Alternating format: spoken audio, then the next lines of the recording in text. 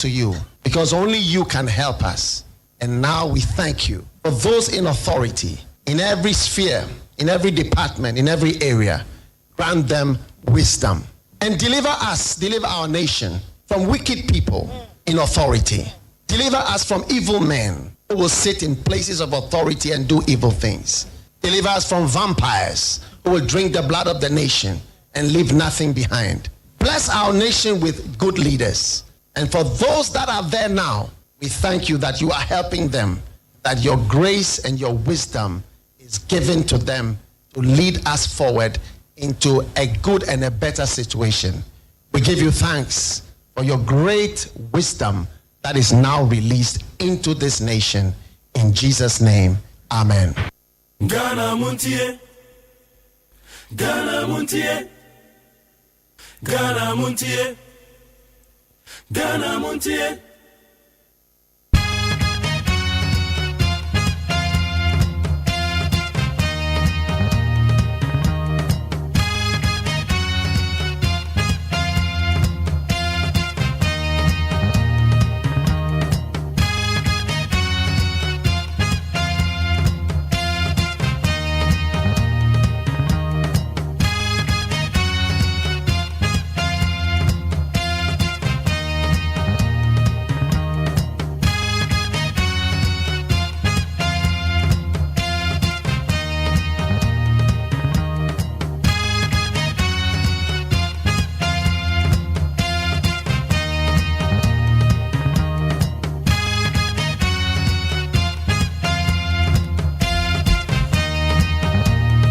Jamagana phone you na kwamba na no pay the bandit 100.9.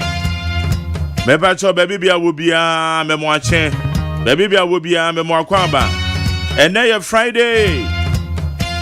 You do Friday say you adwuma ne ba bia na dia boy my Ghana. Meba cho wa sorry en kwada no to say. We siesie wo mo ho. And no be ko school. We siesie wo school bag and homework and no mesre wo maye.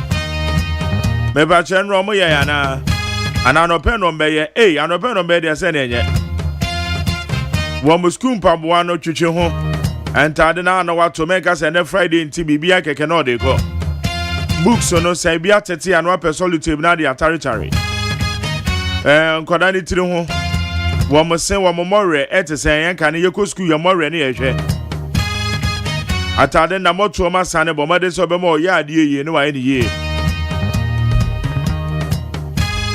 ma oba na ehu ncha wate na oba no hu cha na okra hwan dido a obi ehu o respect o pesa papa we o hwe ne maka ma papa ma me we na ne ko ne ma ho na wo address peche wo ma hwan ye fi hwan ne bebu wo address peche wo ma hwan ye fi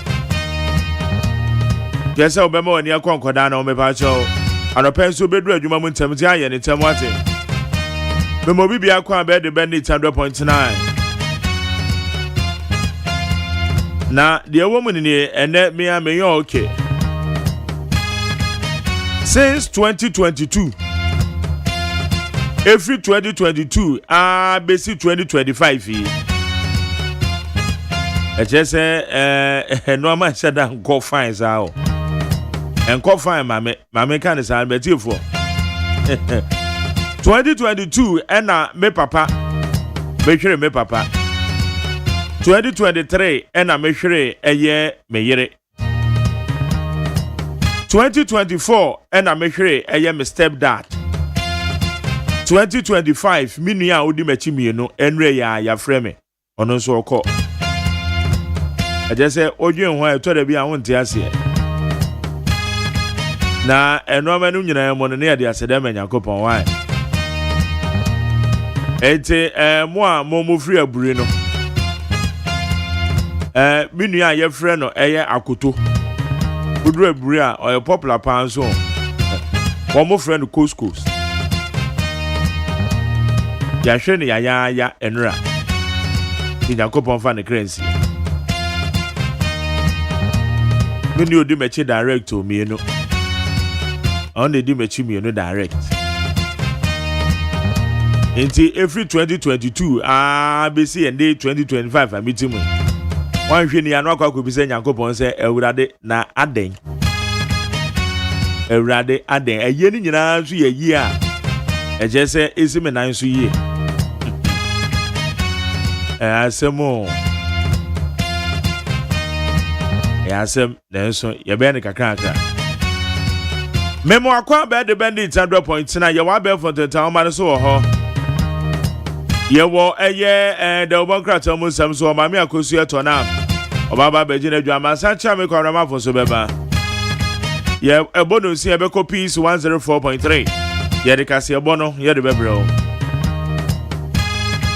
na kase ebono chiri ye wo solid interviews ensama kodo a ye de bebro ye be kaje na gume kama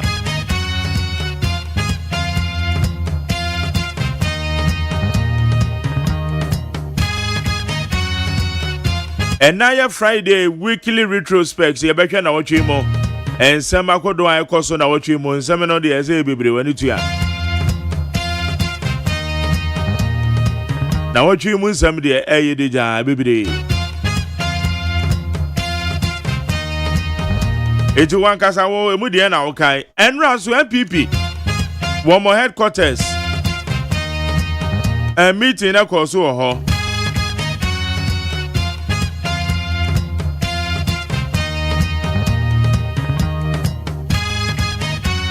meeting and normal band free mobile. Your woman say your proxy voting. Say obi ni kwa obi timi jina meto abama no. MPP pen for no ahemu kena say enya ade on bema ho kwan. Say obi ba be jina me no wato aba ede ama obi. Wo mo so mo ma ho kwan. Wo ma ahemu kena.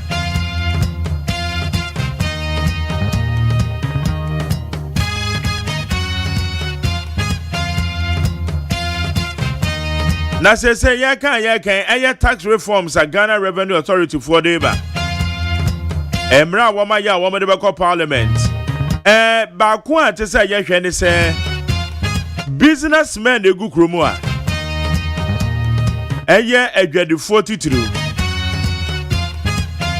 Na obehwe womo say dwade ni wakwa akoyi onoma o port. Onoma ko ebu a waton awie o anoma ka kire say why ye under declaration. Edit womo ba womba betwa board ya 2-3 so. We a businessman. Na sa de we GR4 ana custom GR4 na beko. GR4 eba ho a masa bomode ana hwehwe mekira kwan. Ye beka wasema ma. Because sensem we ya de bia say ye yifiri o ensem hunu a ente say yesoso so. Womo frustrated businessmen and women na wo ye maimu. Wo wakwa yi unu ama port na wetua ho duty o. Duty na nya wo na wo ye enyo na calculate ye. Wetua duty na wie no. Na obi aba begina wo kon so say eno ama na koyi ye no. Wen tua duty esefa 10. Wo mo baba begiska de free wo na nipa na ono no hwe ese tua duty no.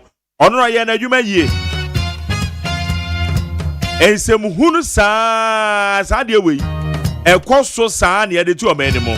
But this time there yani abre ye ma ho kwa ma sanse hunu na enkoso ene me say wo ye business say be ya obebie adwuma pa na ye successful Ghana ha no ena from kra ye no kra ye de boju apampam store kra bra ye bre na ye easy na ni para kwa koyi ne no ama wo say eno ama na kwa koyi ne wa under declare Ento amra no ma betu esika why na oye man ya under declaration and then our system mu we a businessman na wo mobile so a me se permechira kwan me direct to akọ baby ade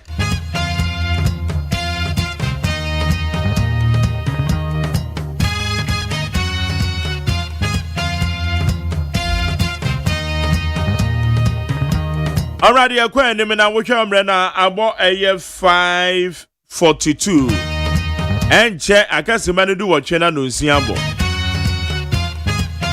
ye dia be fontentan ma no so nsama wodo ebo ho no ye twa jana gum sisi ye mame fa sedan farmer peacefmonline.com citynewsroom.com myjoyline.com check out ghana.com star fmgh classfmonline.com O madam man yede abe fontentan man so yede nsama hodo yede bra we need 100.9 Mami akosu ye tonam waje na dwa Amasanchi me kwabra for so ba bejenega. Kwajo da miado na me producer. Abena frema banko ne na ya osafo wo mo social media administrators. Na me dia sedan so amakwasi aboaje the darling boy immediate boss no. Ono no me channel manager. And na me dia sedan so be ma Dr. Faradixana, executive producer fully supported by me general manager Kennedy Asante says kwa. Wo mo de hihye no amade gu apono so ma me. Engineer Sachu Agbona na jare na na aboaje adasa nkroma. In charge of the electric house. Woman Ebwa Toto Rama Kama. And what he and Ken will need 100.9. YouTube channel no your Despite Media. Oko Facebook and also you need 100.9 FM. Need 100.9 FM.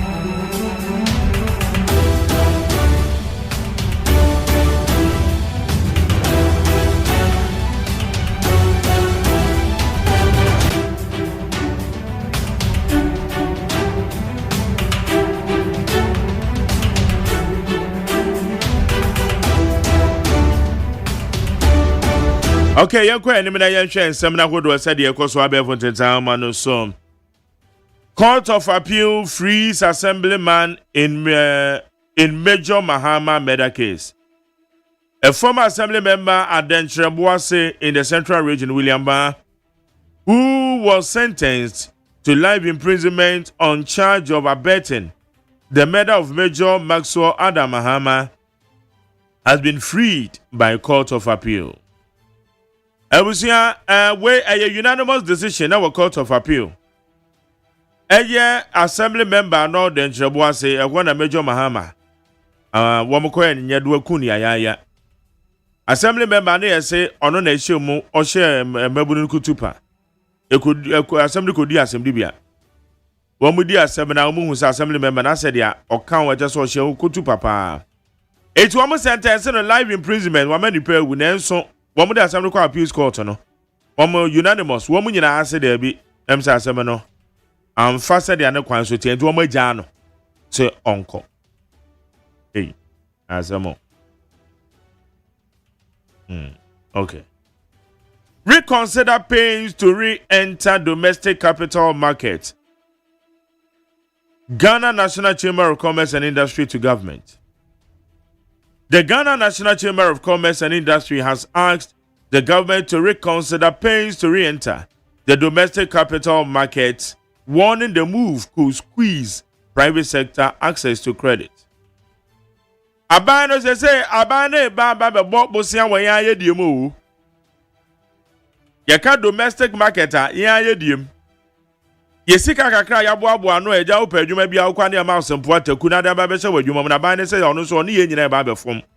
Na eno na Ghana National Chamber of Commerce says aban won ye ba be fom de na be yirew. Because aban kwa kope bosia na me magjerry me so ma sorry say me kope bia. Wan na ye de be ma no, ye de be ma aban. So say anhwe ne ye the problem e de be bre. Government revising certification standards to reduce agric export rejections. Trade Minister. The government says it is taking steps to reduce the rejection of exported agricultural products and ensure that Ghanaian goods meet global standards. Obasha agricultural products. Yado foni anya no ban ye de kwa ma hodo so no ma reject so omompe amompe sen mbeni ya no ma no madi ye nya ado aye ntozu yamako na no na trade ministry ni say womo ye womo tu anamo no matimi abiem ye pa na ye standards na tima konkan say beye say ye bibi ekokodi eye ama hodo no so a won be so no ma hu say eye papa omompe kura momo ye fengo e bidi ade. Edward, scrap unsustainable teacher trainee allowances. Africa Education World has renewed its call for the government to scrap the teacher trainee allowance, describing the allocation as uneconomical and unsustainable. Teacher trainee allowances, EduWatch. Africa Education World for say abancham. Osa abancham. Na enye papa moy sika se ne kra no enye ade betima gina na so ache etu omso omode a omode atudwa enie And somebody been here, dear Breway. For one year, 02011 62746. 02011 Jumedi Fred Ghana Montie. Yakwe and Mammy Akosia Tona my crowd. I goes Marty. Joso my Jerry. I hope to say, oh, Yamena Domina won't say. Yamada Manco, mammy, because me, by me, no free minty, ama. Hey, by me, no direct from one mother, a free. And Renum Ray, Moko wedding by call wedding, and bay, just say. at the Naya Queen, There be a Yaquensia on your rain, ye be, and Ray, I know my friend said, or Diane, or Diane, sorry. Oh, Jerry. Yeah. Ono wabusi amonka oba na bema. Oh. Bema. Any why she pay. To my shadow pay just say no man ko ye and ye be a better than the boss. Kafra. No man ko ye. Wow. Ojo want yes. Okay. I goes you go anyway. Abusiafo yemfa Democrat abadwa so no de edikan a ye de mawache amawakwaba ene eye Daily Graphic Democrat ano animwa ene obo amane ene wo se Agric Ministry no anasa Agric Minister ene wo ka se aban no anya sika 47 million euro ya cha se yekua yo aye no wo ma we mu no wo irrigation system no aya no mo ye no ya wo mo building no a se etimi emansuo se de be ya nobaye no betimi asodoso no wo mo anya 47 million euro ya cha se wo mo edikodi dwuma e wo ho a Daily Graphic Democrat ede ho amanebo ede abam na Daily Graphic Democrat no animu a ene obo amane ena odi owura Kwasi Agye wono wo controller and accountant general ena wo se sisi ano de se de be ya sikasem oman ni sikasem ebe konkanti no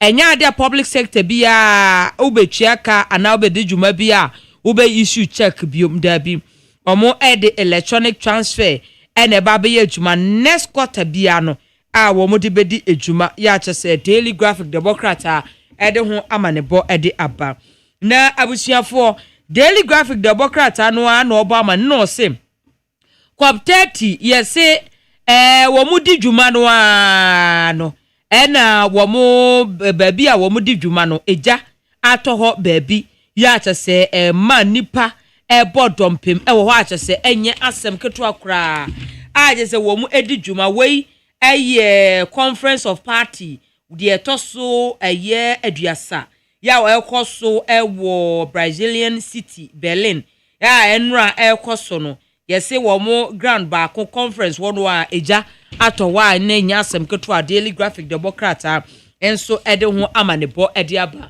abusuafo yemfa the Ghanaian Times Democrat no na yemfa ntoa so emamo na abusuafo fa the Ghanaian Times Democrat no anim hase ya ene wo bo amane ya wode oswafo hwe enwomasua ensem so onifo nyini ababato on munyamfo hari na ijuso ene wo bo amane se nyame ya atomu a afie besim 2026 no 6000 was 6100 eno eye achechirefo a wo befa wo mu adwuma enti achechirefo 6100 de nyame ya atomu afie besim no ye befa wo mu adwuma ya achese Times Democrat na de ho amanebo ede aba na Times Democrat na obo amane ena o se Cop 30 ena wo mu chemse Namibia ene Jospon in Jospon hihye no a ene wo mu ka bomu na ka wo mu ka bomu nyina ne se wo mu eba beboa se de be enwura ye danda ani no eno so betimi akonkan ya Times Democrat ede ho amanebo ede aba na abusuafo Times Democrat na anim ya ana megina ene wo bo amane ene wo se eku a ye fra mo CPS ene wo mo de to aban na anim sem baabi a ye duro man ye hia sika na ye hia sika nso kwan ben so ene ye benya sika wo se kwan ba ko ye benya sika ne se e wo se aban timi bo GRA se de be ya eto ahodo a wo mo gige no ye betimi afa kwan pa so agige ya atese oman no su benya sika ede edi dwuma ya atese Times Democrat ede ho amanebo ede aba abusuafo Times Democrat anu anim ya ene wo bo amane ene wo se Dr. Alhassan Jusu government statistician ena wadaha government statistician ena woka say baby a yedru no sisi ano wo se August etwa mu no economy no ekonomy grow ye 5.1%. ya atese wo kire mu se wo hwe service sector no so atimi emu atimi atre 9.6%. ya ese honsem so eda hase ya Ghanaian Times the Bokrata ede ho amanebo ede aba abusiafo yemfa Chronicle the Bokrata no ene obo amane na amanebo a wo bo no ene ode Dr. Joseph Esian Japan CEO ya ono eda Jospon Group anom ene wo say sisi ane de nyame anu kokopie mu e wona bibia Ghana ye Jospon Group omu dwumadi a wo mu edie no atimi aso mani pa ya o mienu eba beka bomu na wo matimi adi dwuma se de bi enra ahodo ye dan ni no ebetimi akọ enkan a Chronicle the Bokrata ade ho amanebo ede abam na Chronicle the Bokrata no obo amane ene wo se new police hospital wards no omo se enche kra ebeye ready hospital fufuro ya wo mo esie mekire ward wa eye police hospital wo mo eye omusi no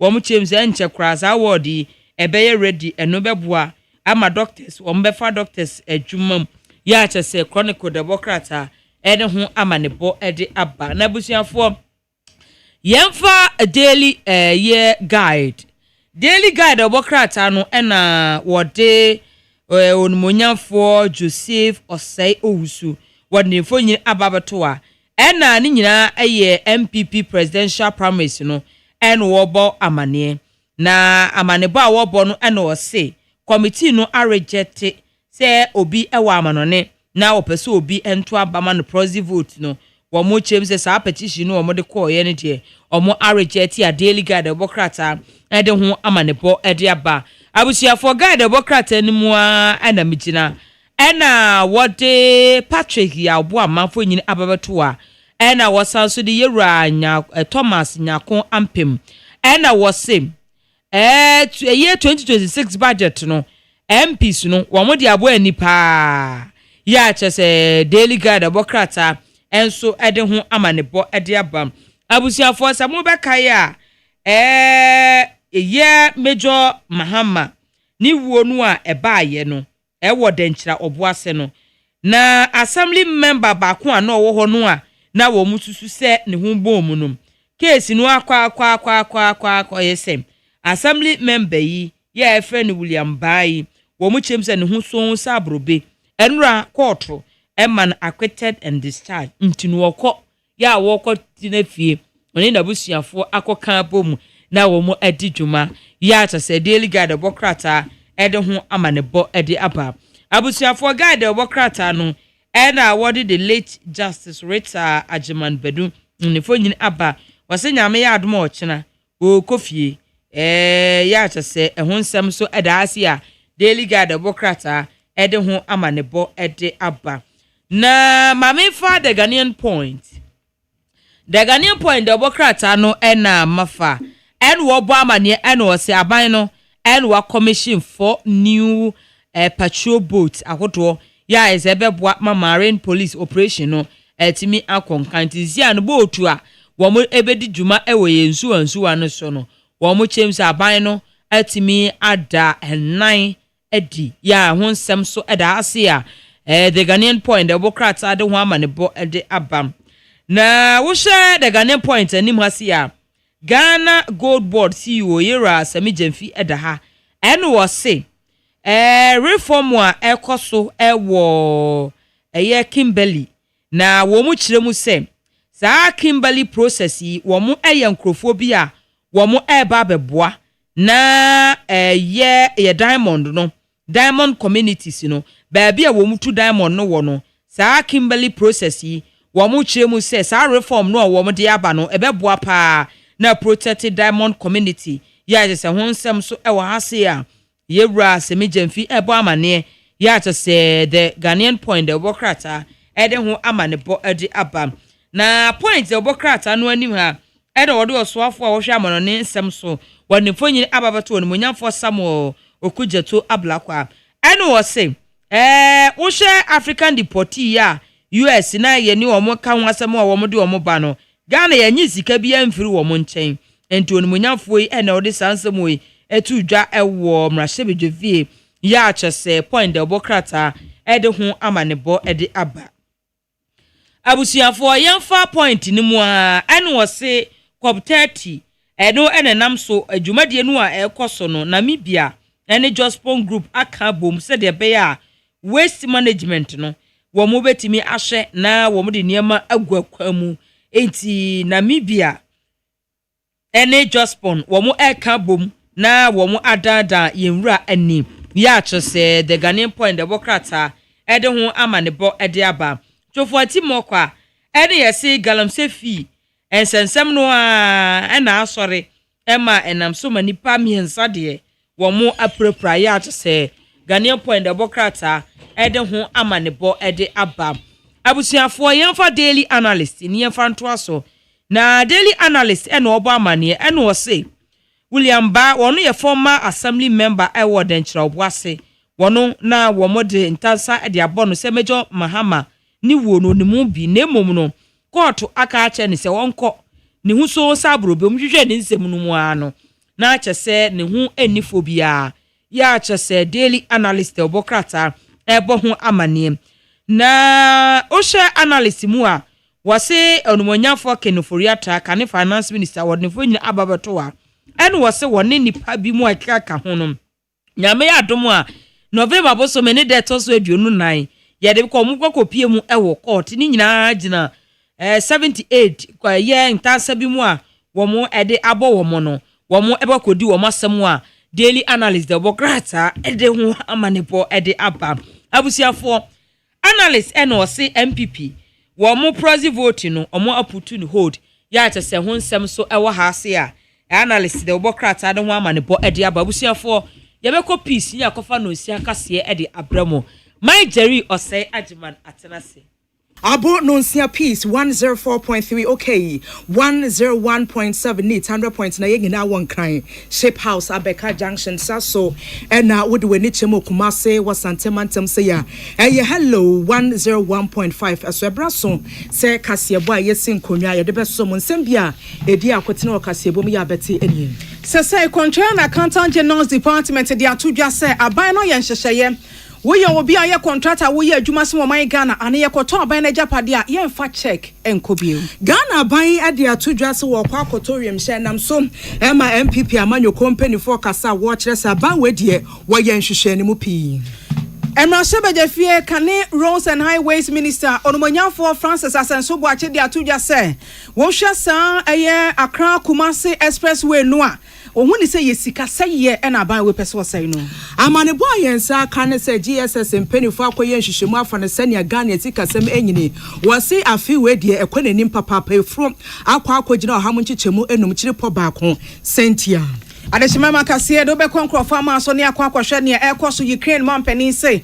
na no woni US mpanifo trans wo masan krata bi na nso sansundue ne beto aso a gisen komo no emuda ho na no kre eye atwuma ano pensem pina ka we hu na yesin konwa yede esomo yemfa seda emanyuman me pacho Lawson Heban Center so na medube dra no pe ho ne akwaje Lawson Heban mesha ye no ma boan ni pedue yi malaria fever free ho typhoid fever ni ko nu ankrofo yemu bom no esem ase de free ho kra Samson Affairs Atlantic Bank adamenting me pacho oye wo digital bank of the year bo hono so ekeka ne mafase animo wie wa account wo mo nchen na bedam ase achi buy stain removal adamenting buying 20 disinfectant no just so oraje buy ni mesel kwa hia no hia no bi wan na dament ye ni fi to nkwanta ya pai we fie ho sansa na yam vita infant cereal ne nkoda no de milk won sama wo mu a wo mu di papa nwane nu ewo mu nti onga ya mama nsaboafo wo mu kanse ilele pacho we ne de ye aduane ate anim na ye aduane na ye nkrofo de wo num akoduru wo mu yem Campbell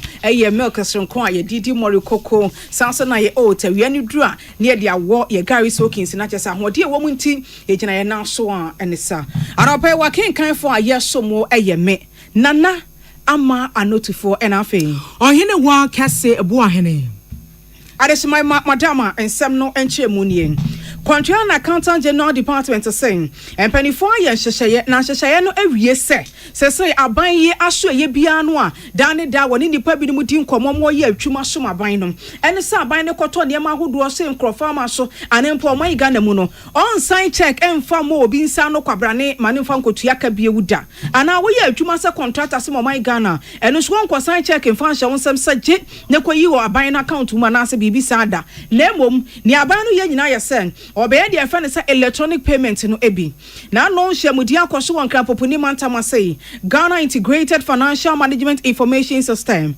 One Ghana Interbank Payment and Settlement System penifon and the two sanamui and no was say the offense electronic funds transfer no yedi duma ewo my Ghana has say obi biara or some edi free a year district assemblies ahodo afa department ahodo ministries agencies abane se what they say won timu se e break akra yi penifo atoto niam awie se oye adwuma de som Ghana ban en hwe animu se ye be sign check dia so akwabrane dia bro no way you be nemom obefa electronic payment no so no dey tua woka.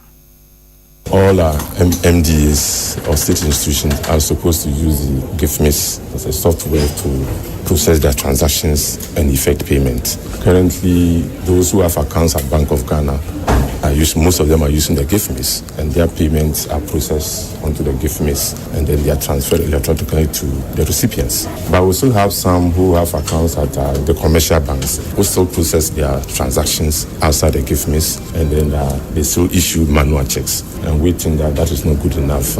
It creates problems for us because at the end of the day, we still have to capture all the transactions outside the system when we are preparing the quarterly and the national accounts. So we had this meeting with the banks. We started with the Bank of Ghana that as from next year, by the end of the first quarter, we will have withdrawn all manual checks in the system.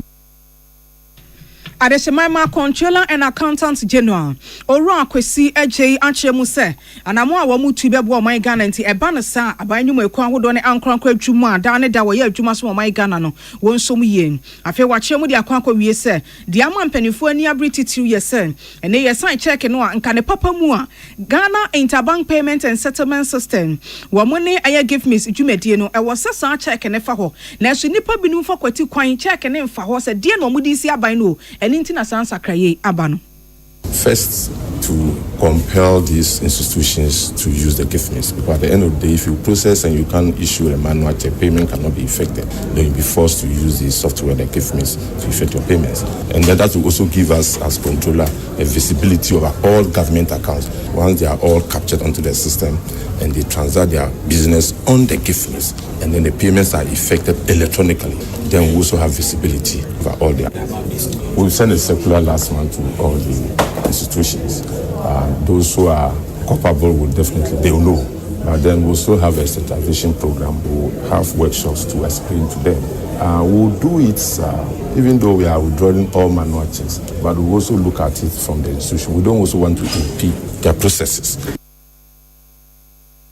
Adeshemaima Pertaining Kane, Controller and Accountant General, Ora Kwesi Eje. Sanseminya Yamane Bofo Naomi Obine Wande de Sumien. Ya to akase boy so aye de ni tremu awo ansam foforo eso. Na no wada na beto dwa se wo so afọ ye sho my Ghana sika samsom. Dr. Kesila to ba force no wade ni atremu my Ghana mra hye bedefiem. Na budget ya no kenka kire Ghana force we ni hye ya Ghana bangu so obehwe so betime dia ye adwuma. Ewo 2026 emu asemba ko ade to dwa ne sem. Abanu guso a wo ye hye se enche kura wo koto wemhye mienu na afi wade ama aban no. Enam so makane wo so afa be de kire akasa afa ho a wo chese we de koba ne sa na ha adwene papa senti MPP abante so sei we kura de na wo mampani sa bre no His Excellency na nado danko akofado ne de ne se wo to sane be ya ebetimi abuesan se dada ne pa de na Johnson na Jonko ta hyehye ne mu ya ne ya enti mpanifo anyintum na so wo mo ka ye no na NDC amanyokuo ne te opposition trese ayam piapa ne mpoetwa no wo mu twa na se woni sisi e ka kire wo na so wo mo ka ya sabie nkosi agasisi aye kase NDC aba betina so akire se mo de okodio mo pa akwa akotom na sane mpanifo di ka dia to dwa se wi ate mo kotom se wa fefo guso a woje ase a wante kokromoti anye bia ne e ka ne se sabi kokromoti ewunti no kane wo so afo ye a wo hye bambo mu nsem wo my Ghana mu yewra Dominic Niti wa kasa afa ho a wo che se dabi NDC aba we ye nhwehwe ne mu papa ei ne kasa aban bi party opposition a na nkomo de muti opposition modwuma mo ye nyina ne sem aban na asa abrɛ no wote so nhyehyɛ bi wo ho menkoyi a na mo aka ho asɛm nanso NDC amanyoko bra no muti opposition sem aban nya ya na adwe se mekwa akoye we pɛ no mo ahyase no mo bu am hwene ton se MPP aban wote so kra de Ghana asɛm ehia no MPP aban te so pa de kyerɛ se enduama wode wo man Ghana sika asɛm bɛyɛ no ɛne se wodi twom wonum anakle wanenso wo mo bua kyerɛ se NDC aban panifo bɛtena so a wo mo se akonwa na so hye pepepe na wo mo hyɛ ase se gyinaye we de yensi ebe haye ensusuo we pa de amfa ntodwe be haye wo se NDC aban sisi ade se Ghana fo pa ho kyerɛ bɛkɔ so na mum NDC aban panifo bɛto wo mo pa no ɛno ni ade a wo hwɛ ne mu yewurade sansɛm we gina akɔto dwa wo my Ghana mra hye bedwefie bra budget na wo kye ho apɔ. The promises that you made, I've made it easy for you. If you don't have time to read the entire budget, I've made it easy for you. Go there and check. You will see all of them. Mr. Speaker, what is worse off is that my friends opposite from 2019, for 4 good years, in fact 5 good years, made hair and fetish out of buying and retooling the military. Mr. Speaker, they insulted the former president, insulted my good self. Some of them, led by the foreign minister, became experts in aviation overnight. Mr. Speaker, today you have come and under paragraph 1091, you say you want to buy 1 long-range aircraft and 1 medium-range aircraft. Mr. Speaker, even them to accept the fact that they are intending to buy VIP and executive jets, they are running away from it. Mr. Speaker, we have 2 types of aircraft that are controlled and operated by the military. The first is the executive aircraft, Mr. Speaker, and the second is the military aircraft.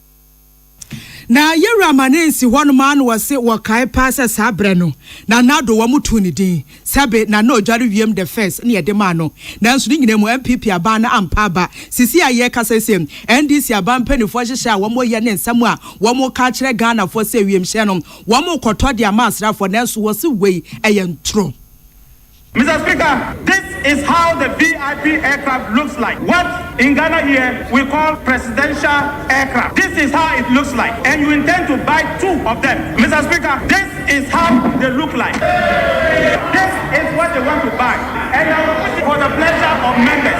Mr. Speaker, I say this, I cannot, and let me repeat, I can never be against the purchase and retool of the military. Never. After 8 years, I will never be against it. In fact, I was here to fight for the military to get aircraft. I will never and can never be against it. But you on the opposite side, you need to explain to the people of Ghana why for 5 years you fought against it. 9 months later, you are running to buy not 1, but 2. Ania yekotie kane waswafo aya na wohwe bambo mu nsem wo my Ghana mu yewra Dominic Niti usansem we nyina William Gento Emmanuel Akoli kane wo my Ghana opanipa na woda ene akwantempo nsem so ano wohwe se wo my Ghana brano ne yentwe aso akwa nyina ye beye no yie oromonyamfo Francis Asenso Boachi gira mra sebe de fie dia to dwa se hey NDC abenyi one person wo mo kire sen ene ye dualization wo enkran ne kumase kwantempon so ehwo atwuma na duru ohomo bu pen aduosia 964% mo hwetwe di ampo nyankopon anim Ghana fo anim yenu wo hwene tia santamu sabi ye se duase eteche madaso ka kire yense mu gya to ho na mo akwa akɔhye akran kumase eye expressway ase na sika se ye ben kra no a na kyese mo ankasa no kra no ye nkyekire busua fa emma ewo mu nyamo mu ne nepa bia de som Ghana de hye Ora Francis Asenso Boachi nya kwan gira mra sebeje fie obrekura na 2026 akwa sika no penifo atwe ho dan rekakra ne fam wo no wase sa enkran Kumasi Expressway no sumo my Ghana $1 billion adem body ben na Ghana de hye Agyeman pani His Excellency John Dramani Mahama a wo hwe nyame animu pa sabi ya sumu da ho ose da bi mebo mu yem pan na sabi adwane na yedi ye no wonim se wo bo ye yam sabi betu afifiri anu amana ba na wo se encheye ana mpanimfo nkomo chance free ho ba ye se kran ye sika ye nya no enhye da no so sa eni ti ye sika ye di wo mam no mpanimfo akate so wo matwatwa so ene ye kuakua ye ho se kakra na ye wo no a ene ye die we nyina achi ena wo se wo giant dualization no ato ho a eno ye di sika wura mu adum pempenso bi no akwa kofa fofra esomo my Ghana $1 billion ana or say now they say we are born into sisa watching na ena wo mra sebe de fie opani kasa wo kasa kasa no say on kan hwe kra no enkran kumase eye dualization no e hyase wo mampenda da kofo apenso sa bre no dwumadie ne na so emutre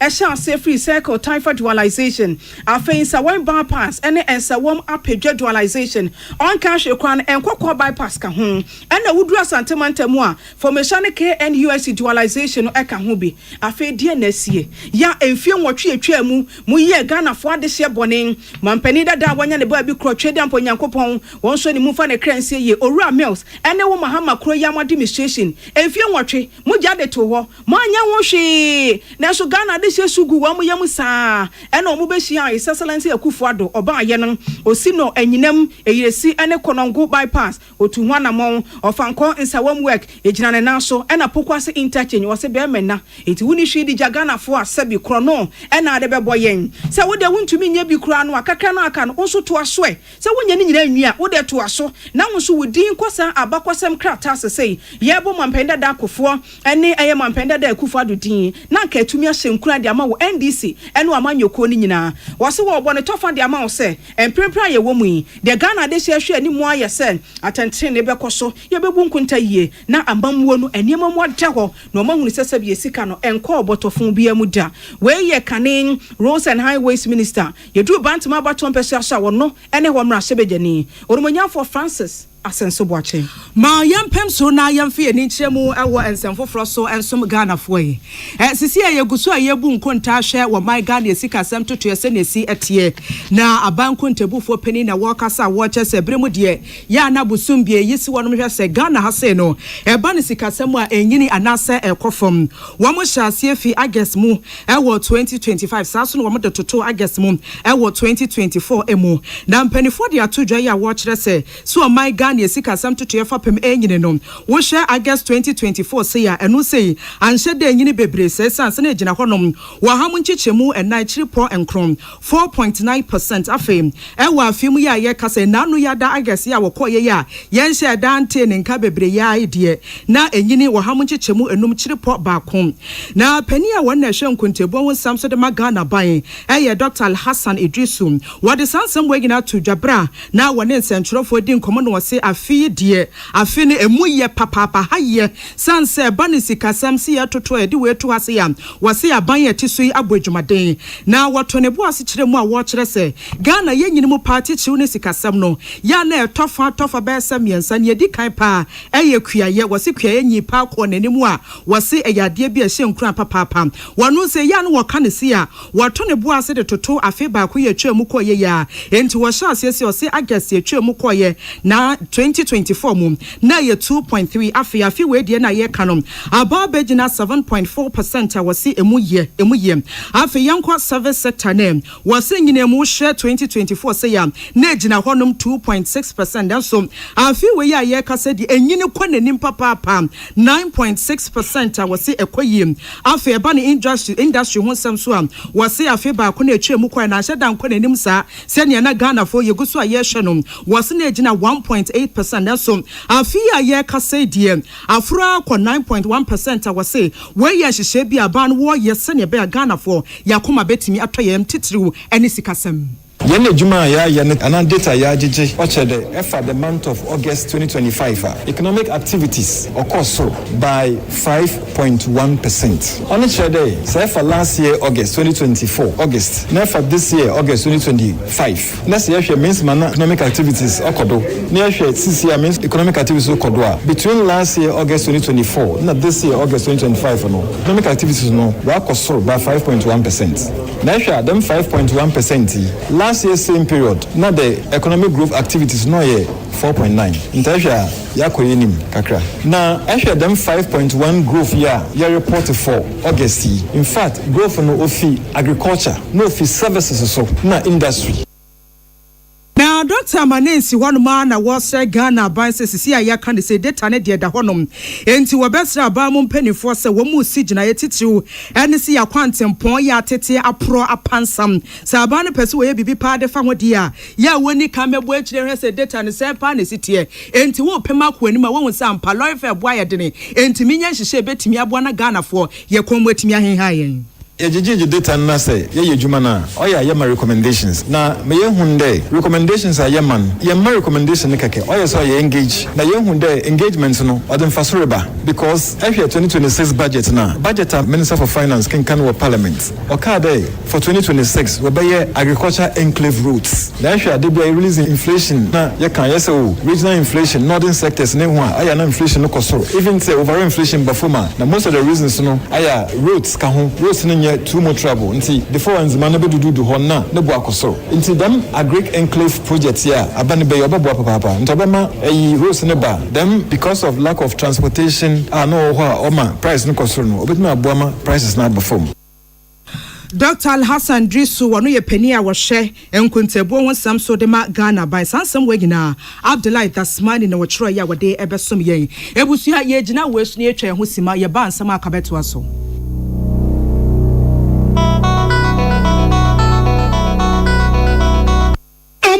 The Amoka Chef Freddy's Corner Home Appliances or the Abba Freddy's Corner Home Appliances Center. Home appliances are a ye papabia, a biwo brands Bain, Media, Samsung, Kaiwell, TCL, TV, air conditioner, freezers, fridges, water dispensers, and Nidia Kekeka home. Nia ubenya good warranty dear. Ko Freddy's Corner Home Appliances ukoko memle. CCTV a Boama monitor of properties, any business at anywhere in the world. CCTV need daho. Ewo detector, clear pictures, Wi-Fi connector. Utimi connector ma phone. Na wa monitor baby a wo wiase bia. Freddy's Corner Home Appliances abeka Freddy's Corner edwosu ahodoa oton phones ene ehun accessories no ho. Fresh 0544 959195 ana 0207937323 ana so brako memle City Light in Chehwa. Na ye can discount ene achedia obetiasie. Freddy's Corner, home of authentic home appliances, phones and its accessories. When you are going to buy a paint, don't look left, don't look right. Go straight and grab the luxury acrylic paint. No be any painting be paint. The luxury acrylic paint. Paint me champion. When you are going to buy a paint, don't look left, don't look right.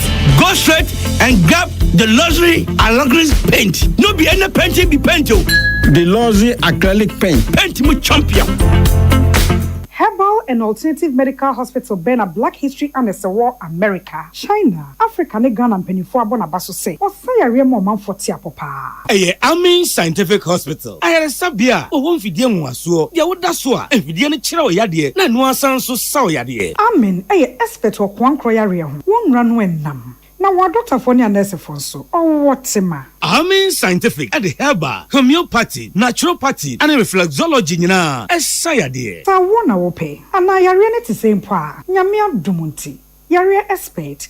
Amen Scientific ebe boama inshallah ohwato na wonso dia dance said the Ghana Fonia brochure for be dia dance no Accra Amen Scientific e wodome Obersnet Flats and Alashibinso our Klagon ebe Shaman Road under bridge ope o krabata p free non sure dia ben wo 0245275254 ana 0207229505 Amen Scientific Herbal and Alternative Medical Hospital Allow Shafi nyamene yaresafo so wakoma ho hyehyew ana ebo periperi de broni kan hardware no a e de na se wo ye na se wo yam so atim so e wo be packing a farmer Martin's liver salt techira kwan entem ehwie nsu agu glass mo ate Martin's liver salt no ba kwa no na wo de agum wo be hu se ehuru wa glass ni mu na wa nom Martin's liver salt ye won orange flavor ana ba ko so ye plain wonu mu a ohu beto na mum edi na anu na ho nto wo a ko hu doctor the luckiest luck is everywhere for everyone.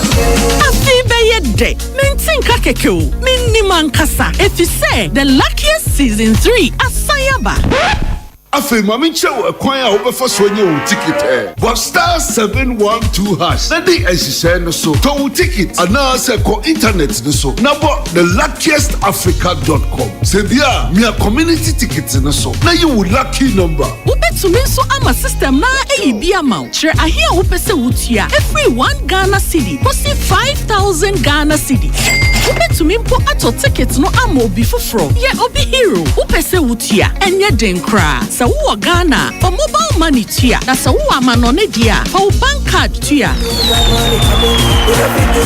Ticket baako ebo sika no ho empay ahanum 500 times. We ye massa ye pay. There will community ni benyanso. Betimi aye emoho edu 10 times. Inti yen kambom na yen lucky na lapo bebia. Shamo hoso enye ma wona wondi infiedu watching. Luckiest jumedie yi enele imrate chire wo Caritas lottery platform no so. When you are going to buy a paint, don't look left, don't look right. Go straight and grab the luxury Alagris paint. No be any painting be paint. The luxury acrylic paint. Paint mu champion. When you are going to buy a paint, don't look left, don't look right. Go straight and grab the luxury Alagris paint. No be any painting be paint. The luxury acrylic paint. Paint mu champion. Tune it in, turn it up, Peace FM, and rip off the knobs. Adeshima Maya de Kasiane Konkro Farmanso. Ukraine man penny around Zelensky say. One no one Kasentia say US and penny for an tenase. Do on Sasha Kratan such as a woman no masum buam. Sanabaya one Russia and talk on a bit free ho, Nenchima Crampo and Kaya Chebu. Around Zelensky say. Near one say, sir, and near Mamunaho. And yaba na emu da hwache no e man panifo mfa kire mfa ginasidia no wode asi nanimu a o ye nhyehyeye so no kora no obehunu de wo ye no e man panifo mfa kire nkoya de foforo mfa ntia no wona chi kora yetia yenka bi nhyiamu ne yehunu se krata bi every White House na press secretary Caroline Levitt wa man panifo atiase se US man pani anamu a watu obi no wasese krata mu nsam ya wokade a che enei Russia mampani and after Ukraine mampani said omo nyina no asundwe bua na sese ade no aye kenkan no eye krata e call Ukraine mampani asoye press secretary e White House Caroline Levitt say krata no aye de akọ Ukraine mampani ho no sa krata no the same ade comment and omo de kọ Russia mampani ho na Ukraine mampani so omo no say no kwasem de ewom no eye eto asomu oni oha bia wa eche na mo kenkan mu asiansa nanso wodi kan ahwiri di ato mpanifo anim se ade ebeye ne ya woni wiase ye se de ade abranin oto no bu asenke kan no ote ase no ogitu mu akomapam na ebe wi akire no mpanifo befa akire aya ade foforo kra o hwa krata animu a press secretary Caroline Levitt say de edi kan baako owura Donald Trump say Ukraine man pani enhyehye yemwo no won hwe se nasrafo no wobete so about 600,000 afen so oyasa no emane nkase mpanifo pese otwifa no suntia na mo obeye hyehye na eye European for omo fighter jet no agina wo Poland abre nyina no ebe kasa ma wo mo afen niam ahudo bi wo mu ose ne de o kenka de akire no nkwa wona sum na eno na wo kire se wodi so a ebe boa ma asundwe boa na omo nyina hwehwe no won sa tumi aka sa na mo yin aye de free White House akọ Russia ene Ukraine man pani nchen a Ukraine man pani se ono de wasum obedi so na mom osrese de mpanifo ne na kan wo krata no emu no wonfrechi enya de foforo afe volleyball France League ene matches ahodo ebekoso eniem Oginis ene Marseille Spanish La Liga ene matches ebekoso niem Valencia ene Levante afe nyame ya adoma ochina Deportivo Alaves ene Celta Vigo beshia Barcelona ene Athletic Bilbao Osasuna Real Sociedad na fe so Villarreal ene Real Mallorca ene beshia Ghana Premier League ewo ho edema ye nyame ya adom ochina Karela United na fe so Holy Stars Mediema ena Bechem United enehia enti wei eya agudie mu nsem anopai ye de esomu kasiebo no asim ohene wa kase bo ahene mene nana ama anoti form yede asede ma Lawson Herbal Center na so ye no ma ye dru an ye fe ne se Lawson Herbal Mixture edru yi ehwe boatu yade bia ye kwankro se wo video ne titi malaria mo awo moje mu na wa ye test am ya kasa typhoid fever no de ne ye positive sanso na koko tete wana wada ma no bie ebe yon temgyinafo na kasa ma akoda onimru finhye dumienu oba wanyi san wo de wonu bia enye yie wo ye no firi wo bia no bia ekoso for 0248 61 9999 ana 0242133577 me pacha wo sorry yen sabre no nkrunya moye no watwe so moye na so say ho hia se wotue sika ma wo bi e wo bank account mu wo brekwa wo ye bank transfer wo besi de na waye me na o ka sen e bia sisi ma be se dunson e pa no nson ho sika no wotue nye ye bio na che se deadline wa che wana me so ani nti na me say bi wo account of First Atlantic Bank why wo me digital banking wo gina no so a no wa download wo mobile app no e boa ma be bia wo gina sima ne don hwere bia wotimi transfer sika free account ka obi diem wo brekwa wo nante nko wo mo bank so ye bia eno na be boa ma wo bank mu hyehyɛ awie pɛyɛ buying stain remove and adamant ye fin futuro ya ɛha yɛn wo bia ya nipa hye bi te sɛ yɛn twumam afi sukuu mu sanso na nsɔre ɛne afiefie mu no ɛyɛ buying 20 disinfectant no ɛna owura JA buying ni adaso ho daya wɔde wodwa so owura ma ɛkɔm shop bia no a ebi wɔ hɔ to bi wan sanso na owura JA buying ni say mo a mo pɛ bi atu aton no madama ɛbi mpanifo asase no wagye aton no kwasɛm ne sɛ bebi a wɔde besi wɔ fidie mu de ya ahwɛ sɛ nkoda no men hɔ 02081429113 and 0541808096 Yamvita Infancy wo just say ya manu a wanya busumi siade kwa ye kire wo madidie no e ma wo madwane bia keke wo pese oba ne nyini from no me na adwene bob bill na nyansa akwa animu na de sua so aya akono a ene Yamvita Infancy ye wo wheat rice and maize me ka me kire se mu bia na koda no kon bedo na obedi no yie onga ye mama nsa boafo wo mu ka se elele adwane no ye na ye no yie madofo nsa enkwan dewa wobrekwa wode onga ye atwane no cowbell ye milk sonkwan wodwa so ye wo cowbell vital rich and afi cowbell premium wine me so nya no wom enye milk akeke fa bi fra wo mori koko wo oat no ena awia gari soakins no mananya kondo wobrekwa echesa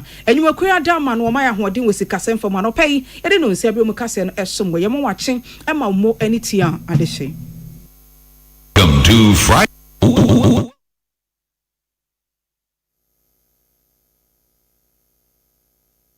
Ghana muntie na mansanya so adawroko fiaman homene so ejiji tonton sansan e wo neat 100.9 FM. Ghana muntie na mansanya so adawroko fiaman homene so ejiji tonton sansan e wo neat 100.9 FM. Ghana muntie Ghana muntie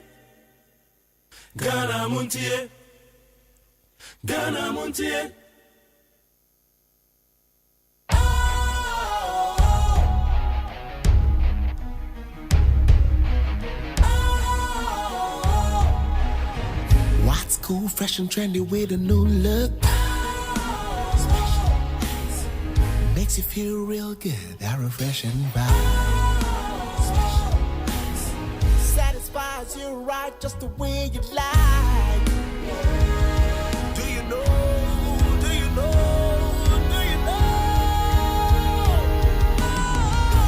Ain't gotta do it alone. Specialized makes you flow. Anytime, anywhere. Specialized feel different. Always think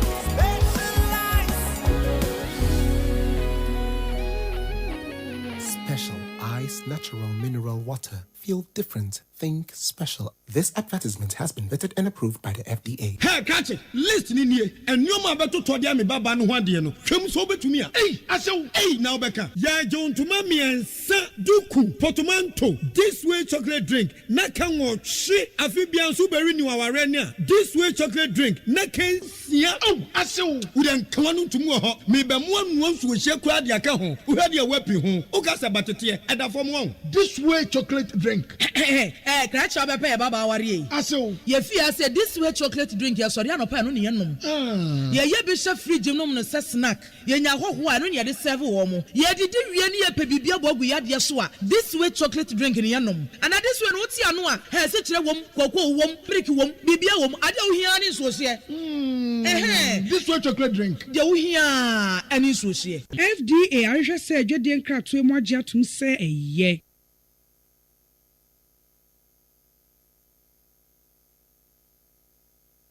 Ghana Ghana Muntie na mansanya so adawro Kofi Aman homene so ejiji tonton sansan ewo NEET 100.9 FM. Ghana Montie, Ghana Montie, Ghana Montie, Ghana Montie, Ghana Muntie na mansanya so adawro Kofi Aman homene so ejiji tonton sansan ewo NEET 100.9 FM.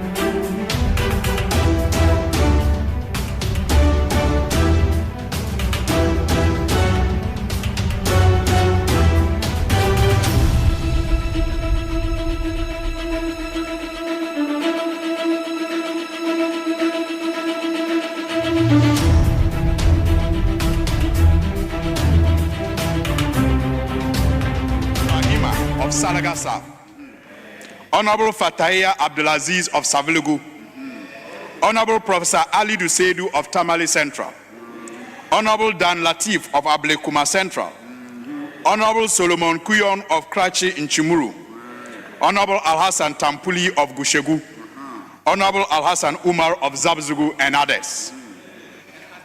For 65 years, GHANASCO has been a pillar of academic excellence and character formation in northern Ghana. Its motto, Dania Suma Nesugulu, has guided countless alumni to become leaders in every sector of our national life. In 1974, GHANASCO became the first school in Ghana and Africa to launch a rocket, a landmark achievement that demonstrated the practical application of science education. This event remains a key part of the school's history, and the rocket is featured on the school crest, etched on every uniform to remind students of their limitless capabilities.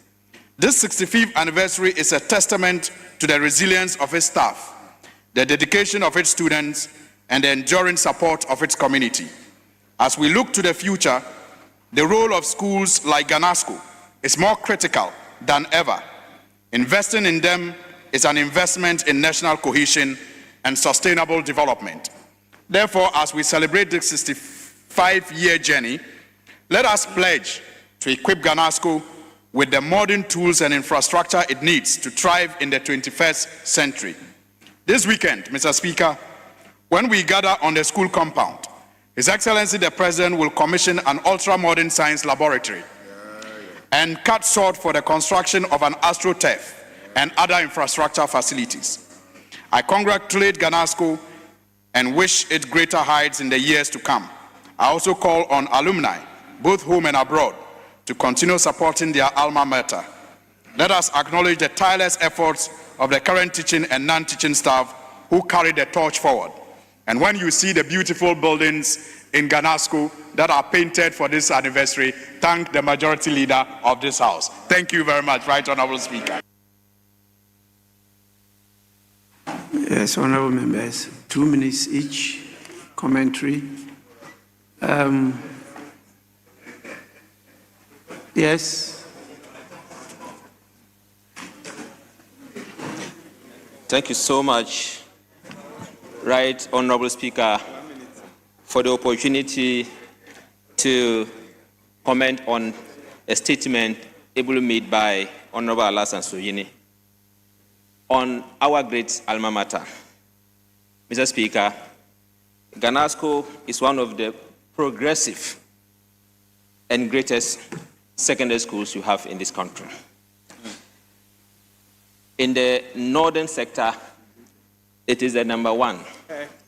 Although Tamale Secondary School students or alumni see GHANASCO as their rivals, we see them as mentees.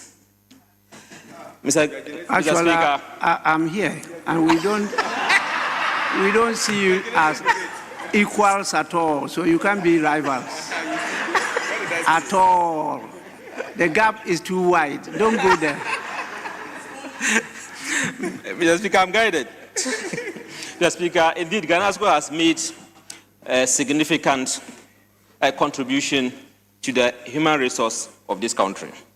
Honorable Al-Hassan Soyini has already mentioned a number of great people that have been produced by Ghana Secondary School, including His Excellency John Dramani Mahama and the First Lady, Mrs. Lodina Mahama. Our great leader has been mentioned as one of the alumni and many others. Mr. Speaker, GHANASCO has nurtured and shaped the life of many great academicians and great people in this country. Mr. Speaker, I remember our days when we were in GHANASCO. We had very great teachers who tried to put us in the right direction. Although we saw them as wicked teachers, but I can tell you that today we appreciate them. The likes of Ababio, the likes of Abari, These were very great personalities that everybody, when they were very popular, everybody knew in Ghana Secondary School. Mr. Speaker, Ghana School, as we celebrate this our anniversary, let me commend the management, the board, alumni, and all for supporting Ghana Secondary School. And I want to end up by congratulating all of us, the alumni and sympathizers, for on this our celebration. I thank you for the opportunity, Mr. Speaker. Yes, please. Thank you, Mr. Speaker. Speaker, I rise to add my voice to this important statement made by my senior colleague, Honorable Suhini. As a proud old student, I rise with gratitude. Ghanasco is not just a secondary school. It is an institution that has shaped Northern Ghana's education and leadership journey for 65 years. It has molded generations through discipline, character formation, and academic excellence. Mr. Speaker, for 65 years, Ghanasco has given hope to children from all walks of life, especially those who might otherwise have been denied access to secondary education. Today, its impact is evident in this chamber, where Ghanasco proudly stands as the secondary school with the highest number of sitting members of parliament. That is a legacy of national significance. Thank you. As we celebrate this milestone, it is important that we also look forward. Ghanasco needs renewed investment in modern classrooms, science and ICT laboratories, dormitories, and a safe learning environment to prepare our young people for the demands of today's world. Mr. Speaker, I join the call for stronger support for alumni, policymakers, and stakeholders. I congratulate the headmaster, staff, students, and the entire Ghanasco community for sustaining this legacy. Long live Ghanasco, long live Ghana. Thank you, Mr. Speaker, for the opportunity.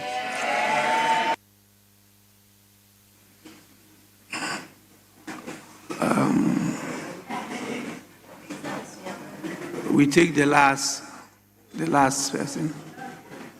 The leaders want to contribute. You want to comment? Yes, Honorable. Thank you, Honorable Speaker, for the opportunity to comment on the statement made by Honorable Suhini.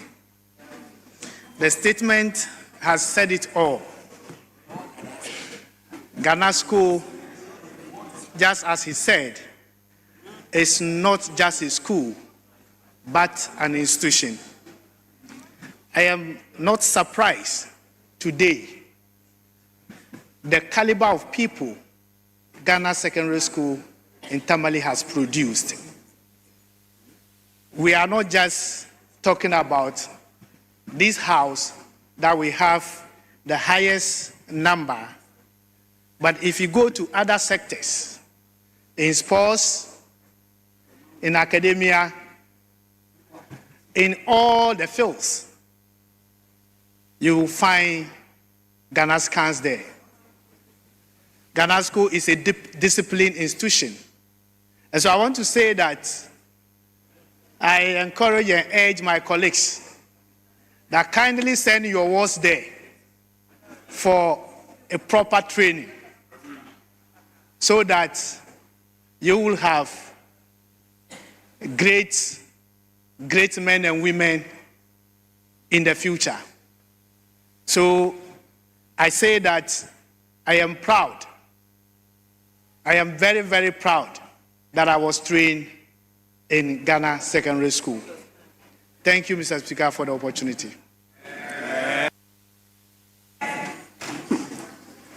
Yes, there's one other member. Yes. Thank you very much, Right Honorable Speaker.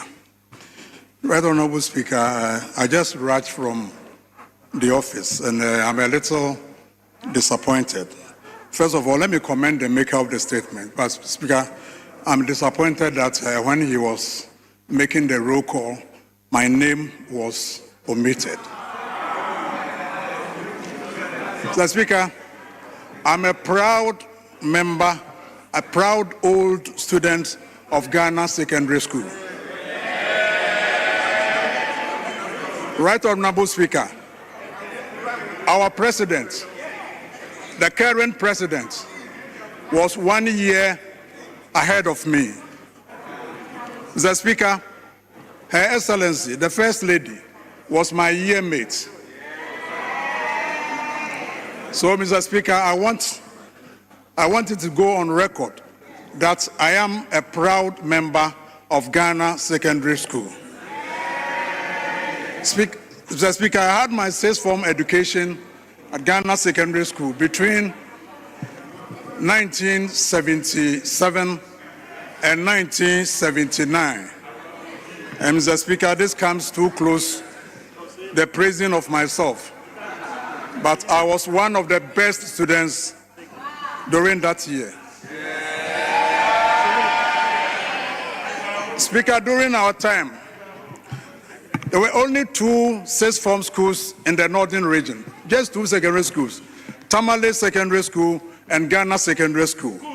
And Mr. Speaker, I'm happy to inform you that in 1979, Ghana Secondary School beat Tamale Secondary School during the sixth form, the A-level examination.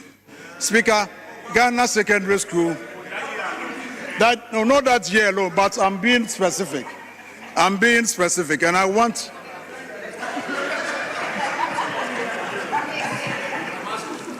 Actually, Honorable Member, Mr. Speaker, the 79 A-level elections was not a contest between Ghana School and Tamale School. It's not a football. Mr. Speaker, the competition then was so stiff, and we were always competing with Tamale Secondary School. So if all those years Tamale School had better results, you only won in 79, you shouldn't be mentioning it.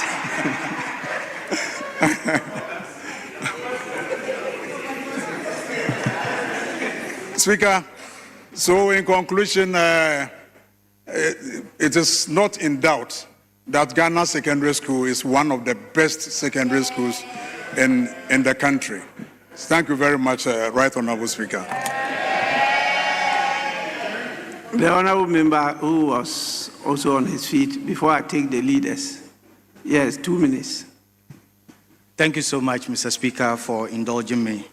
Mr. Speaker, I want to congratulate my honorable colleague, Honorable Sohini, Alasan Sohini, for making this statement. Mr. Speaker, he has enumerated the great and illustrious sons that Ghana Secondary School has produced.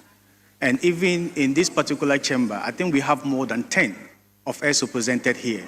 And that is a great testimony. And that is a great testimony to the vigilance and the discipline of training that we went through as students. Mr. Speaker, it was not just about the manner and caliber of people that we have and the quality of training that we went through. Ghana School also provided the opportunity for social bonding. Mr. Speaker, the first family attended Ghana School and met there. And Mr. Speaker, I also met my wife at the Ghana Secondary School. And I can mention several other colleagues who have met their better halves at Ghana Secondary School. So it's not just about the discipline and then the level. Mr. Speaker,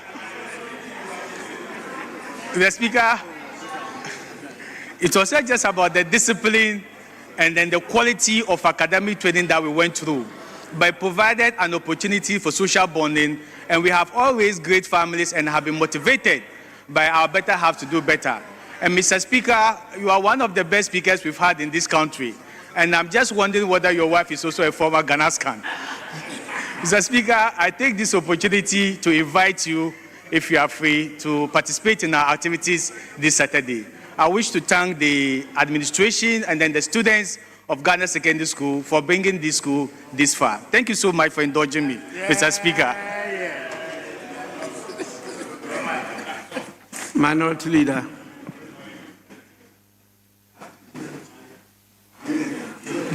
Oh, see, it's even dressed. Look at it.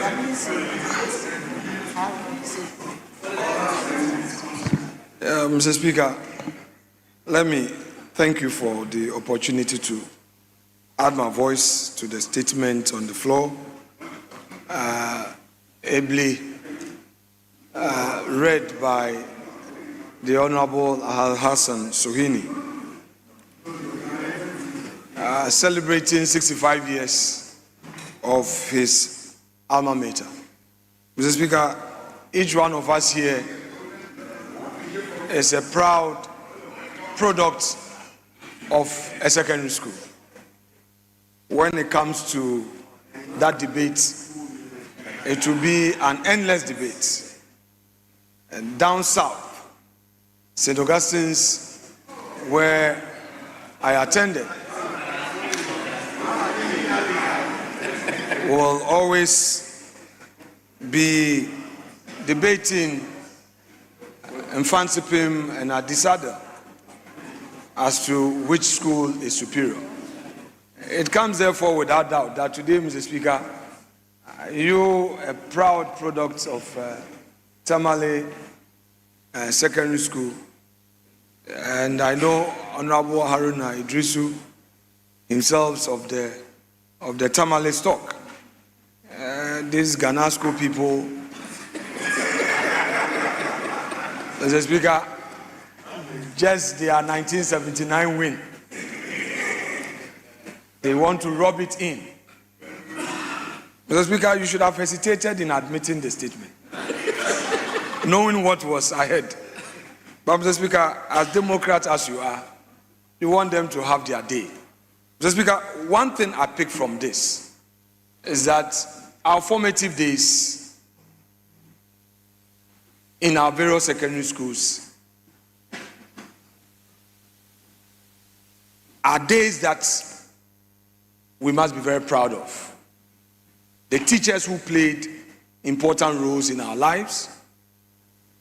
This is a 276 chamber parliament. Each one of us has had the benefit of secondary education. So it's a moment to celebrate public secondary education in our country.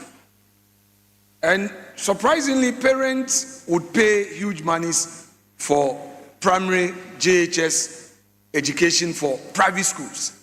But when it gets to secondary school, they take their children to public schools.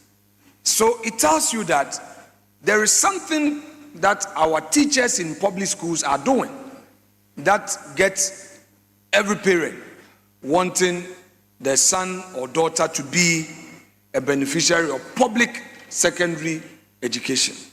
So, Mr. Speaker, whilst our friends are celebrating this day, let me also take the opportunity to congratulate all teachers in public schools for what they've done for Mother Ghana. At least they have made it possible for this chamber to be populated by their own products.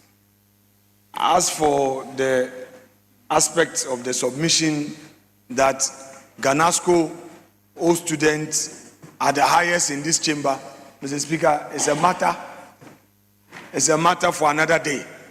I will not contest it now, but I have my serious doubt. But because many of my good friends in this chamber, as I can see, are from Ghanasco, I will let them have their day. So, Mr. Speaker, let me congratulate them and wish them well and many accomplishments. Thank you so much indeed. Majority Leader. Thank you very much, Mr. Speaker. Mr. Speaker, in the spirit of reconciliation, I want to share my time with the Honorable Minister for Education, who is the host MP for Ghana Secondary School. But unfortunately, he never benefited from the very good teaching that Ghanasco offers.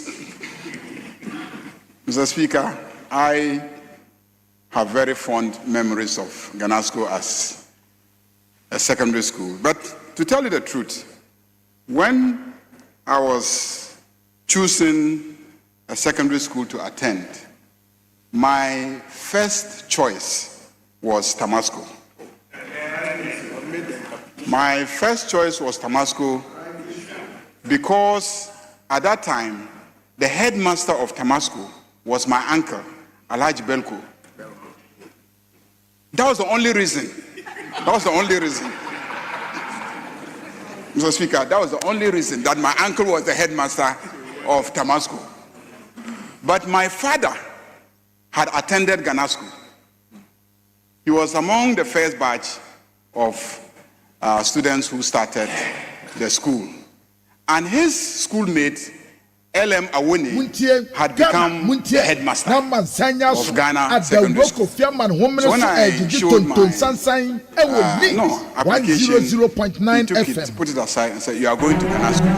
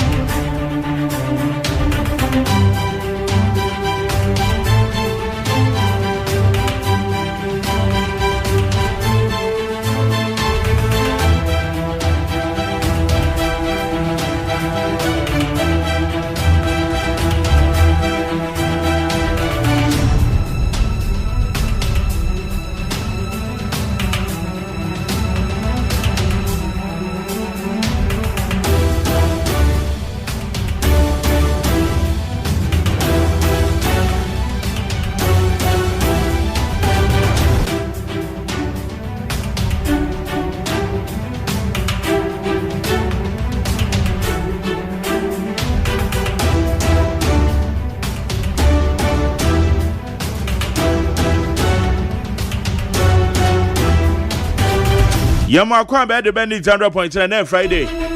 And then 21st November the year 2025. The radius is all the Ababidru.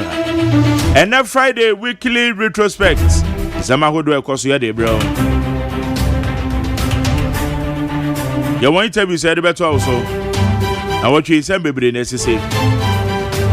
You better na ye baby. Uraken Ufurata and the charges. Ono kwa charges near 28 and then one mechanic only pounds on okay Kamboma 78 OSP Ede Abomo Nyame Adoma OSP Monday and Odin Seminole just so copy my court.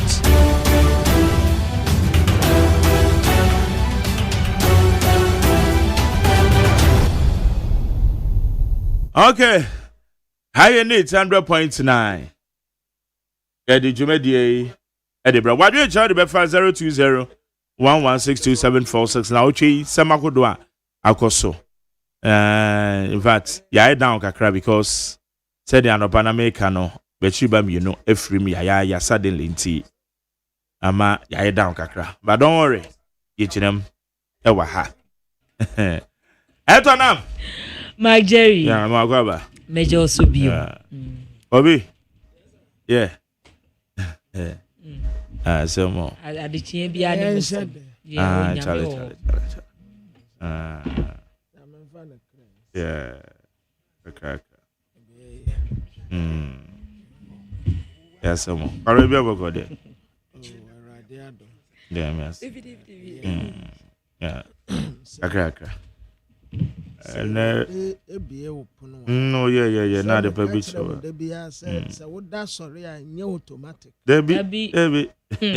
Sir, Debbie, I would die. Sorry. Debbie. Radiatum.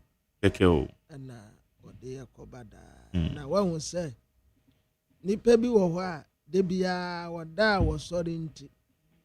I am necessary. Koda mesore adumbi ena awrade dum yen yeah enye bibi suru nko awo enye bibi awo eten so is just by the grace ti adetini adesen bia yemfa nuanyam ma awrade esanse owo ena na tumi nyinaa no no correct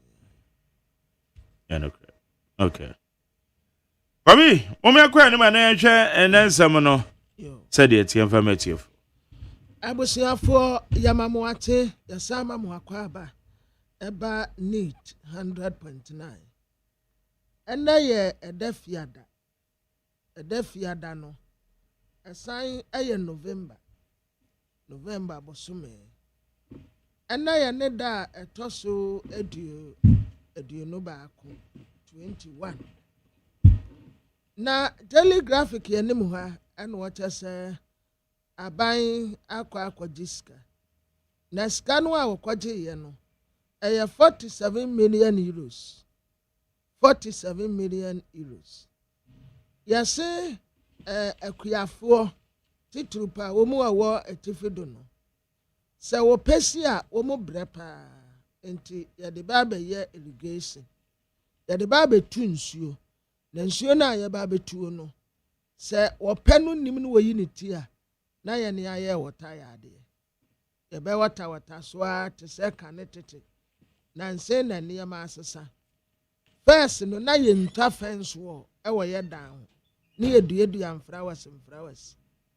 sa time kura ako flowers bi na ye nkase ai usomu ana awo no aha usomu ana awo eno na ubedua wo edan no hu nyina round na anopa no ye wota so okay wode buta awon na United se buta na menim se ne din ne yesa wataren kan we no se desi enya de ankramofoni so debio fodi ne ye buta we no e rubber accessory ne bi wa watering can no watering can no what watering can I don't kind of say that's certainly the same na ya dia water flowers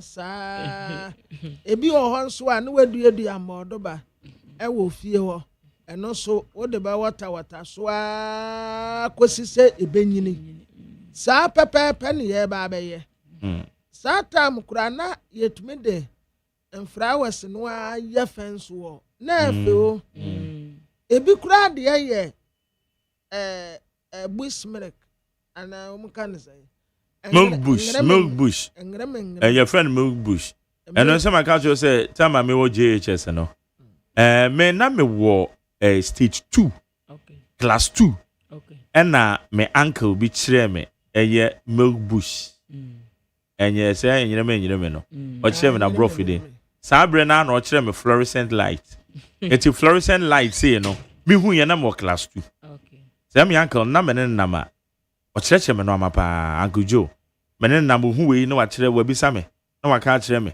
hu we no wa bisa me nti yeah na me dru JHS no and na the whole JHS 1 to JHS 3 ye the same milk bush bi na etwa ye ho na asia na teacher ne ko ti bi di begina could you believe say from JHS 1 to JHS 3 obi ehu enna o say ne prof no enna me ken ne prof no bi ehu ite ye madwen so say eh na dey weda na obi e weda ntwa me ka meti enna we wa obetwa no obebo school for ni nyina ma tale wa na me ye wa bezi me revida na me peja mensa na me se milk bush erade a fans a oje jai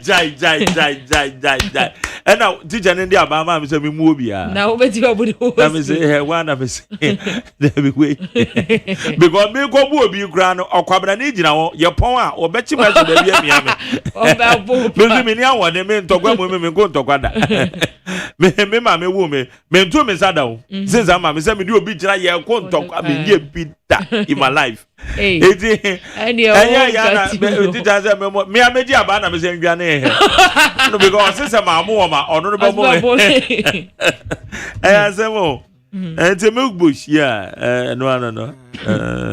But Jerry, that time, now Yeah. life was so beautiful. Oh, yes. Yeah, them flowers no one near the tough fence wall. Na baby, I will feel no one. Na and where be. Satam cry, ya want to say, me name say, my friend is say yo. Oh, say apple. Ba kubi wo ho no mo Ankasa apre. Ya, nkasa e wo. E wo hono ya. Na ebre pa na etito fom a ne de. Ebre na etito fom a. What ne brof no wo mo friends eh. Apre kra ne brof dey this. And also the apples how. Apple bibi. There be ni so no nso be de apro. So. Ai, o no ya apre. Apre no. Yes, and the tree in your can apre. Wo mo friend no bi. Na ho nkasa no. And the bro for there be and what I don't know what. Emre bi kran sa. Na esa with the same type wa. Eno nso di esem no. Akoni ye noa di. Sa. Ba ku bi sa. O say so na di bo. Okay. Wa hu di bo. Di bo de me hu di bo. Di bo ba ku bi sa ka ho. Eno so sa kase kama. Enso ni ya no adi. Aside the D born. No dear. Me hwe se me hu. Eno so sa. Eno so aso sa. So aso ti say D born. But eno no asen ne hu no edin ana. Ne hu no edin. Che D born. Ne hu no edin che D born. Na ebi wo ho a mango. Ni edua kase pa na sifie esoa titigu yemfa nya hwe dabi na wokọ mango tetede no nso de etimi ya kase dua ne timi ya kase na wokọ pa na mframa anopotututu mframa ti se obekọ ntem anopotututu obekọ no na mframa na ti mango ne de ho ofe de anu nso de na yawo ade ba ku bi ne afre na asa so yellow. No, so yellow. And also, de pa. Mahusa de so yellow. De pa. De ebrea. Anunso ne honam na ye memrem. O don sa water wa. O why ayi ne free ho. Na de to anum na ofefe. Otimi fi adua na yi no etimi ase brownish ayibi etimi da wanu sa unyida. Yes, uwie kura utimi kodua. Mampa. Yeah, yellow bisa. Na ede pa. Ede. Na abrofo nkate say. And also nyame mom no odo yo. Abrofo nkate no kase o mbebre. Ya tifiri suru na behwefo mo a. Ukoyi ya na wore. Owe no ho ni nyina. Wase abo. No abo pa. Na wayi na frame. Ne de. Now life was so beautiful at that time. Any day. Money neighbors, ni nyina ye tini. So obi ahu obi a fi obi say utimi te obi a oye ya anu afre no mo na mo kro. Ana we opie firi ni fi ha. Ohu no. So hu obi a. Opie ya wo ba wo. Oba ho su pie ya wo kọ no wo kọ fe no mu konsuo. Ye kọ no ma kire. Ye konsuo. Ana se bia mu ko peja. Na se ejeze ebia o ne maame asoma no na udi na chi na mo ya wonu se ne ya tin no ma anajo abuburo no ne ayi ba ko mpo de sai akoto maame agebese eno ni ne ya akoto maame agebese ene ho afo wo ye red and black bisa okay Ena ba ku bi nso wo mu hunu ya nketenkete pa asrewa na wo mu te sa asrewa but wo mu wodin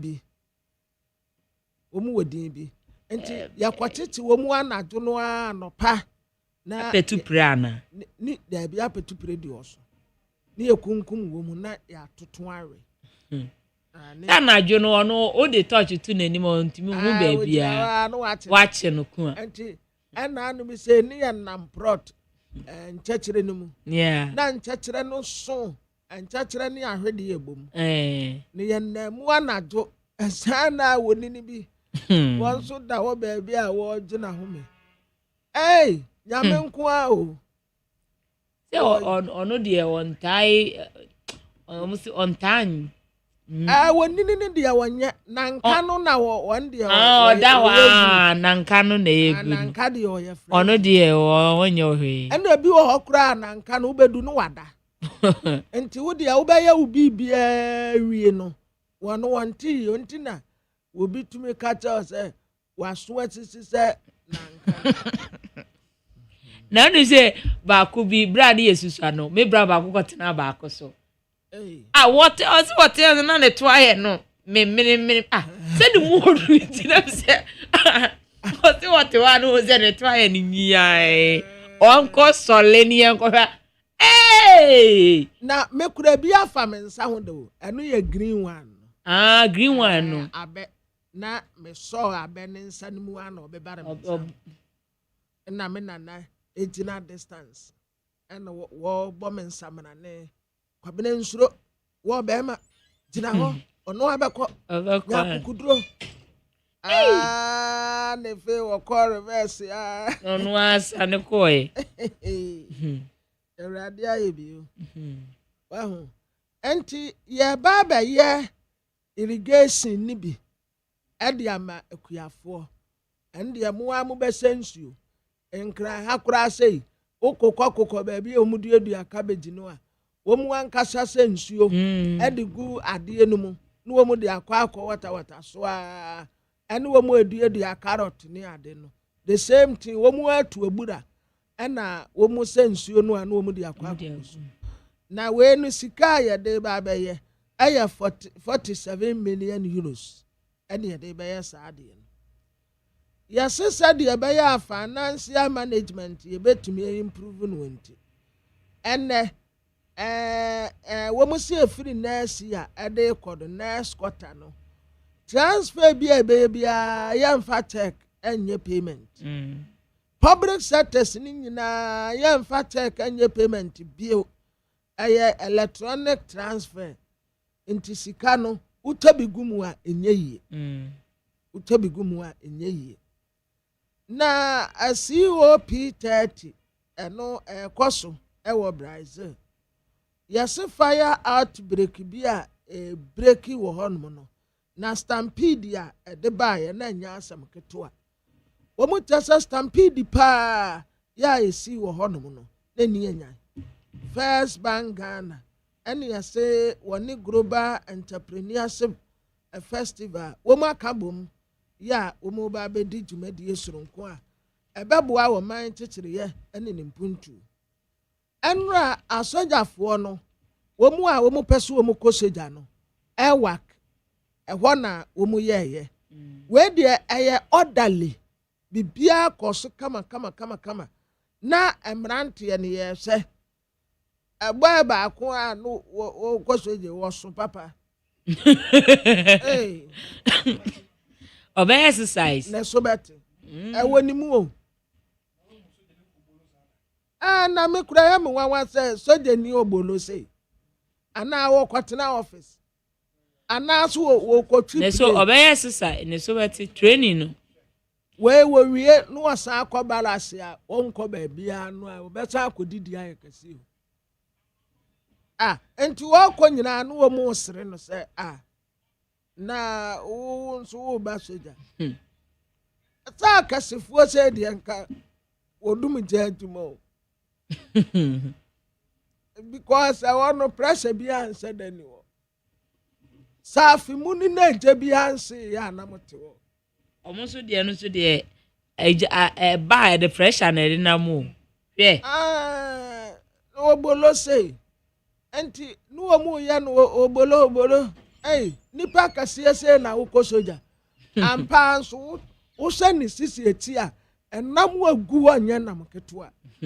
Ana na funso apie ba hu se wonyini ye wonyini ye me ya sure say wonyini fe wonyini fe bem se ne efie wo bi na efie wo bi we okosoja na o sha ase yes sa na funu betwe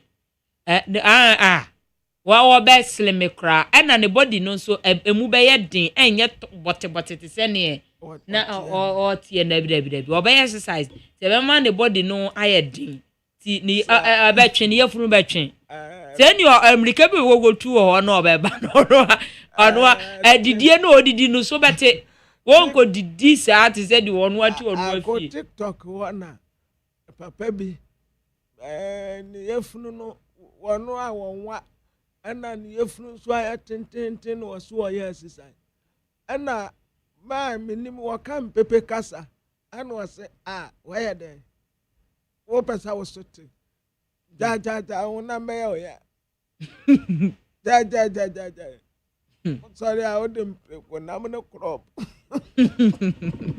ochini mi orenu anajo yan kwale maame fo no papa fo no amunya sa pizza ne ice cream ne sa champ amoso ama nkwala ne die na dosu dodo na mete akwa wanwa waya kasia sa ubese na odi ice cream no one chocolate dosu ama omunyini fenso bia obeka bia na wotama no ete ubeni no ababa ya asem wanyini brum wanyini ayi kama but na we ya wo mu ye yanra say boys no yes wo mu ho unan no enko aye una ko untumi mfa nko soja entimi mi say enka me duru ho no no na ya disqualify me ya ma me nko gina line mu kura esanse unan we ya de bobo mfa nko soja soja ni no esa wona na gina ho no mu a eye straight okay esa wona na ye straight ana we ya ananta nso a untumi nko soja ananta ye njewo nse no wo se ontimi nye about 10 anya about 10 no near here wo kaso anya attention ya na space dem obeye send ya attention di obi abetumi aye but some measurement no aye pe no so we ya attention wie na some measurement no ye pepepa and ye be fa but won say ananta no ya kasa ya attention ya okay wo sere no and ye be match wo sere no efri wo sisi de ba wo kotodwe no ebe ye kama but efri wo kotodwe ade kwafom no ano na nche ebe se better fry na ba kono a ya na obi wo efri ne sere ho ba ne kotodwe nyina mu abai no eno ebolege no ano na me kasa memi die se mi du hope me ya ma medina nchen aha because any kwan say ekwan dem sa aha okay nti yani say yakwa soja fo no be kase ye disable aha wo mu ya say ye disable because wonai anya normal enai tini epia wasenjan say na body selection no ya bi ye you afrim na height no so ye be you afrim nti height ni ya normal person 6 feet ana wo mu wo 5 point bibi 5 point bibi na ema no nso enkwada no a mukọ secondary school a mukọ pom ho no uduru ho a ye be you afrim ai ye you afrim na ya na bi mo nso mutimi ko mu ko wi anse na wo ma pọ no se ani e wo ko wi ano akọpọ but se wo kọ secondary school na akọpọ ho a wo ba soja ho a ye be you afrim na ya se wona na si form no say ye 9 tabuno no aye black na de si wonom no aye red ya what is called na moja no de da ho red ya ye be you afrim okay ye be you afrim ani e dodo na animo ani obi nso wonom a wasra medeba ne ties ya tini nyina ye stretch man oso ye be you afrim ye mpesa ani o ma no wo sojam ena stretch mass won hu bebre nso oba wasra nso anso ye be you afrim ye be you afrim sanse wo say uniform na emu be keka wo ye be you afrim nti anra bibia akọ kama ɛyɛ bɔkɔɔ mmeranteɛ no nyinaa sɛ wɔn na tete ha yi ɛna wɔn tete akonnwa so wɔn ankɔgyina nyina hɔ te sɛ fɛs ɛna nkɔɔfoɔ nso fɔgyere nkrataa de kɔɔɛ ɛno nso yɛtete wɔn mu nyinaa.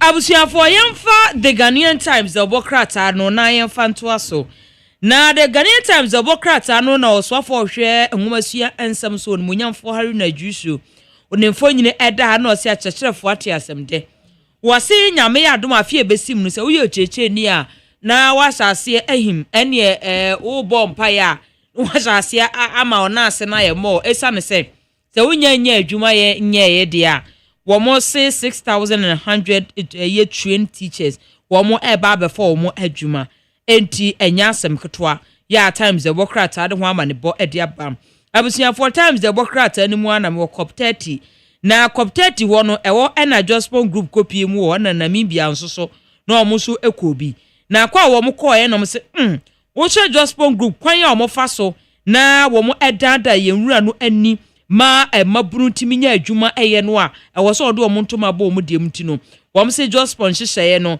ɛfa waste management no wɔm ani wɔm ba bɛka bo sɛ de bia green job creation no wɔm betimi aka bo ayɛ na times the bokrata nso ɛde ho ama ne bɔ ɛde aba na times the bokrata no ɛna ekua from CPS kuei ɛna ɔmo de to aban nanim sɛ ɔman yɛ hia toɔ ɛde ayɛ adeɛ na toɔ na ayɛ gye dodoɔ no ayɛ na enwunu ya na toɔ no dodoɔ na ɛwɔ si enya sɛ de ɛbɛyɛ yɛbɛtumi aboa na ɔman no sika yɛbɛnya de ayɛ mpuntuo no ya na ɛtoɔ no yɛntimi nyɛ saa enti CPS ɛka kyerɛ aban ne sɛ wɔn support GRA sɛ de ɛbɛyɛ ɛtoɔ ahodoɔ a wɔn gyegye no wɔn bɛtumi anya akadeɛ na wɔn de agyegye na aboa na ɔman no yɛtumi anya sika ba ɔman no ho bra ya times the bokrata no ɛde ho ama ne bɔ ɛde aba abusuafoɔ times the bokrata no anim ha ya anode Dr. Alhassan Idrisu wademfonyi aba government statistician ono eda ha se enu wo se economy na group Ghana said the esikasam na economy no apagya ne mu pa wo se August no economy ni grow 5.1% amchichemu enum achiri po baako ena wo se eba service sector ano a enu zumu atre eno no eye 9.6% o ha mchichemu nkro achiri ponsia ya achese ho nsem so eda ha se at times the bokrata ede ho amane bo aba ene anopai na baako a aka mu wo ahase ya na nka mepese memamu hunu ewo graphic mu Enrade Joseph Osewusu do wise MPP one year chairman MPP presidential election committee wakasi sudua say proxy voting no yetem one proxy voting no yetem woman de be argument wo bia Emrano Enra message why say your press conference. I was wo mu age ato. Enti obia meto mu obi. Se wa ya akro, wo abrochire na wo pese wo ba beto a obi ansi wo kwan. Mo amuwo Italy, mo amuwo Brazil, mo amuwo Germany, UK. Wherever you find yourself, mamen kan brofo na mate. Mona muwa buruche yani yet Ghana. Yesterday, chairman MPP presidential committee, he endorsed it that no proxy voting. If you want to come and vote, it's your right. You can come. But sending someone to come and vote is not allowed. So get it in your head that proxy voting is cancelled. Come and vote or remain silent. Anything you say according to the law court. Anya dia omuba so kura nti obia entina ne baby no wanti no wase. Na the bokrata me de ebe eya Ghanaian point ya. Na Ghanaian point ya nim hwanum sei. Ena ononyamfo Samuel Kude tabla kwa Samoku de tabrakwa. Ena ye boy so boa say. Ya kwa disika at the free United States of America. Ena ya kwa disa deportation no. Edi wo mo ba Ghana. En what else no. Simple and caprempo on quajin free woman. Na mom de atia ne se eye humanitarian ye kase eye humanitarian ye kire se ye ne ye Christopher o maya ye ne awurade ene tie ye ne no ana ye bibia enti se wunua ho atere no a na wa aboa no me wona tere ma aboa me na nyimpa nua nyimpa ho nyimpa nua nyimpa mo wona tere ma aboam na nyimpa nua nyimpa enkofuo yi womunni womu aye jankaba womunni nani aja abusua kura womu firi mu no enam atutura asem nti yapo mu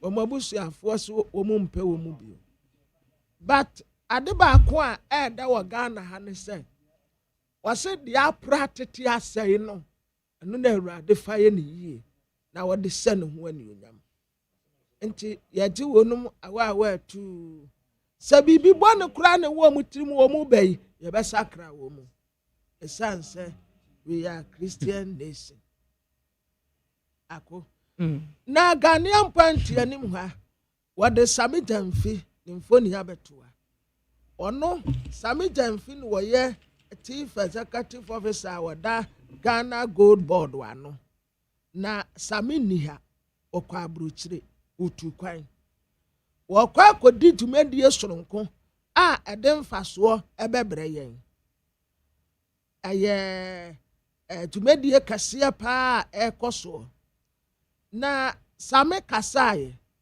was a reform Kimberley process to protect diamond communities. Same na walk away. Same wo ba baby a wo no aya ato ayi breyen ten diamond program na mokoye nti aya pe diamond ten na fa breyen brema jaribi wodami bi akobi na brema nso baako na yemfantu yeko ya ne de hu hia pa yemfantu yeko same ya tiawo wa ya de pa sa ho ye mo ye sawanim why ye sawanim. May the Lord be with you. Amen. And protect you back safely. Amen. Amen. Amen.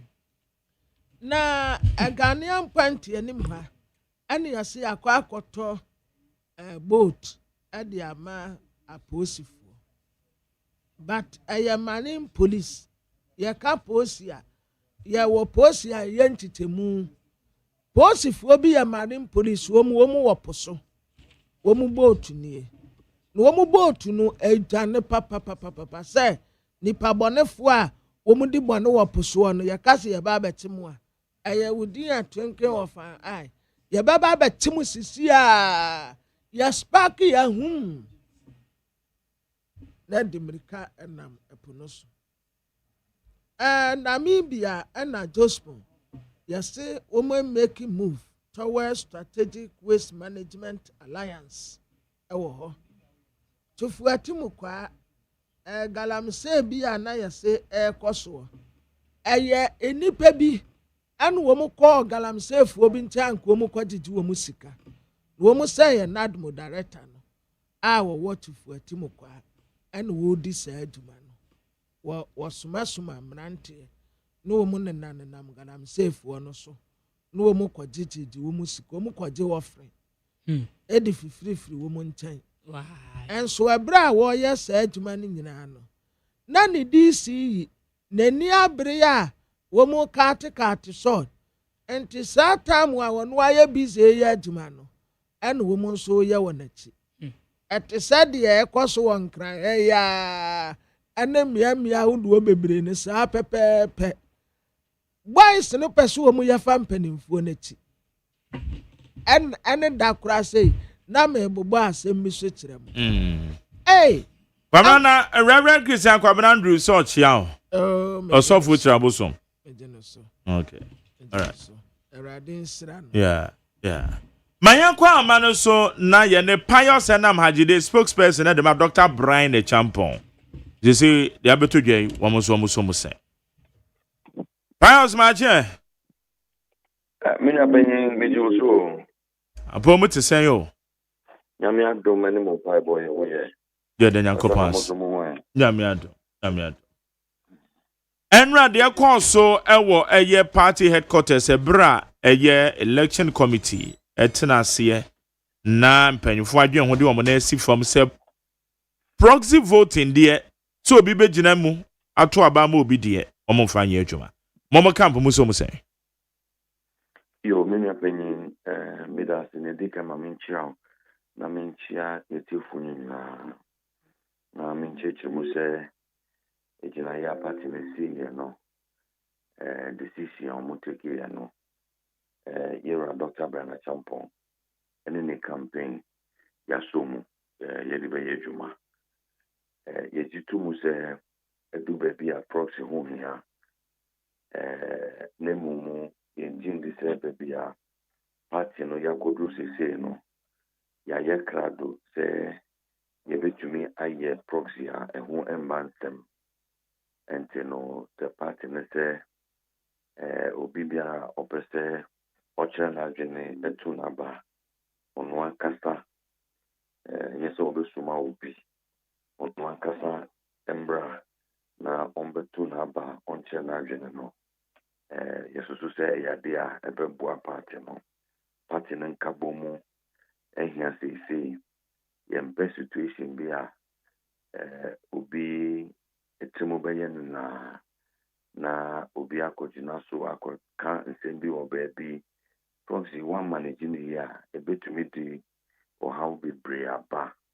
There are many nsemwa ewo ho a ebinumu kora edi akọ court ewo bebi bre ebi wo Ghana ebi wo amanone nam se omonte asem ne bi ase enti pamlo twando yenyi sa enemeni bi ebetumi di or how edi abre MPP amanyo kuno yenyi mfrimu enti no emresu enhyede ne ho bebre a party no betumi asinkunya na nhihye bi a woso moye no na omaye ebiom even the technical capacity a ehu behia se yebewo ansana proxy yebetumi aye amana aye yi a atembi ene ho no at this time no yenyenru hoy going into the future ne de yenim se yewo empanyin ene adofo a wo mu ewo amanone a normally no yebeka se omo beba beto aba no etumi de sikasemu kakra bi but yenim se no mo pe party no yenim se no mo do party no omo no yene edikan ni omo akasa etumi pe omo sika kakra na omo de abebua party no etimi jindi se abana omo beba beto no ebe ya de ebe ha dwene bebre omaye ni achen we kura epen enti yehwe ni mo se danodro a omo ankasa so ebeba abeto aba no omo baso a ye wogidi se omo betu ediama era Dr. Brian Champon. Okay. Na ye ken wo share reasons ampanyi for the maye na ebinum so amanone fuoi ebinum kra na nhwa na ebia take legal action no na ba be secure on junction e de ba beto aya abato so reasons na legitimate de mamo ya so mu yeso so se ebebua party na nkabom na me mentia se obi beka se o ko take legal action Ghana mra emma political party bi akwanya se yankasa yebetumi di efiasem ayen hihye ya ebebua yen to the extent say enya dia etia Ghana emra etinu hihye ya ye no media madwene mu campaign madwene mu no ya dia ebebua party nkabom a idea a deep party in Shisha so in organs of the party duly constituted by a national council, that is the Presidential Vetting Committee and the Presidential Elections Committee. I had two me ashe omonsa the omuno mubeshe apatu also. It is almost in Kunyano Modia Samuba party mapa, ya was a year, and it's a yebejia tumu. Say, unti biase, watre hunkrata, in Penisa si hunkunya, ama opportunity wabecheche unememu. Na empenyisi honi abebuani na yede betudwa bentin de say ya dia de o how bia beba yenyina besomo anope kra mi amene enuanom bia ye wa mono ne de nkomo kra no omo akra ji atomo se ade de kwan bisu ya hwe ya betumi a party no papa hwe prosi ya hwe ye kra na enzemo ho bebreo na emrepemu no ye betumi asenkonya ya discuss. But at the end of the day, no, we are all enjoined by a party constitution to uphold the good image of the party and to support decisions of the organs of the party. And Yasumu, Yedibeyejuma. Okay. And we're changing so no Montua boy a year diaspora for ya brochure for more yen saying. Oh, a bit of a year to many or more than common. Abefo efidi so yetumi ye virtual meetings na ebi also ono akasa so ko amanoni na wakohye bi no mu ebi also otumi suma nkrofo na yakosi na nemu na the message no challenge kakra e wo mu ne se emre na ye dia ma yen se ye mfanye campaign no emre na akasa na ye tiawa time wa filing of nominations, vetting, abewayi puma kwa muse sisiade, yera Dr. Bernard Champon, any impeni aka, muhusong, mubetumi abo pro, aka mwasem no. And many yetiawa, I mean, very, very, very short time, about 6 months. And you know, it was a utumi fa abefo kahon, it was a utumi ye creative, you should take initiative, so that you can be able to reach as many delegates as possible.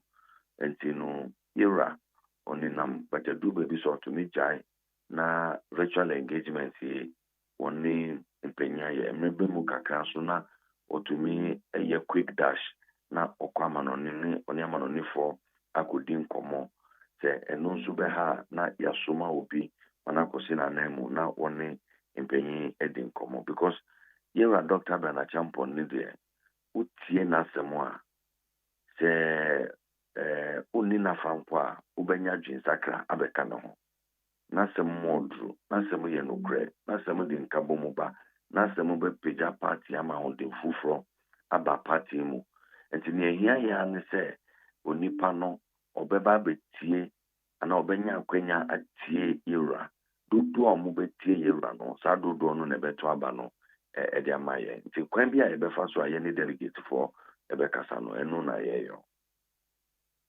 Okay, na say mo campaign no mo coin Ya ka say de ye wobuno Mountain Bono region. Era I told you, I keep saying to you say what say or time no emre I didn't know for the year. He has the energy and the resourcefulness to be able to wage the kind of rigorous campaign that is able to unseat the NDC. Watch it. You can check with all the other campaigns. Consistency, determination, the vim, the rigor, and the vigor with which Dr. Bernard Champon is campaigning. Sebi, Omo Makano, Omun to me, and match this space, no, and it is the kind of campaign MPP was say to me wagey in 2028. Yes, we campaign. Wabetia dakakra, wasoriako kakra, wabetia dakakra, debi yepe ubia owo sebi ahondeno owo emreno esana ewo the resourcefulness to be able to wage a rigorous campaign. If you BMU, polling station bia, electoral area bia, constituency bia, yen so say media margin mo Yera Dr. Bernard Champon, the youngest of all of the 5, 52 years. Yera Kennedy says 65 years. Yera Dr. Mahmoud Baumia, 62 years. And in Penia Woman, Unim say, Yaminsun Shishayano, who call when the Mukakran so no it was also Yamre now, Ojiwa Homeka Kankaka. So I believe, say, the campaign that Dr. Bernard Champon is waging, no, a campaign at a shame crime, say, one of the NDC for the far Esra, the Bessia one, or the fast FMA, or Bessia one, not MPP, Yedin Kunim. Okay. Payo Sanam Hajide, and repair your dance on your dinkomo. You may be sweet as me. Namisha. Jenny Pius Enam Hajide or Kasa Edema Dr. Bernard Champon, the campaign team. Nenra MPP headquarters. I was this O'Neill. To the contestants. We have just finished a meeting with the contestants, a very peaceful and successful meeting. Now we're ready to give copies of the provisional register. We will encourage them to go through their many issues, raise them with us, and then clean them up before we send it to the constituencies to exhibit them before we do the final register. So, on behalf of the committee, I present to candidate number 1, Honorable Japan, a soft copy of the register. Thank you. Honorable Edwin Chu, candidate number 4, is that right? Okay. I'm number 2 here. Yes, number 3 here. So present you a copy of the register. It means all those who want to Engineer Honorable Japan, here you are. A copy of the register. Thank you very much. Mr. Fred Owari is receiving it on behalf of His Excellency Baumia. Thank you very much. And Honorable Andy Abia Kubi is receiving it on behalf of Honorable Brian Echampo. Dr. Brian Echampo. Oh, Dr. Brian Echampo. Thank you very much. Thank you. At this meeting also, we had the opportunity to review the earlier published position or guideline on proxy voting. We've listened to all kinds of petitions. We've read the petitions presented by sections of the party, and after listening to all that, we came to a conclusion that for the sake of conducting an election that is incident-free and election that is respected, election which is accessible to all, a very credible elections, that provision or that ban should be maintained. We will still not have proxy voting in this 2026 presidential primaries.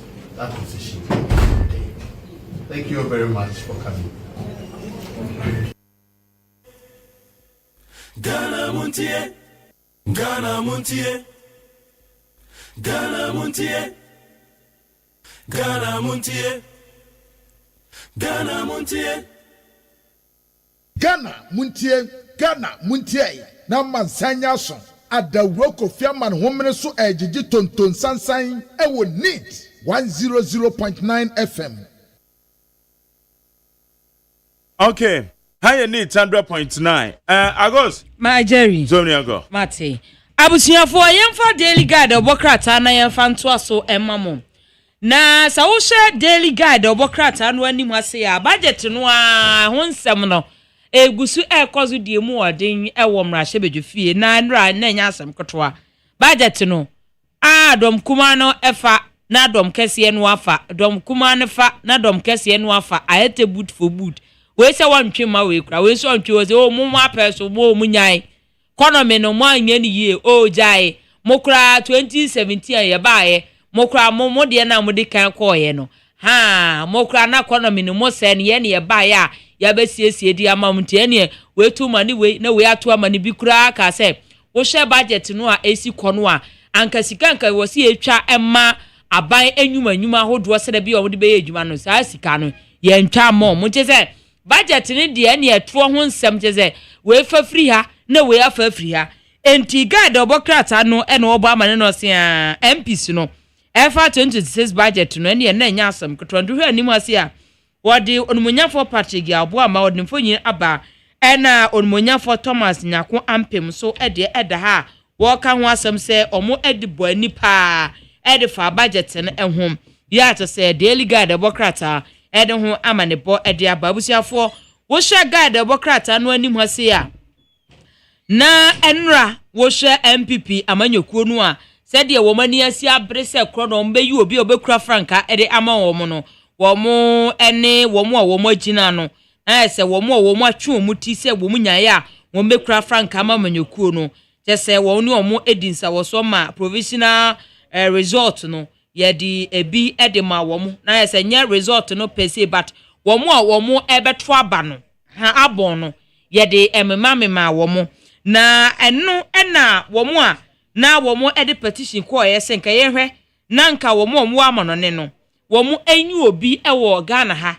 na wɔnyi wɔn anam ne wɔn to aba wɔn ɛno ne yɛfɛ no proxy vote no na saa proxy vote petition no wɔn kyɛm sɛ afi wɔ edie afi ebesi mu no wɔn ntumi fa nyɛ adwuma yɛ sɛ ho nsɛm so ɛda ha se a wɔde Joseph Osei Owusu wɔde mfonyini aba beto ase a guide bokrata no aba sɛ committee no a reject sa proxy votes no ya acho say daily guide bokrata ede ho amanebo ede aba na abusuafo na no adada nchrobo ase sojani mejo mahama meba of course okay proxy vote ni ayeka ho asem ye the secretary to the committee okay your friend William Yamoa ye no ni nkomonti secretary to the election committee of the MPP William Yamoa e wa homa no so William Ache ye ni amini e to say nyame adomoko na so e ye de nyame ase na ede na inform eye election committee se mo be you proxy vote na de free mabato ete vote so basa anwa page on so man oh yes okay Bible o se kane apam no se ehu ni asemo a anka apam fofo aba enti proxy no yeah past experiences and available records indicate say am I or how kakra e we abatu mu enti committee no a year consultation a review the challenges are at the banner. Now if we say this election no a boy say be proxy na film na obi abeto naba enti eno na form a committee any decision. Okay enti more anticipate and what consequences in the human endeavor no decision be a bit take no consequence and ya ye ka say o fa se o ponu nsuo kra na de bia ye no nsuo enso betimi anu nsuo sisi ama na tramo pa program interview a we pra wontimi ye enso ye no nsuo odidi na aduane no echiwa onu nsuo di pia se nsu komodewa onu nsuo nanso sansu ya onu ya eye harmless and for how man utimi num e ma ne tramo utimi num na fa ohwenu eti any decision be a obetake bia there were consequences yet over the broader advantage, the competitive advantage now your interest in say you're running a very credible, transparent, free, fair election. And then the ultimate goal and the ultimate mandate the committee.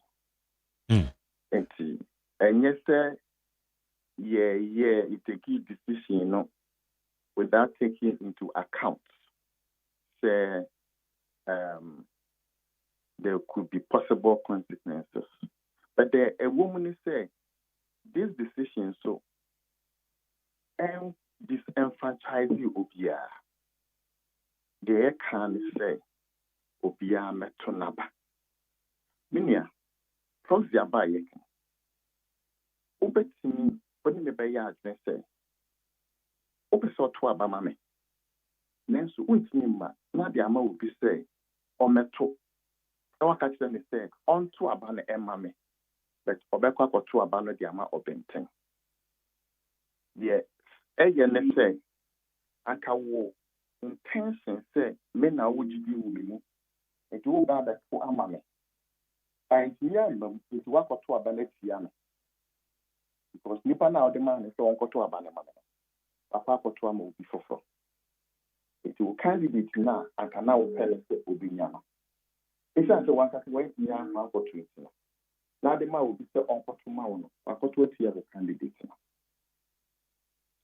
Ye can't cross the one from me now. That the no so nyama is emotion.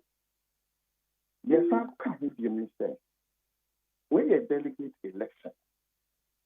We a delegate. Many lawyer move. But who need a question say, what for nominate will be said? Me to me for into Obin Kosima name, man. Into Court Ghana Parliament. If I say constituencies, any MPs in it, so move, there are casting voter. Obin 18 can say, oh, man, say, as Santiago South. Or say central no or then the bank. It is central Cotumano. And now was from Cotumano. And I said not Cotumano because you know you are a Santia enclaves. A man cannot a man passa. Now, a mouthful of fair camp to suggest say national election, the main delegate, a mere right. As an individual, as a citizen, the right, as a mayor, the Kotumaba. And I'm seeing it to Obin Kotumame. But in the case of delegate election here, a group of persons near you see a name, we see a name. It won't want to make you before say, or make you a name and go to Abama. That part also, we are overlooking at it. But you know, I hear conventional practice. So I don't want to go into that. But the American say, yet you focus and you go in your aim and say, idea and my process no, and you're very credible, and you're transparent, and you're free, and you're fair. As a committee, Na Willie. Omemuni nyina nkra ne se yakoto aba ye proxy. Masire umu wa no ho. Maka ho asam, me ba land me ka ho asam.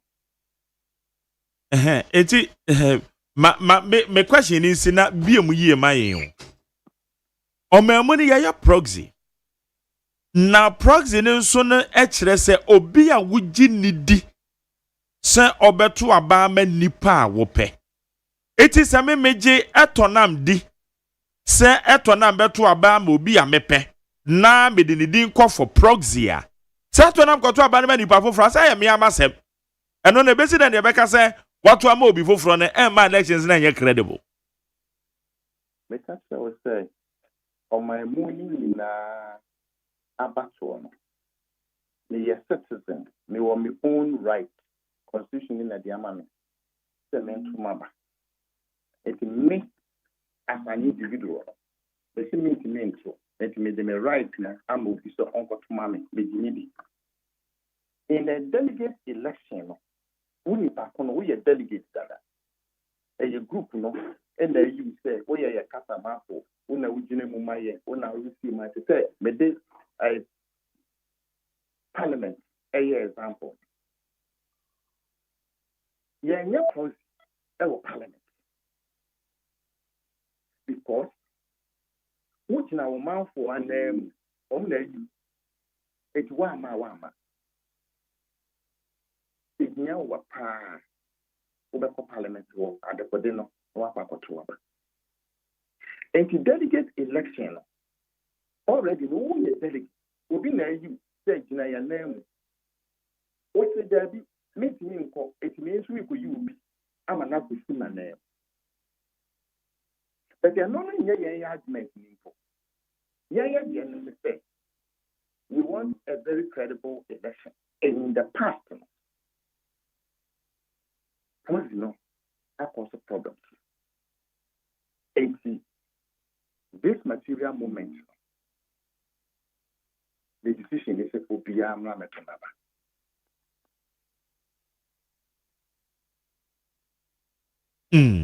Na ya ken ade nso o mo party nhihye mu momra ba tan nti mumbrichi Your party no you need to do your constitution. Oh, okay. Etina eno no eye dia Bruni beka say a principle bi na mu follow. Yes, a convention. Convention, yes, eno na mpesa meka, yeah. Oh, it is a obi tekuri party ne de party ne court ah. So could take legal action against more committee na ejina so papa bi anche de anymore. Menya lawyer, the party no ewo lawyer, legal director. Nti nipa for the part every individual we are no right say obey you should run the higher job for you. Nti you know the nyam na me advice say obetin ya na own thing.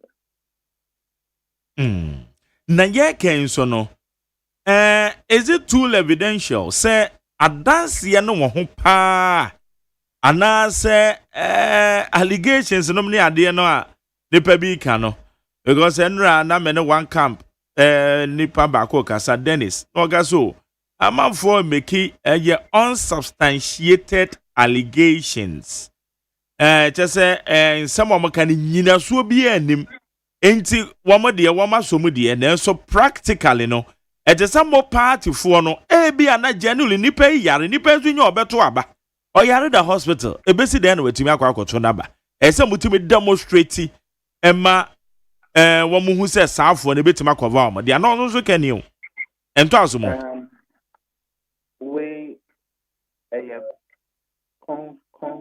Congress ya kwa aba constitution no say ya Congress to test of the people and after members and after delegates no on decision now be taken a binding on the party in the past no ya converted and after congregate at 1 point no means you say obiya ni but that is not to say they can say committee is denying the right to vote. The right they have it. At a point in time, the best baby are number, but almost more constituency maybe almost 2 constituency. But the voting centers no, the Bema or baby on the Quacotuno. The deny will be an opportunity to. But almost 1 year constitution no. Only you must say at any material time, make me 100% attendance. And only she must say to test Asia, not say a twabana. Decision now you be making a binder. Ene na enwo benya se mo komani mu mo de be hye mo mra ni mu yie se enya ade a mabato bisei no proxy bebem. And not a party leadership a decision. But the committee and practically no. The free say a therefore party and committee no I decided. Okay. But minim say if I'm assuming a man tia must say mo consultations na mo engage the candidates and so. And so your next candidate no a meeting. operational guidelines no so edema almost my you go through discussing no pros no so a will move like a home no as far as no any one would represent or more candidates in education almost fine documents excess and no and documents are yet to more if they be election Saturday, January 30th, 2020. Okay. Apart from President Kwame, must submit album no so at the amount to be kind of issues and so have any been or the address. Chairman, I can say, Omunkushim, a provisional. The Bibia Wumua, Omun Fambra. Chairman, I say, at the committee, I say, as far as you know, Bian Fan Rep, FMBRA, and a better working team. Bibia will be a Biano, or the Babana, rectified. At the end of the day, no, the perceived being a credible register, so and that's the album. Now, yet in me, a year election. On the issue of album, and also, we make sure, say, Bibia will be very, very transparent. Okay. Inti ye ken so edie biom na akam every Sabri and copim 31st January. Akam more engagement, more meetings, and most of them is about the administrative. You have friends the ballot test no. And also a brand new show you being invited as far as no do more agent na yakwa.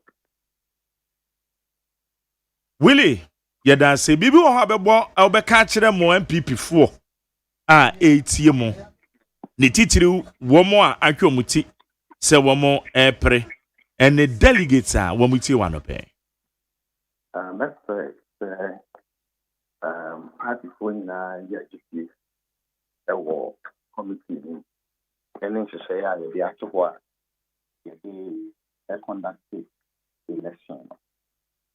Empire and say, you bet around the electoral process no in a manner obia being a GDU. Anyone in our business in echo. Na a year 31st no, yet to a baby year obia dear to say outcome no indeed true reflection of the will of the people. No matter said, indeed, NPP delegates, they have spoken. And the here will be our support. So be against trading so often brain any social media and traditional media will not be a call now.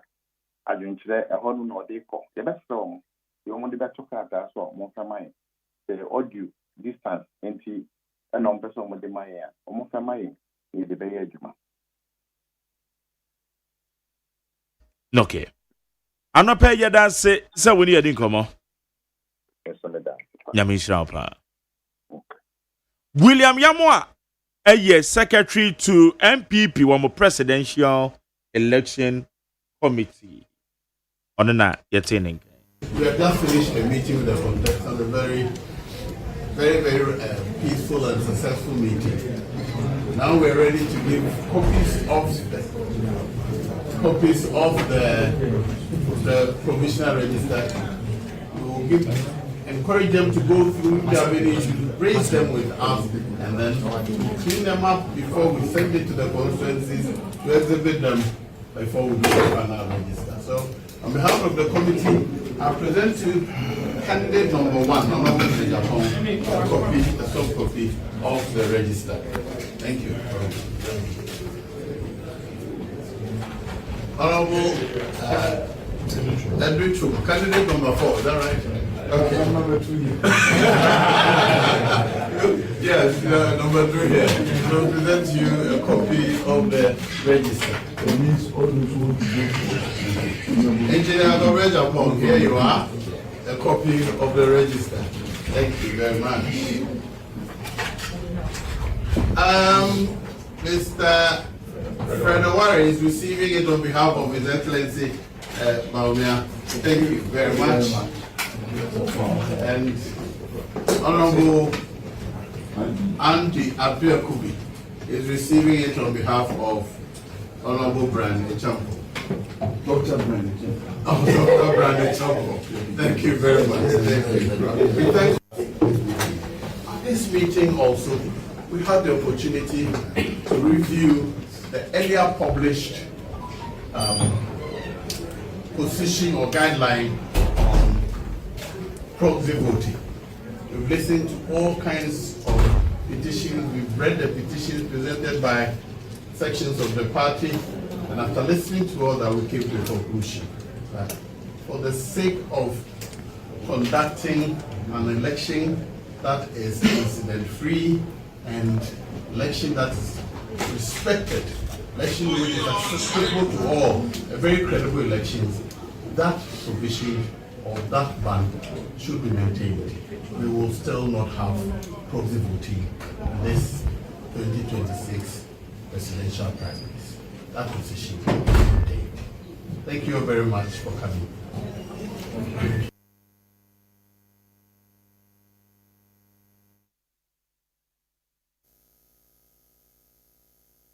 Ghana Montie, Ghana Montie, Ghana Montie, Ghana Montie,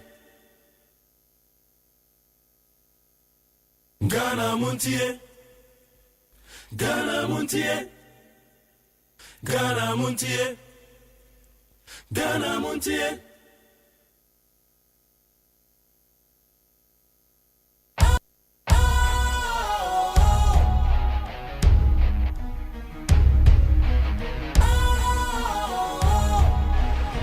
What's cool, fresh and trendy with a new look? Makes you feel real good, that refreshing vibe. Satisfies you right just the way you like. Do you know? Do you know? Do you know? Ain't gotta do it alone. Specialized makes you flow. Anytime, anywhere. Specialized feel different. Always think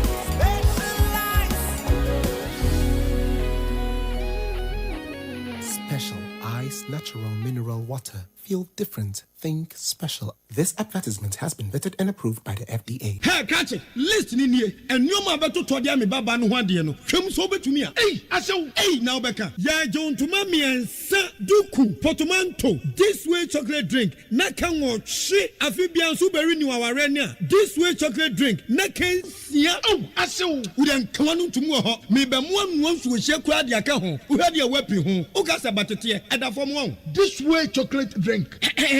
Crash up a baba worry. Aso. Ye fear said this way chocolate drink, ya sorry, no pan on yenum. Ye bishop free gymnum no snack. Ye nya ho ho anu ye de serve wo mo. Ye didi wie ne ye pebibia bogu ya de so a. This way chocolate drink in yenum. And this one what ya no a, he se kire wom, koko wom, brick wom, bibia wom, ade wo hia ni so se. This way chocolate drink. De wo hia ani so se. FDA ahwehwe se adwede nkratoe mo agye atum se eye. Ghana Montie, na mansanya so adawro kofiaman homene so ejiji tonton sansan ewo NEAT 100.9 FM. Ghana Montie, Ghana Montie, Ghana Montie, Ghana Montie, Ghana Montie, na mansanya so adawro kofiaman homene so ejiji tonton sansan ewo NEAT 100.9 FM. Yamu akwa be de bendi 100.3 dwumadi efrend Ghana Montie. Wadwe nkyira ne nsema hodo nti we MPP ni we MPP delegate. Na wadwe sa wo de proxy koto de a ene eye odai so mo beto no odaim. Empanyfo se proxy na maso. Wadwe nkyira wa hone se 0201162746. Etana My Jerry. Zomni Uncle. My Jerry, okay, Major Mahama. Dentra Obuasi. Messi na me refi. Na I want him so masesa Kronidi. And one so friend new Obuasi. New Obuasi. But yeah, nim de. Yeah, Dentra Obuasi na nim. Na awomu a womu ede sobo bo omu se omu nim ho bi. Ya enam so ma Major Mahama etwa nanu e wonse. Na assemblyman na wo ho no. Na wono so ka ho bi. Na emom no a omu kopie mu court se ni hu so sabro be mu ni case bia akire mu se ono de na omo de court ntasa omo de board no se ono hye omu kutupa na ono won de wankum ni bi bat no ka ho bi wo hye omu kutupa se omu kunu bat omo ye hwehwe mu no omo se bibi sa ni wonti na assembly member no William Amoa okọ ni hu so sabro be wo kọ na oni na busuafo akwakodidi abom na omo so wosanso no echechire ni ena onadwuma efri ne nsam tie no de obeto aso afri ho ya guide the bokrata de ho amanepo edi aba na guide the bokrata no obo amane no se late Justice Rita Agyeman Bedu nyame admo chena na yie ni gina mu de mu oden ya achese daily guide the bokrata ede ho amanebo edi aba busiafo yemfa daily gist the bokrata na yemfa nto aso na my Jerry video bi e trende ya papa bi obo ne yere wa no yi Harriet Amuzu right so video no hwe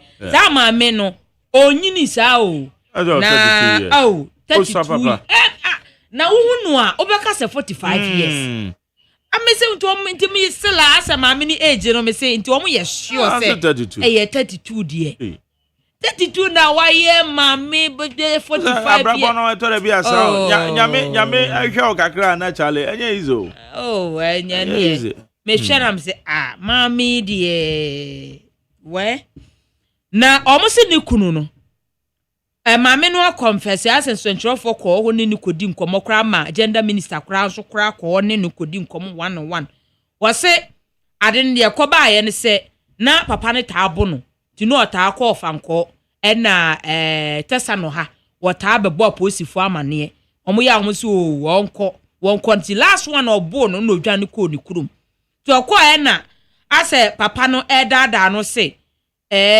o manu yare nti bra sanze ne manum no omususa bi o se 5 ni 7 to okọ ye no a papa no za no owe ache tina ne kondo na maame no se o mane embieja to o mane embieja no ho buru no na wo de buru maame no se papa ne kan se wo wa maame anwe a asembesi ene wo mo prepare so a ene se wo de abo ne sa no wo enti maame ne se enam se o pese ofa match no ne wa mpene ma wa mfa match no enu nti ka ho bi na ne kunu aye ne sa no na wono so ka che ne se won pin na walendi onim se agudada makota mba bi be 7 months akire ne ma ba na o se me ba yare na me ba so be we na me se me ma o we a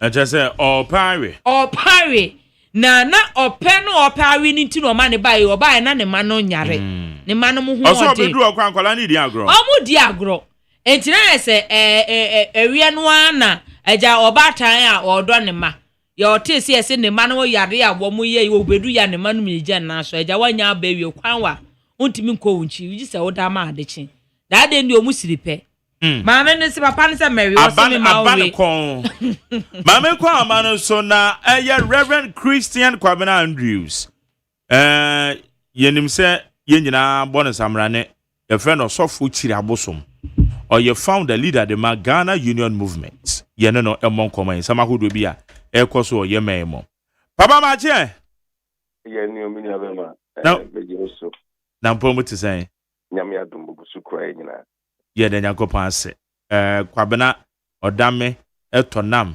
miami mu ye nyina ye se ye mawache mesmichi omunyina ene modwempa ene mahokika mode ewo Ghana enkoso mu ye da se na papa mami bi so sa mami asemi a be me no buru ni yiri ya na posifu so mama remind ni mami je comment on it why you so free abranche ne de almost sentence no na yem fan to prison sa yes sebeya ebe sebu asay emma wo bibia okumwa na emano out of mindset say obe call amempem no be compem ebi anema odi ye no enye nka second time wo be de oba ekwa ko si tene chi fefe ototo ni me bi ego de man enna na wotwu na dua be gina bibi so na wo de wa ye ne say we slave bi ana wo ye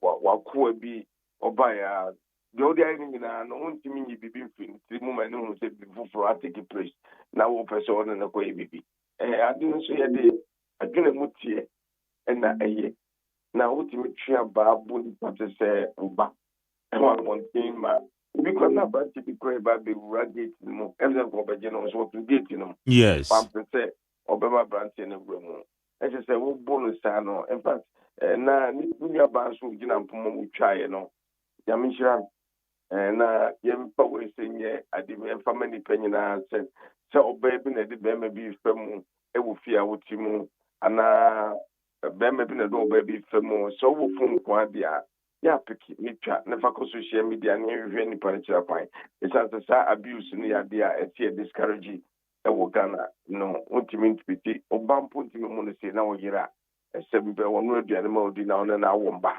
ɛna ɔde ne kɔ saa tebea mu menim sɛ saa abuse no ana na ɛkɔ so nti ne ma ne firi fie hɔ ɛkɔɔyɛ no na ɔba no ɔmɛhu suban foforɔ a ɔbaeɛ kora de west ɔmɔmfa no ntom kakra ɔnkɔ mmara no ne firi sɛ wobɛsua nyansa na afei yɛnyɛ nkɔlaa no nyinaa mfama maame no na yɛmhwɛ sɛ biribia bɛtumi atɔ bi okay saa kɔ na nka meyɛ baby sɛ yɛngye nkɔdaa no ma maame no bɛka ya maame no akasa maame no kasa mu no ɔsena bɛma no bo no saa na ama no atu akɔtena ne maame nkyɛn wɔ village nti maame no bia na sɛbe sɛbe ɔbɛhwɛ nkɔdaa no nti na wagya nkɔdaa no ho nkɔdaa no so no ne kasa mu na me yɛhu sɛ ɔmo susua because na ɔsɛ ebi yare nti na ɔde ayamhyehye baa yɛ ɔbɛto sɛ na ɔmo nyare nti yɛde nkɔdaa yɛde papa ekɔtum yɛde nkɔdaa nso bɛma maame nkɔdaa no hwɛm te sɛn sɛbe yɛ ɔma yɛ serious a sɛ na ka nkɔdaa yɛbɛma yɛ ne akɔ ɔmo ho na baabi kora ne yɛde ɔmo afa ana sɛ yɛna village sɛm a yɛka no yɛn nyinaa yɛtena prase ɛne yɛbɛɔdo yɛn kakrakra nsa na yɛde ba yɛnim maame no wɔ prase a sɛ nnipa no te hɔ nnipa bi so te hɔ ɔmokɔ skul sɛ aban bɛtumi aboa saa kwa no so na yɛna yɛmeyɛ adwen sɛ ade yɛkɔduru kɔɔto mpo yɛsɛntɛnse ayi no wie a agye no nyinaa atumi so nka sɛ ɛsɛ sɛ social welfare ɛpɛ sika sei ɛde ma no no pankɔhwɛ mmɔfra no na wɔmmɔ ne bietire ne yɛmfa hwɛ nkora nsa sɛ nkora ne ɔman no daakye sɛ saa de nyinaa yɛtumi nkɔ into our loss sɛ bɛyɛ a ɛte sɛ wode nnipa bi akɔkɔɔto na wadi fo na onipa yɛkyee no kɔɔyɛ no na ɔkɔ wɔ no na kyerɛ sɛ wrongly yɛakye nipa no nipa asɛnke yɛde ne kɔkɔɔto ne wieyɛ sɛ wonni fɔ kɔ baabi ɛberɛ a wawoti nipa no time ɛberɛ a afei yɛsɛ bi sɛ wopɛ sɛ bi sɛ ɔkɔsa ma nipa no immediately no ɛsɛ yɛtumi yɛ biribi fa saa adeɛ no ho sɛ bɛyɛ a yɛbɛtumi akompensate nipa no nti nkɔlaa wɔ sɛ thank you yɛde bɛma yɛkɔtom ne yɛgya no de akɔdeɛ a maame no fa nkɔ akurase na yɛma no biribi kakra na ɔmfa nhyɛ biribi ase na ɔmfa nhwɛ no mba ɛbɛtumi aboa okay yɛfiri hɔ a national cathedral yɛdi sɛ nkɔmmɔ wɔ yi a wakyerɛ wadwen wɔ ho aban asesa aban aba aban foforɔ aba asɔfoɔ ekosi Ghana mampanyin na Ghana mampanyin kyerɛ sɛ national cathedral no deɛ ɔmbisa ho asɛm ɛgye forensic audit akɔso ansa na yɛbɛhu ne pomɛsɛ brɛ ano yie ɛtew sɛn mehu no sɛ President Mama this will go to train say this a report on the brain but in the me discourage Ghana for you senior dream Christian National Cathedral na ebetumi a yenye na hospital ana say momodra panye museum kesi bia yekofa yasantoa ebatakari besenho yekofa konfa no chete kan bisio yekofa we no beba ho a ye history a ewo memi na ye moa no enfamra ko sebeya emu se Kwame Nkrumah we no masa ne benye bebia yibitima kofe sa ne ma no emu beboa bebia ye kwakọ cast say cathedral tie bona e bekwa ya so ne no it can contain people like that the past they don't say they don't call that area And besides that, I saw that I was going yema. Mijiri senka so pono kono ye kokase. Emantie wo maimu ene galamsi semia enkran emi adwuma yiti no mato mo agu mo nti mo modena na omapani boy na yintimi adwuma kase emfama emantie but minim sha sopo omo dwuna na se esi ekoso si cathedral me hu se omo ni so ade hu no wo fom ese se e papa no mpani po a ya sopo a e baba sopo no omo nwene hu se nipa mpuntuo ehia ese nipa nya mpuntuo na brabo mu a ogya bone ye nipa nya mpuntuo na brabo mu a osefefre suban bi a enye ensem fatemu ni mum se nipa mpuntuo ni ho oni nkoso bi na brabo mu na se na so da na wusia a waste of time any waste of money I say ye be see that dia no de bia na metaka se me kwa sori a me ka se nkofo te sa munya bone ye no ena bone amu ye no ena di oha ba musuni ada mu minya sa preaching no ni preach kwampa ni papa so a obetuma building a life sini petimi free awu chiri mu a onko bone mu da ije se minu aba ya no ka se se ne bibia tutu ya wakofo bia de onfo bia de ne no makoyia onante basa inde no mankoyia nti esinsa enya adwuma no ogun samre adwuma ye nti me de cathedral assembly de enimi ho ma ho di na every day say president mama ka bi ebra we call election no o say on the cathedral no hu say na na ko for ne nya na bi so ade hu en on ne nya ko pon de di ne nkomo en ne nya ko pon no kan say e hu sia so da ma ne mo nya Ghana for ne nya say ne so ade hu no ade ne wa mo pa ya menya me anka che ne say on fa mi adwuma ma yu we president mama no mo asem no no sia so da no nkokosi enti wono de so ba be du bia nyine say aso da bia beto aso enti mesre no se ni wo fi sa mo kai na me kai no o ma no nya adwuma na o ma no fam to ma pelfra na Roma so da ene aso da hodo enye ma iguso a nempo no esokwa na tipo eko bom isan say youth ne ba no omoni da wa mo no se enye no ene kwampa e be faso isan say ukudu China so da bi ni ho ukudu here so da bi ni ho but dia improvement in their lives omona ye ne ma de ba me yeto nti yen se san adwene as Ghanaians na ye nwini mpuntu a ebe koso oni pa brabo ma me di pet ma bo brabo trene na yin na brabo siye.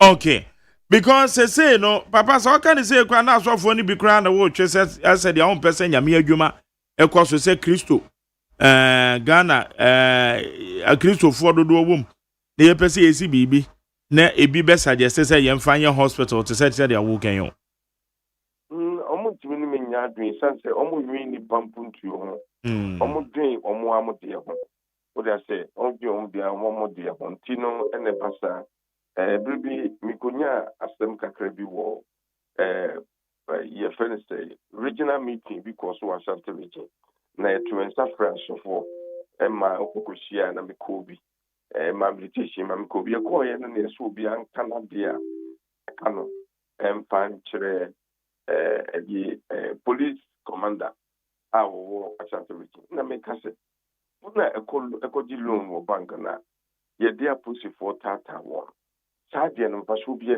be bre dwane frifie ja ema ene ti mesese se obi ko di loan ni ada de basana mon kan che bank for ne se ni pan di loan so ya de kokot on fa no kokot ni ya se apusi fo ni economy ni pa le dwane na ne ma wo fi na emwa toria ai ebi ene wa so ba agbaji loan mi so ba so be bi agbaji loan but what is that in the society is what I'm talking about and I'm saying mo nya papa muni agimpa lo no ko je no de te ba beto ko re ma wo wonya kutu abonya tai abo ane wo de etetama enso no nwine omudie hu mudwene mudie hu ene ehia bambo e wo ba bi atso no wo no eno na mudwene ba munwi ni pam nti sa me would say about 90% of a person in this country na kasano yenwi ni pam put yo ye dwen wo mo kasa ho entina ombo bi omo kasa e de ma ombo no odwen ni pam put yo a nka wo ni cathedral remun ka abedwene se ayaresa any adwuma ɛna obɛgyina m'anim nti ɔmbɛka biara ɔmonka me deɛ megyina baabi abiara. Okay. Papa na budget your photo samfo de ebre yen so far emu samto say. Ɛyɛ menim sɛ a journey of 1,000 miles begin with a step. Kakra mehu sɛ nneɛma ayɛ stable kakra nti nkokuro mu sɛ ano yɛnhwɛ deɛ wɔmbɛtumi ayɛ de aboa yɛn ɛsiane sɛ sɛ yɛhwɛ mpɛmpɛnsoɔ a ɔman no kɔ no ɛne sɛ baabiara yɛ din kama na yɛn nneɛma so bi ɛboɔ no aba fam na ɔman mufoɔ ntimamufoɔ no bebree ne suban ɛsiane sɛ ɛne sɛ na dollar ɛwɔ soro ɛna ne yɛtɔ mmɔ bɔtɔ sɛ mpo ɛna aba fam ɛnso no ɔnyɛ ɔmadwene sɛ bi a ɔmbɛtete nneɛma so wɔ mu ama nneɛma akɔ fam ama nkɔfoɔ ɛnso ɛho aha wɔn nti ayɛ te sɛ obi ebu ne yɔnko ɛno ne adeɛ a yɛpɛ sɛ ɔman mu mpanyinfoɔ no so nkɔ abɔnten mpanyinfoɔ no tinsim standard board foɔ ne ho ahoafoɔ yi ɛntinsim na ɔmo so nkɔ dwom kɔhwɛ prices na ɔmo hwɛ kwampa ɛbɛfa so a ebetuma Ghana suban bi nti na ma gyegye runs by ɔbɛyɛ control price no sɛ ɔbɛkae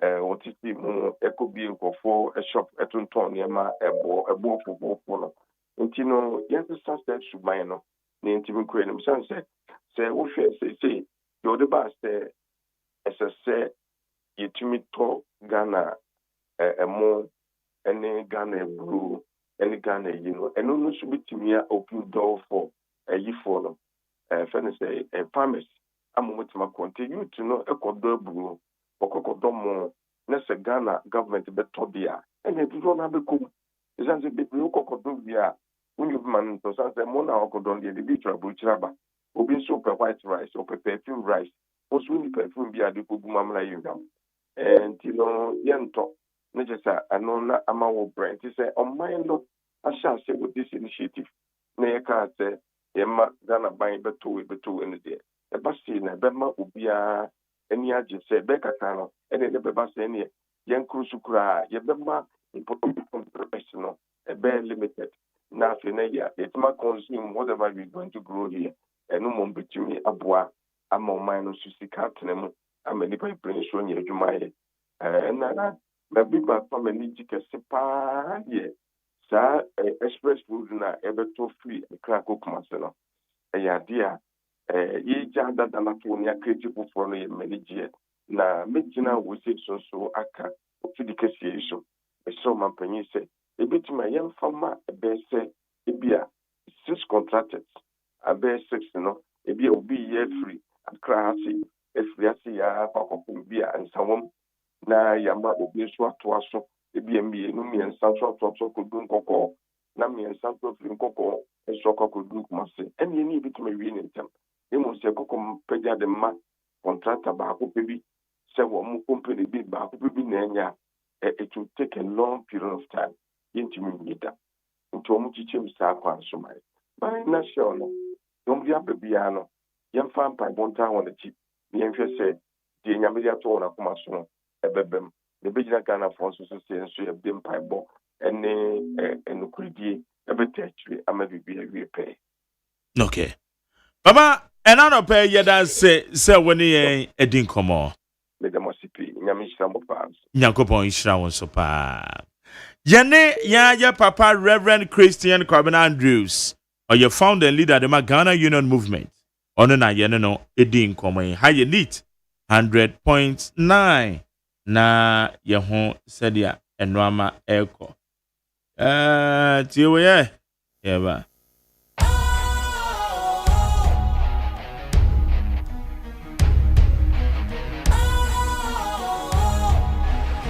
A new look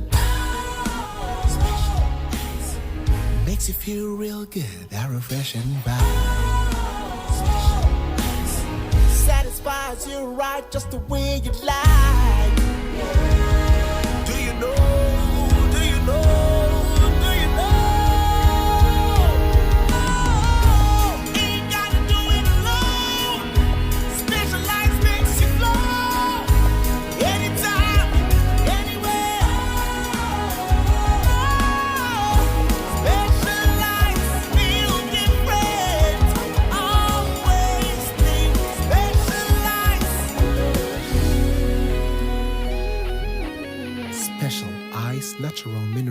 water. Feel different. Think special. This advertisement has been vetted and approved by the FDA. Hey, catch it. Listen in here. And you ma beto to dia me baba no hwade no. Hwem so betumi a. Hey, asew. Hey, now beka. Ya John to mami ensa duku portmanteau. This way chocolate drink. Na kan wo hwe afibia so beri ni waware ne a. This way chocolate drink. Na kan sia. Oh, asew. Udan kwanu tumu ho. Me be mo anu nsu hye kura dia ka ho. Uhwe dia wapi ho. Ukasa batete. Eda fom ho. This way chocolate drink.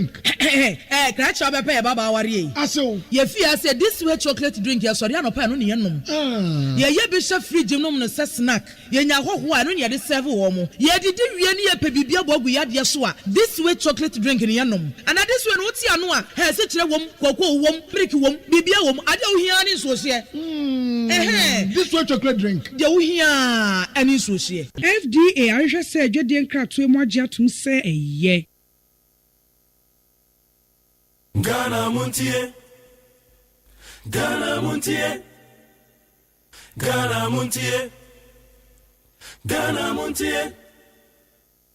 Okay, yankwa ni Ghana Montie suni on 100.9. Agoza, yankwa. My Jerry na mikra daily gist eno nkomo ya na me ni wudi ya software ye amansan chiame.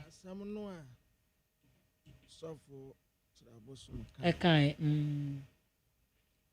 won't say. Or my teacher and the yan. Sometimes I wish to say I have some magic be, and I say me will power be. Nanka me demon sabo mu pa no my nasasa.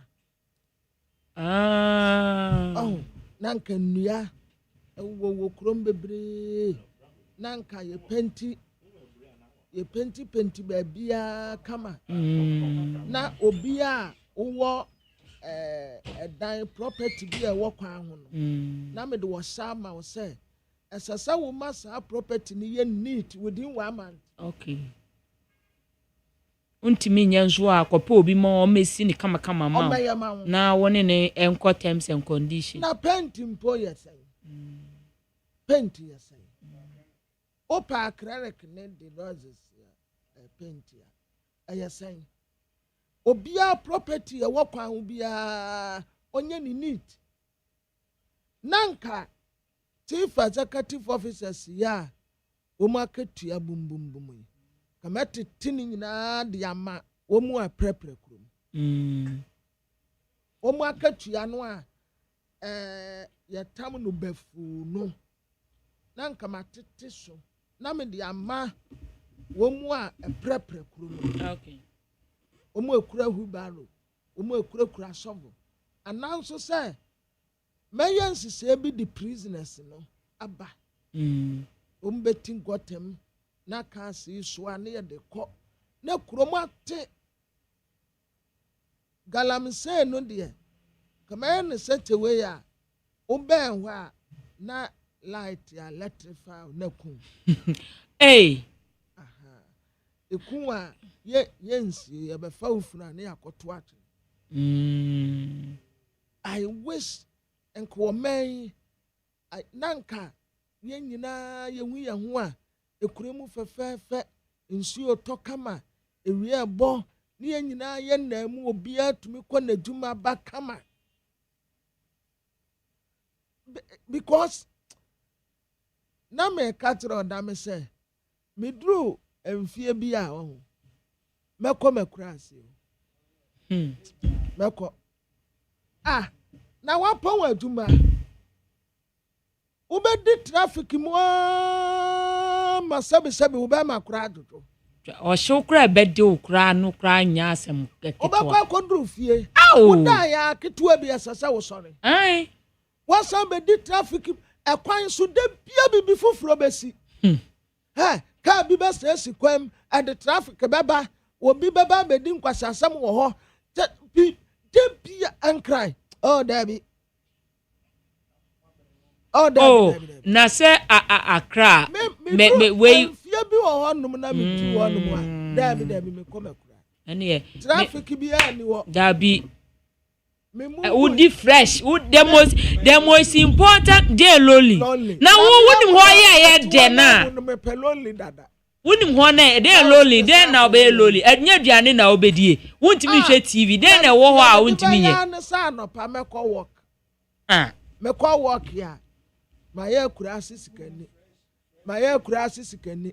Ya to akwala di ya me. We are befra. Ya ba for ya me. Who know ni? Yeah, yes, say ya na si wo. E ho no crown polo who here sika kitu abi na dey business. E whole business store rent.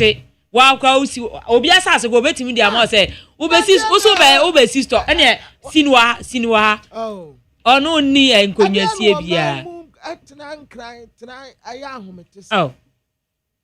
Wo free nkran, wo si wo kokuma ase a. Wo be kwa akodu no ahomete.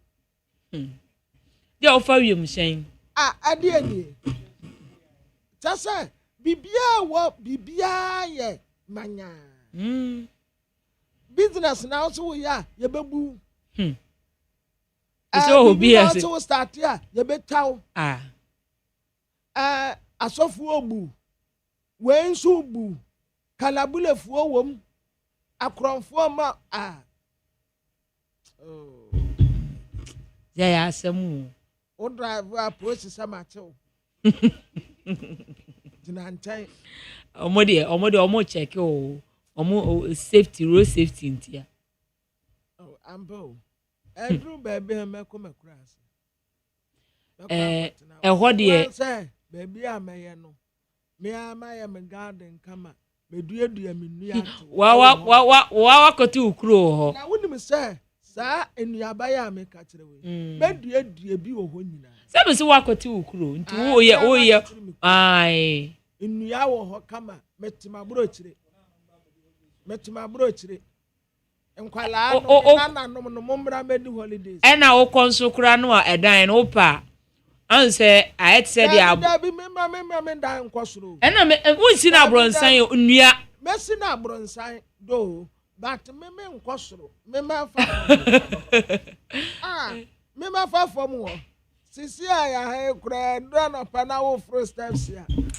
Wo akokura wa send America now office amebo. I will send now waso koto. Ade me say na de am say na wo prophecy me say na me do so me say me homemate me do so na me say eh me nyambo abasiri wai anu me koto je we nyambo abasiri me say okay kapo esia press here. Sa wo ba wo mfie kire wo mu etie obi abeso me say ase wo fro steps ya me nim se me ya na dura na jo a ya soma nkofo di ya be bro na yo osola ohonam nyina ya o ya what to nyina ya o ya say what is this wo fo steps ewa ha bedru suru a afa wo se ukoto dem nyina ase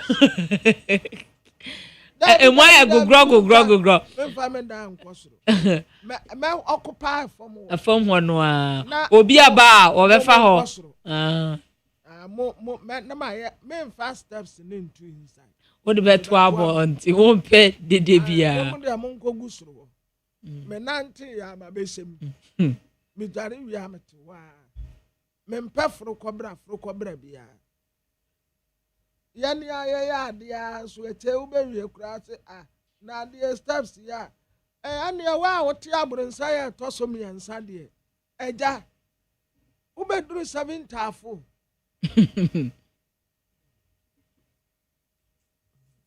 everything I love is killing me.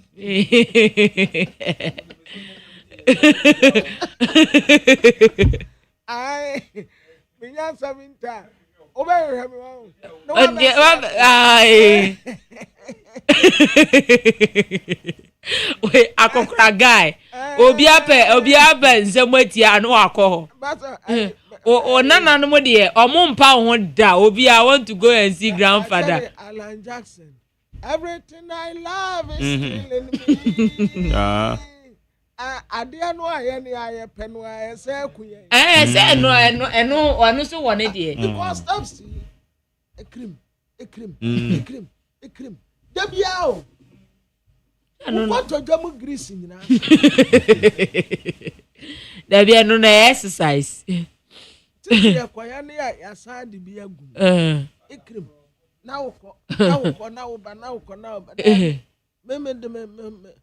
me si afomu na na makupa na ma yesoro na ma monko na mentina animo oh but nyamianim no krani sometimes the wotena sidin pa yemo ayatena krase da no de we imagine a ohwa na se wani age aye galamse no na se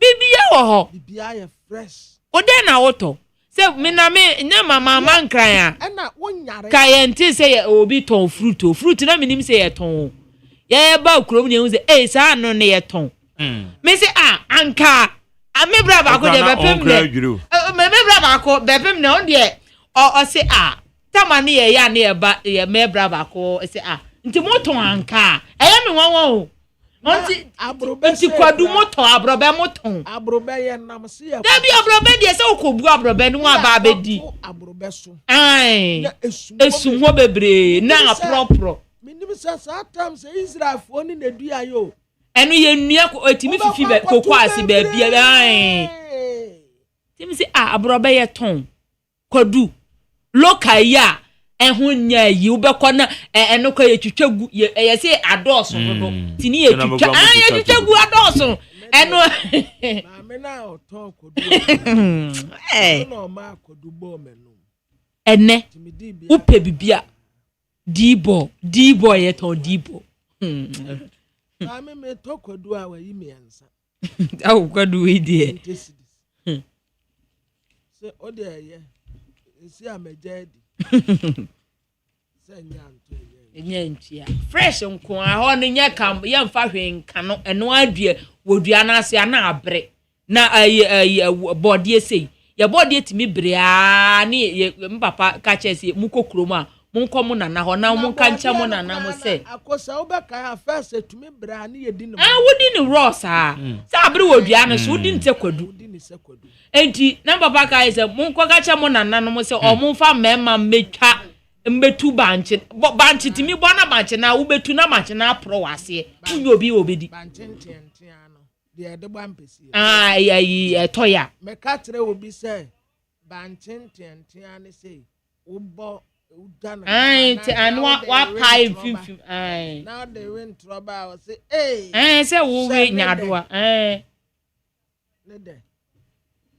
and now Mr. President expressway no a wo ye no and the young fat train so nka ho say train o express train kanu de aye fast Tinka train no see you train na so be kokuma se kuma se there 4 hours have to tinka train be disen train kwan so krampo yemre no see they say ekwantia bi train there yenya ka ho is the best because no so de nka say nu dwane o atena wa ma abrofu ya be pa ye ho adi omukokra ye hu omukokra ai obi ko China bai obedu ye no se na ahe na mutie ye kuro o wo mu kokora ya wo mu atibaye 100 years and the omu do omuko wo mu kokora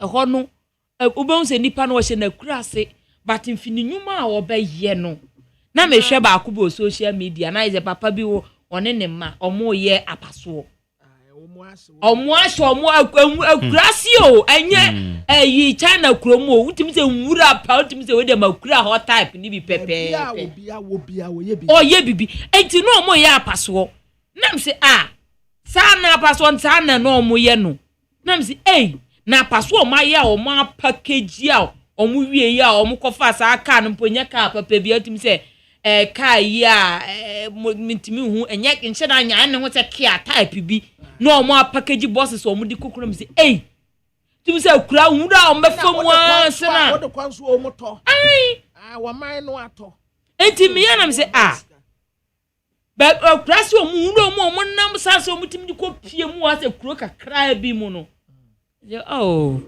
but be ya me oja no anu ye de be hye nkran be ndey edin ama ya beginning no ananka omo man fidi nyuma no du ko ye mu a na me akura me nim nipa a obetwa asa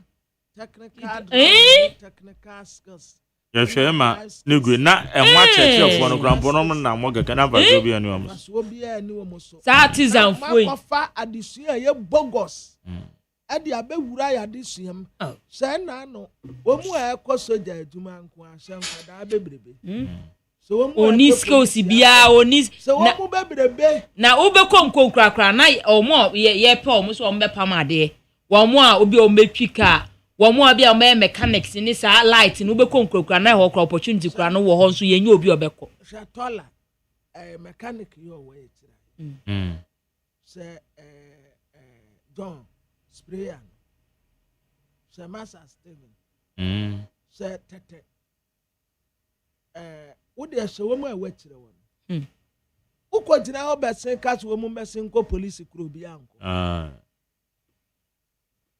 na za na juma na no ye ne de wunim sika wo benya na John sprayer no o spray ka ba kwa wunim sika oje ai obaje wunim sika oje carpenter ni bi Monday no ojina anim ha ya oba men tempo wunim sika wo moje hwe o ye wurufu wunim sika wo moje no de nye bete na book pen na comedy wo mu mfifire nko ana betew o school ni wie nso a obon say why say anything ba me kwamra enye me manko school anka mesua adwuma na school no kura no ye kosua sisi ane dodo na o kosua bia eje say na wo kan adwuma sua kwa say yen time na de na technical education na ni ho o technical education avoid voice o ma bon enso ene wo na wo ye no ama da bia me nka mini pay am so no ye shit ai atwumole sisi a waka ma na di kura committee yo we tachu mole nka na ye de sere no wo e just order mem e je tachu mole we enso no na ye shito ya makwan bi ona na ewuska ya makwan ya ska gugu no na amafo ko no abosen abo ensa no adwuma ne de me de me ba wo ko school said den o makwan ya ko sua adwuma da ho o be me ma o metena fie o makwan ya se me pese wo be se me ma wo the best o de ene me nko ye be in collaboration ye be ko but minim se bi e bedu ba bi no wa be hu se na sika ba obotom no o ma me ayire no ho aboka hwe wa awie university na fe wase aba betena fie se wo se adwuma oni skills bia se wa ko sua book boys wa ko sua ai university no na mo so wonim hwe se wonim hwe na uba ne de se na no se no ensa no adwuma na uba na ni sika nim ena wonim sika o munya uba droppers no wonim say scraps enra me scrap dealers ebe fia scrap dealers womo say womo universities polytechnics womo wo just womo wie school kuta degrees womo nyina scrap dealers eno mo de bo adwuma e de nya wo sika hwe sade ase enti in fact if foundation ni de nyame ye wado na se wunya u de school ni de wo ye nyim firim but I was a wo de wo be ya wo de nsa no adwuma bi e betato wo ko o ma kwan na ko sua adwuma wo be wie from class 3 na kula na shaase no a wo timi hu bibia yi wo ma na shaase okay ya de ye han ye ho saa bi mu agosia madam fo bi ye friend no ye lawyer Eugene Chireme ne papa ye openye ade Chireme ya me adomo china no mo ye na giye o police headquarters wo mo social fitness center o ya me adomo china so lawyer Eugene Chireme me nyonko pa no e ma no abusua hyede wate ya me adomo china no ya me de chen ya ye ba beta wachi na bibia akoyie kama so ra ade Chireme abusua ma mo hyede ba na say teacher nkuma se Yo, Medanas. Medanas pa. Medanas. Some. Teacher for na some na work. Yeah. Ya ma wo mo clearance.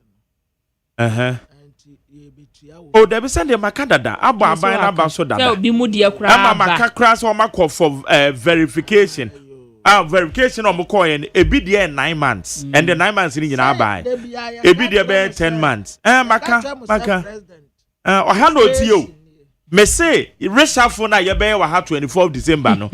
You see next year now. Mo de mbeka say ye kai. Na Majari so oni ankofu odipa. Me say nyame ya 24th no president onko office ntemu. Obetie ye ansa na wako. Samoni ankofu odi no. Besa akoka kire no. Any one. I will say wono no. Ase me akoka kire no. Wani hu me. Debi. Obi aso ko beto nyoma e de na akire no. Na boys no. I bet you. Na bayaba. Who bet you? Yeah.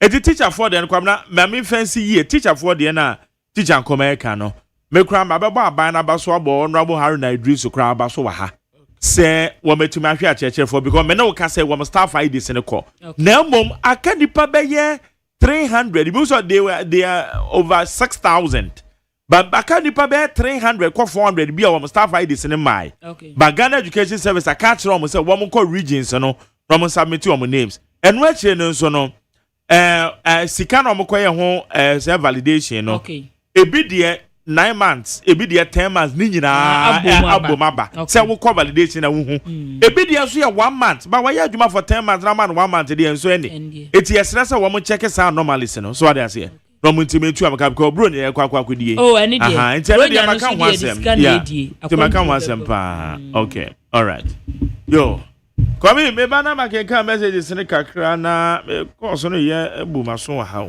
eba. Kwame mo so akoso audio so me ba se ye. Okay. Abusia for ye. Ghana Montie.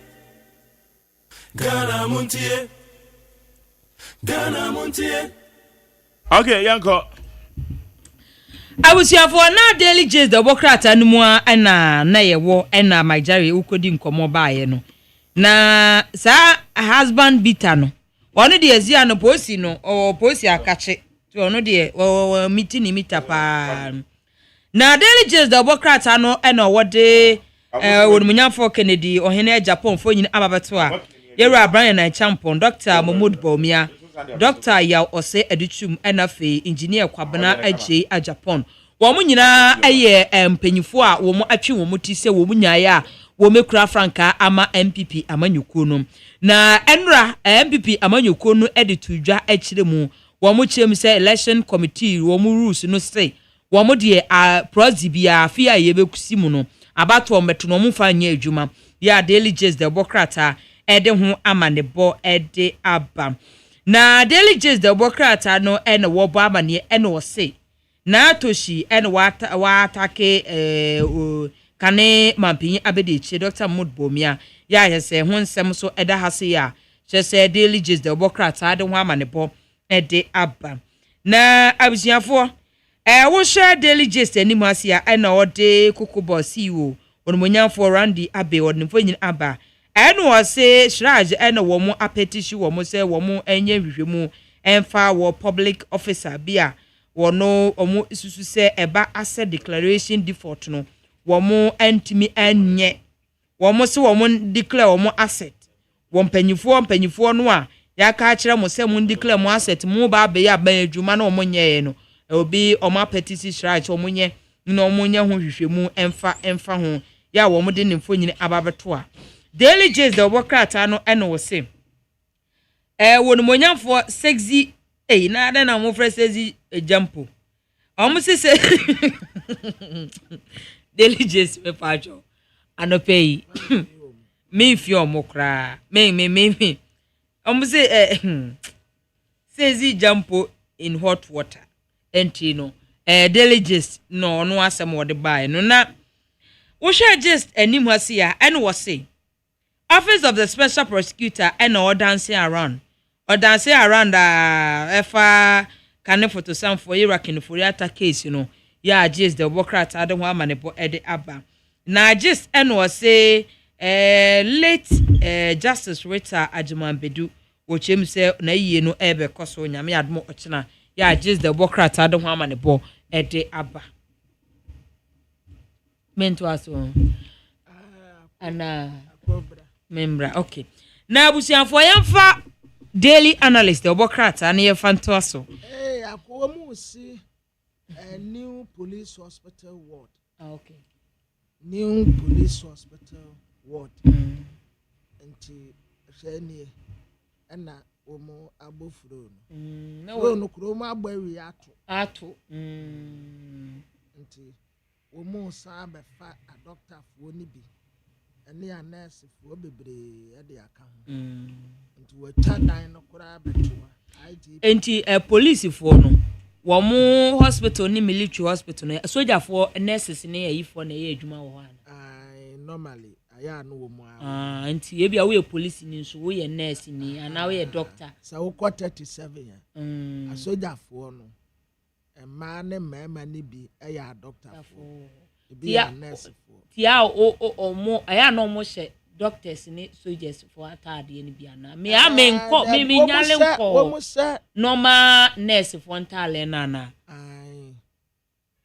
wo mo se okay se na me ni se bia nko be she soldier atade na wo de kokko ye mfa nko tia anti wo ye soldier ni kura na ye doctor o kosa ya de a o be she white wo be se uniform Aminim say nka ya na omo sai me nko hoda me na police so me hospital me my Jerry be chire mu maye o ko military hospitals ni police hospital na ya na omo ye doctors ni nurses no ya omo she police for ni soldier antade na Debe omo she soldier antade to omo so dresses and nurses na soldier antade da wo de ko gina for what say bia Debe anye bia asem enye bia asem won ya me nim na me bisa Debe entesa wo mo she soldier antade an shewe and to kwa o address as a medical practitioner o address is a medical practitioner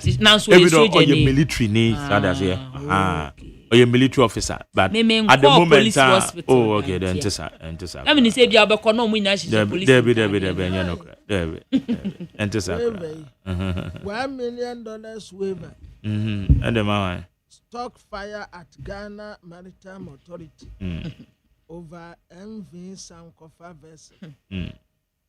Minister of Trade and Industries. Oh my there.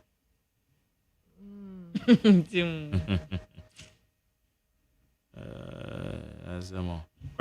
Messages. All right, how you need 100 points na my yanking kind messages in bi na yanko enim. Kakra. Some more. Okay, mami fa na je kwabna bi odi free poku ase. Say we've all seen that the economy, money and buying and selling of goods is doing well under the watch of a finance minister. There be a financial minister. They say you're trying to say a finance minister. Honorable Kessler to Forsen and President Order. Whatever in terms of financial minister, the anything. So we are expecting something good from the 2025 budget. We want the budget to reduce the cost of fuel, import duties, taxes, rent fees, etc. Okay, that's it. Achim Wedi, watching live from Basildon in the UK. OSEI, I salute Ghana Armed Forces for regulating its enlistment screening after the tragedy. However, they should ensure all victims are properly compensated. Also, Dr. Brian Echampo. Where's McJerry, please? This assaulted Bruhaha. I commend the cameraman who brought this footage to light. Again, the necessary punishment must be applied accordingly. Kojo Trumpet, tasty aspect fast food. Mystic Wonder, so Furata and other suspected criminals in the MPP should avail themselves for investigations and prosecution. Why is Oferata running away from his own shoulder? The economy is moving from stabilization to acceleration. Ghana will work again under the able leadership of the tried and tested President John Mahama. Okay. And then,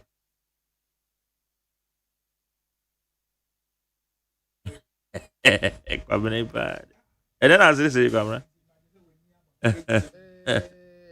Obi send this and do messages.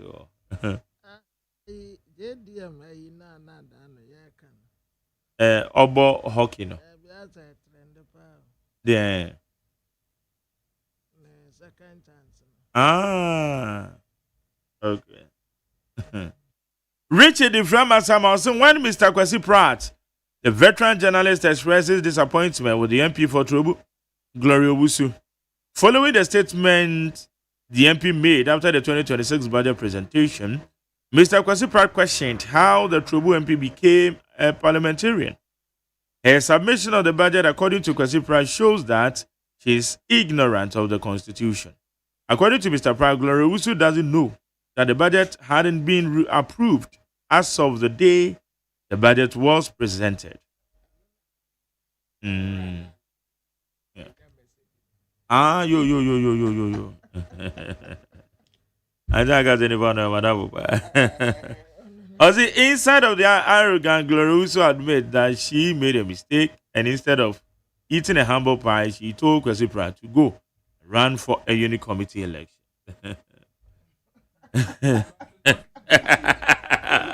And I said it here, no credit. Because running elections and easy to be MP enough for easy. Well, so for the past 3 months, our town has received no water supply from Ghana Water Company Limited.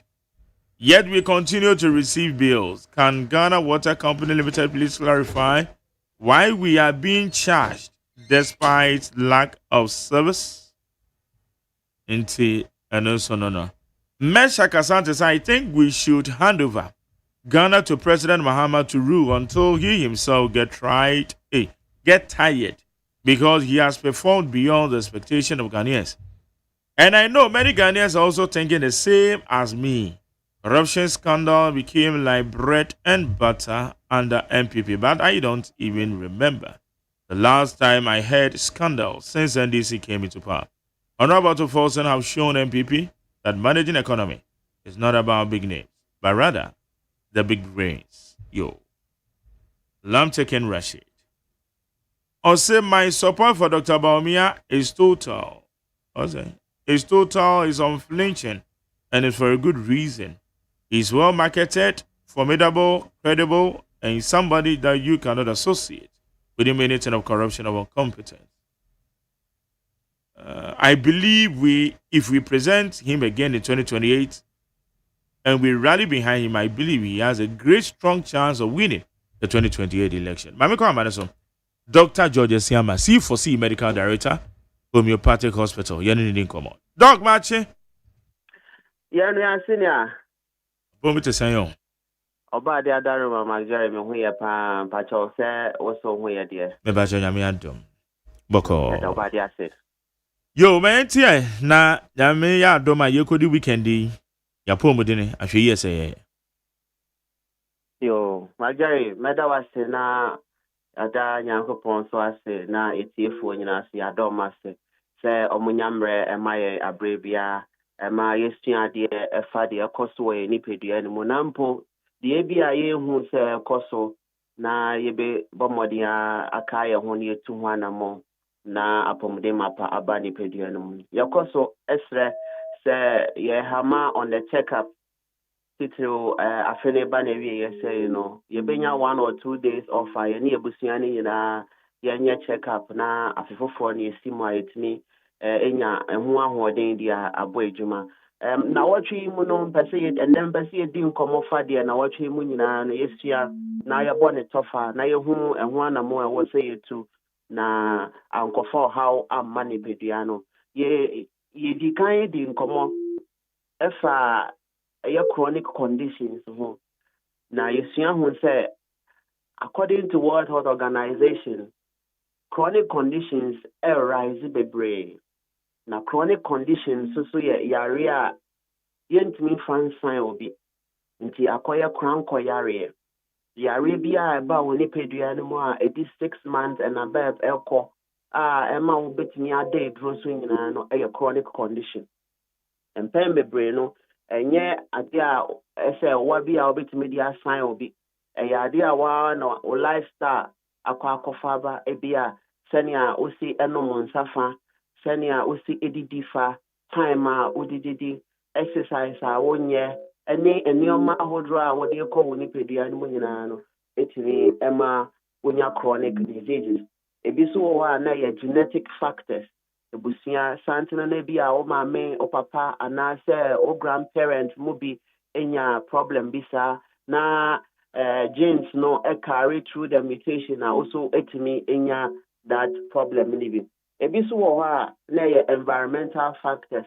anaasɛ mpo yɛ behavior sɛnea yɛ ni nneɛma a yɛtaa yɛ bebree adeɛ bi wɔ hɔ a woyɛ no continuously a then your brain begins to record it ne nyinaa no ɛyɛ nneɛma a etumi ɛkɔfa problems with chronic condition ɛba nti yɛka sɛ chronic conditions no ebi ɛne sɛ diabetes na kyerɛ sɛ wɔsikyire a ɛwɔ wɔ nipadua no mu a ɛwɔ sɛ ɛboa na ɛma ɛkɔ ntin no mu nyinaa ma ntin no tumi nya n'ahoɔden ɛma wotumi ɛkɔyɛ adwuma ahoɔden so etumi yɛ deɛ woyɛ nyinaa no akɔ soro dodo na ɛkɔ soro dodo a wɔ nipadua no ɛwɔ pancreas na wɔ sɛ produce insulin na insulin no ɛboa na yɛ sɛ safoa a ɛbɛbie ɛdan no ama esikyire no etumi akɔ ntin no etumi akɔ tissues ne mu ma ɔmo so ɔmɛdidi ma yɛnya ahoɔden ɛde ayɛ adwuma then so sɛ esikyire no bɛdɔɔso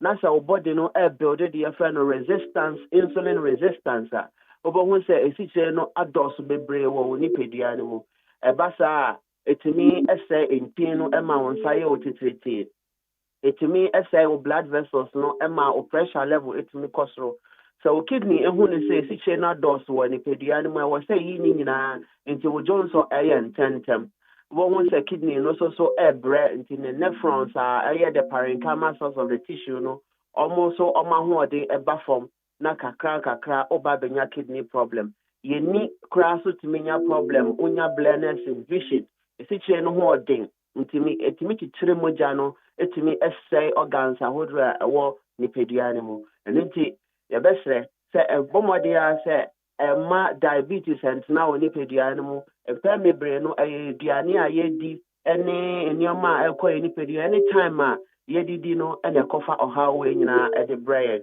sɛ diabetes ɛkyɛ wɔ nipadua no mu a ɛbɛtumi ama wonya problems with the brain etumi ma wonya stroke etumi ma wonya hemiplegia ɔfa dwodwo etumi ma wo mpo wo nan mmienu no nyinaa de kura mpo no ekuro ba wo ho kura ne kɔ no ɛden ebi kura wo yɛ bɛrima a wahoɔden wɔn mpɛ mu yera mpo ɔbaa wo feefuro kura etumi ma sɛbi nyinsɛn no ɛsɛe ne nyinaa no ɛyɛ some of the complications of diabetes na kyerɛ sɛ ɛyɛ one of the major chronic diseases a ɛha nipa nyinaa in fact gone are the days usua medical books via and I catch us if you want to fight diabetes come to Africa and I'll pay me ba ejuma no me say na me sister and me bra come now mo di nkomo about natural foods to see our free system ni mo empo na me sister ka say on nimpo say we at some point fruit kra na yeton when na na nyoma a free system ni mo nti natural foods na nka yenim say yedi wa Africa no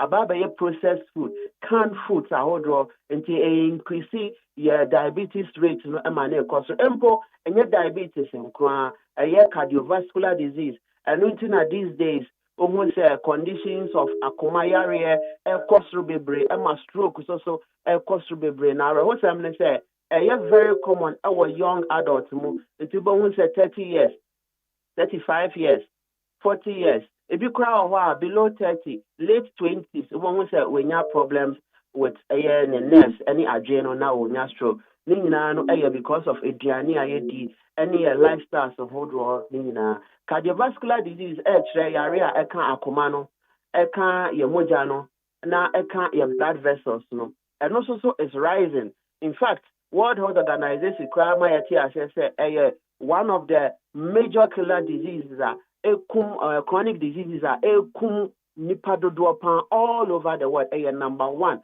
into cases of hypertension, cases of thrombosis, cases of embolism, say thrombosis, say omojano, ebobo apo say omojano take dodo because of cholesterol level, cost to be brave. Into bones emojano take, and also so into abasa unya good blood circulation. Emma moja unko intini munko adwini munko ni pediana kwa ni nyina na they are lacking their food aduane also mudinti no master to say omo problem na sa organ corona ho ode no aba form na unya emu signs and symptoms. Cardiovascular disease a major thing and also so adwene coronary diseases na adwene pa yes so ayo arthritis joint pains ni nyina no chronic diseases and also so adwene bebre asthma problems with your lungs the atiane say yedipediano if you be more naturally body no that response na was say or the ebwa masa efina be mu no nyina efrem nti say efina call lungs ni mu a body no so hu ne say mucins special cells your lungs ni mu no eto ne bo ase na produce all these amama no phlegms no so that efini nyina be settle on it na wetumi abowa na we epie so that efini a etna woni peni ani mu a ekɔ lungs ni nyina no entimi entna ebe free ni pediar menti another way your body no so fight infections any efin awodra eba ye ni pediar no so chronic condition etimi edi or how beto ni pediar so these are some of the few chronic conditions adwene bebre your system no disease see ebesre say your lifestyle incorporate the actions of exercising, of visiting regular checkups as well. They be can say exercise no and you know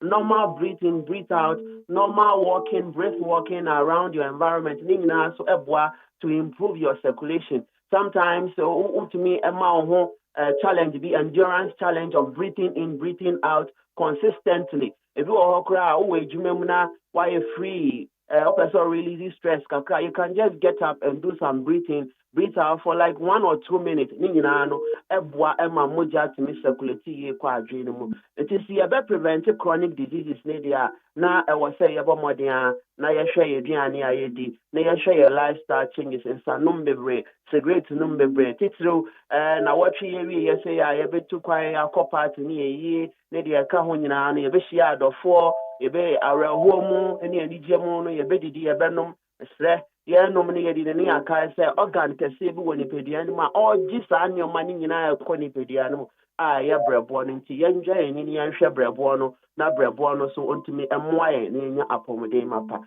ye di nkomo biom so efa brebo no function in terms of the storage of vitamins emaye ye ka say vitamins awodo brebo no store no ebuama ni pediano pa enunti na obehina livoton na livoton ekenya embrebo no ema brebo no vitamins vitamin A, vitamin E, vitamin D, vitamin K na B12 ahodo nyina all store ebua improve your circulation senia anxiety treat through B12 ebua with the coordination adwene no senia adwene besi aye ejuma your nerves yentia treat ni nyina ebua with that yes so your bones your don't penny mo ahoden no ewo form no enya vitamin D na and also so ebua ema yetimi absorb a lot of good calcium na calcium no so ama ye don't penny mo enya ahoden ya ye ni so we see no blindness in vision your vision requires short sightedness or long sightedness in here a good amount of vitamin A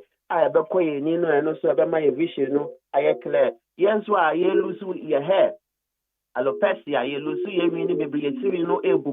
we need a lot of vitamin A, a healthy liver. And patches our liver who are from crying, into a healthy liver and I store a lot of vitamin E in my here, no one can safado, and my not just say it to me. I restore all the lost hair. There were the other apoptosis, not just say after every 120 days, your red blood cells, they have to die. They have to leave the body. Then so Say omo no went me free body ni na omo ni new ones ni ebo mu a omo multiply excessively etimi ma yenya cancer. And into your liver no what that special responsibility.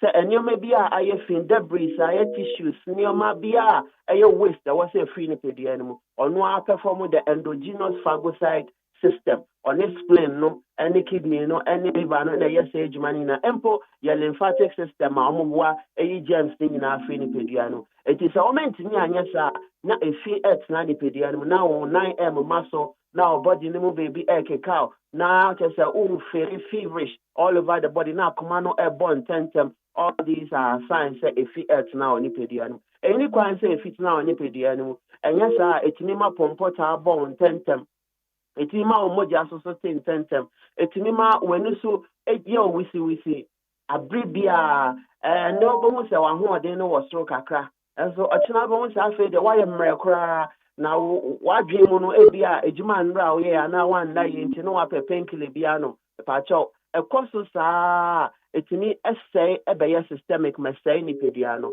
brebo ya biomukra na se ofa edro for diabetes ofa edro for yare bia ye chronica onwa na owo that phase metabolism rate not just a drug metabolism obebo modiana wa ye first phase metabolism obesoni edroni na so yi edroni mu ahoden we are breaking it down to the state our body na betini absorb the soluble state our body na betini absorb and it is a person who treat condition bia now no medro na delay in treatment check your liver ebia na liver na hoden no wo form ntimi ma the efficacy of a drone ntimi enye ejuma so obohu se oguso a wonom brebo no so ntimi enyi chemicals ni efia wo ni pediane mu ono ankasa start say obre ebedu baby na afi a drone enye ejuma kra nti wahwa first no na ofa painkiller ebe wo system no mu afo ebia 12 hours but see how far acha be 1 hour bi na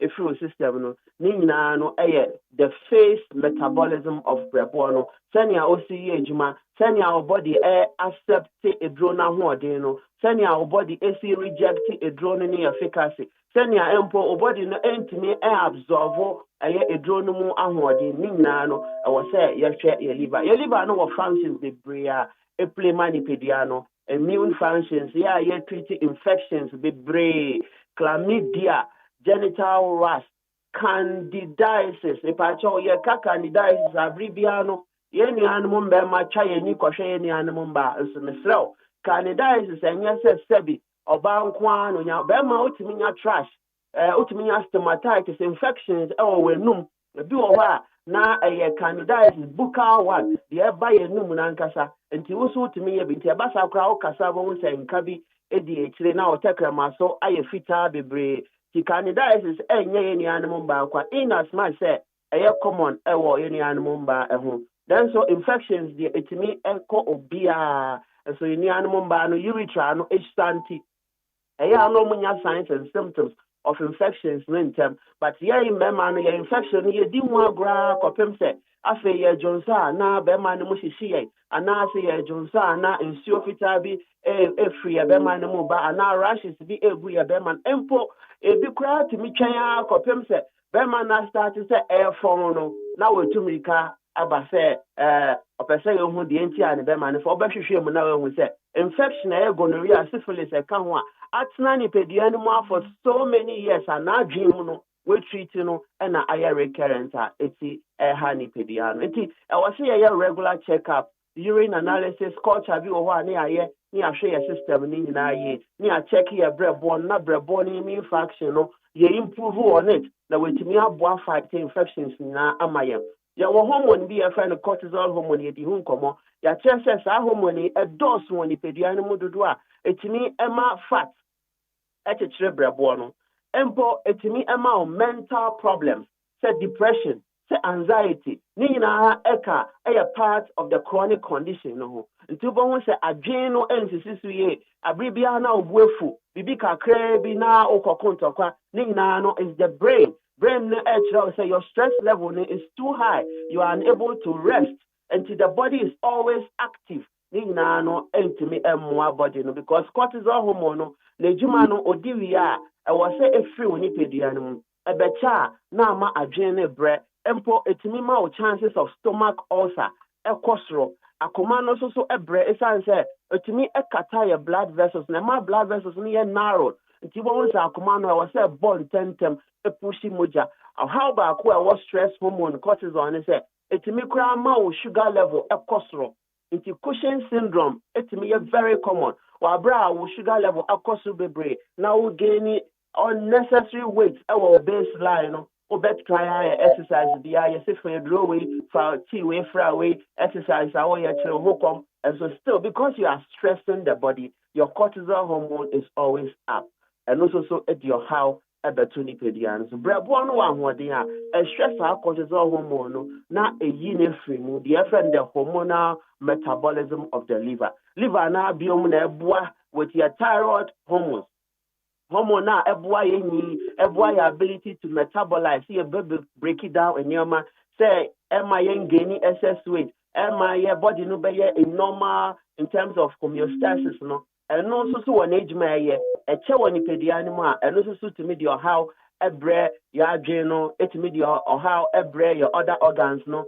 it mean kwa ema you need more than your normal age your skin no exercise your goiter your thyroid gland no crash to me by your cassia because the production cost rubebra a honey pedian ni nyina no hormones any kwan say che woni pedian and until brabo no wa hoden a ohwe sa hormones we nyina free ho na yetimi enya apomde mapa ya besre say ye ko weekend ye mpelivoton enka ye ho na ye kwa de ye bia so ye nya no in moderation na ye wie kofi a ya no livoton ne kenya brabo no na ma brebo no timi detoxify body no na efi bia ni ma hodro nyina akọ ni pediano yetimi eyi efrim mesel se frɛ number me dey to dwa no na ofra no we place you order na bebi a wo bia no ya free delivery of livoton the amount na aboa ma pomede ma paba ana wo twe se ndɛ me no wo hia bi ma ya sanso edi nkomo enije so number no ye 050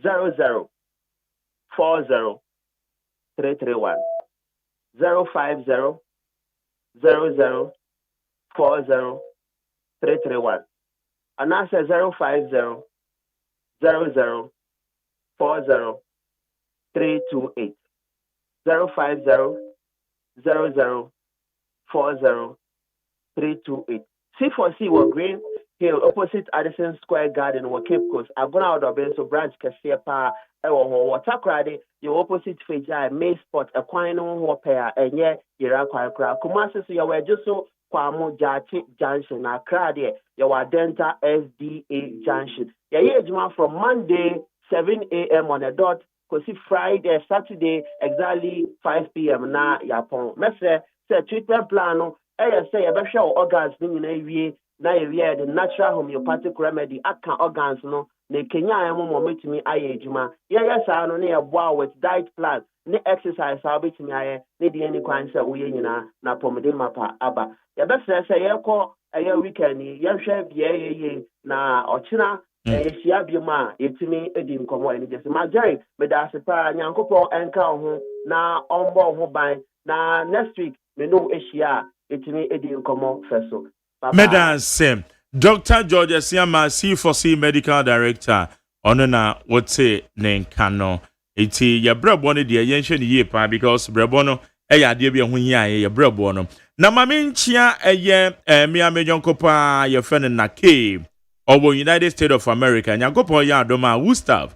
In fact, or a dinner party, papa. Gustav, just end up from cry. So, Nake. Ebibia will be right here. Mechiacha pa. US for Charlie and no abeko ye so that say US for no abeko ye pa Gustav. Bra na K the end of year dinner party no or the ebeba so. Na sanso na ye mi krom. Ai be kan bu krom a uzi your krom. Eba is here, it's we mame.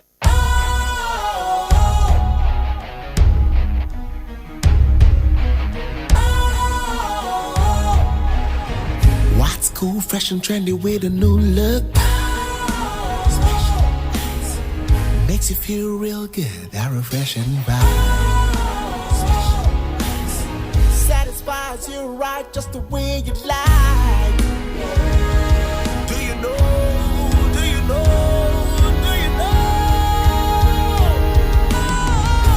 Ain't gotta do it alone.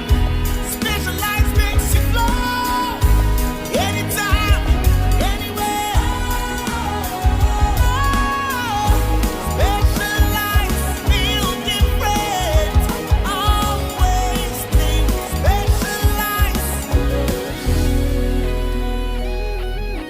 Special Ice Natural Mineral Water. Feel different. Think special. This advertisement has been vetted and approved by the FDA. Hey, catch it. Listen in here. And you ma beto to dia me baba no hwade no. Hwem so betumi a. Hey, asew. Hey, now beka. Ya John to mami ensa duku portmanteau. This way chocolate drink. Na kan wo hwe afibia nso beri ni waware ne a. This way chocolate drink. Na kan sia. Oh, asew. Udan kwanu ntumu ho. Me be mo anu nso hye kura de aka ho. Uhade e wapi ho. Ukasa batete e da fom ho. This way chocolate drink. Cratch up a baba warrior. Aso, ye fear said this way chocolate drink, yes, or no pan on yenum. Ye bishop free gymnum and snack. Ye nya ho no ye de serve womo. Ye did really a pebibia bob we had yasua. This way chocolate drink in yenum. And at this one, what's yanua? Has such a wom, cocoa wom, brick wom, bibia wom, I don't hear any so here. This way chocolate drink. You hear any so here. FDA, I just said you didn't crack to more to say a ye. Ghana Montie, Ghana Montie, Ghana Montie, Ghana Montie.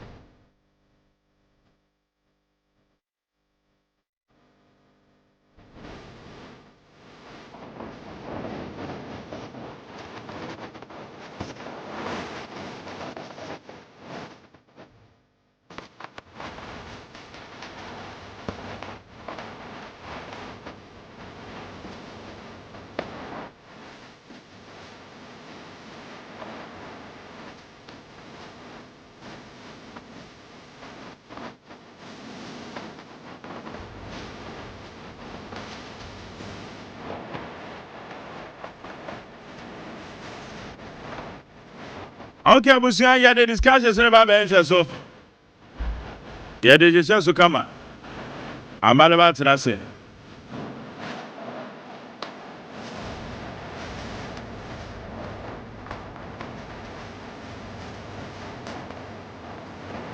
Weekly retrospect na watchi ya baba chen nsema kodo a akoso na watchi na yehu sedia etie semre de edoso amaleba tena si na ya baba behwe eye sedia etie ye bejujam ya baba bejujam amaleba oje daleze Rodi adum odem kwa cheme se de oye na no. Ya jamia se. Abeyifo ne nkrasefo mbayi. Yankopon ya adum na odi yankwa adum ye sa no a bi besie na ye ni gem kwa. Teja asadanka de omankwa. Aban papa so abanti ama Ghana bibia da din. Aban papa ba. Me de Rodi adum. Me ho de eye pa. Yeah.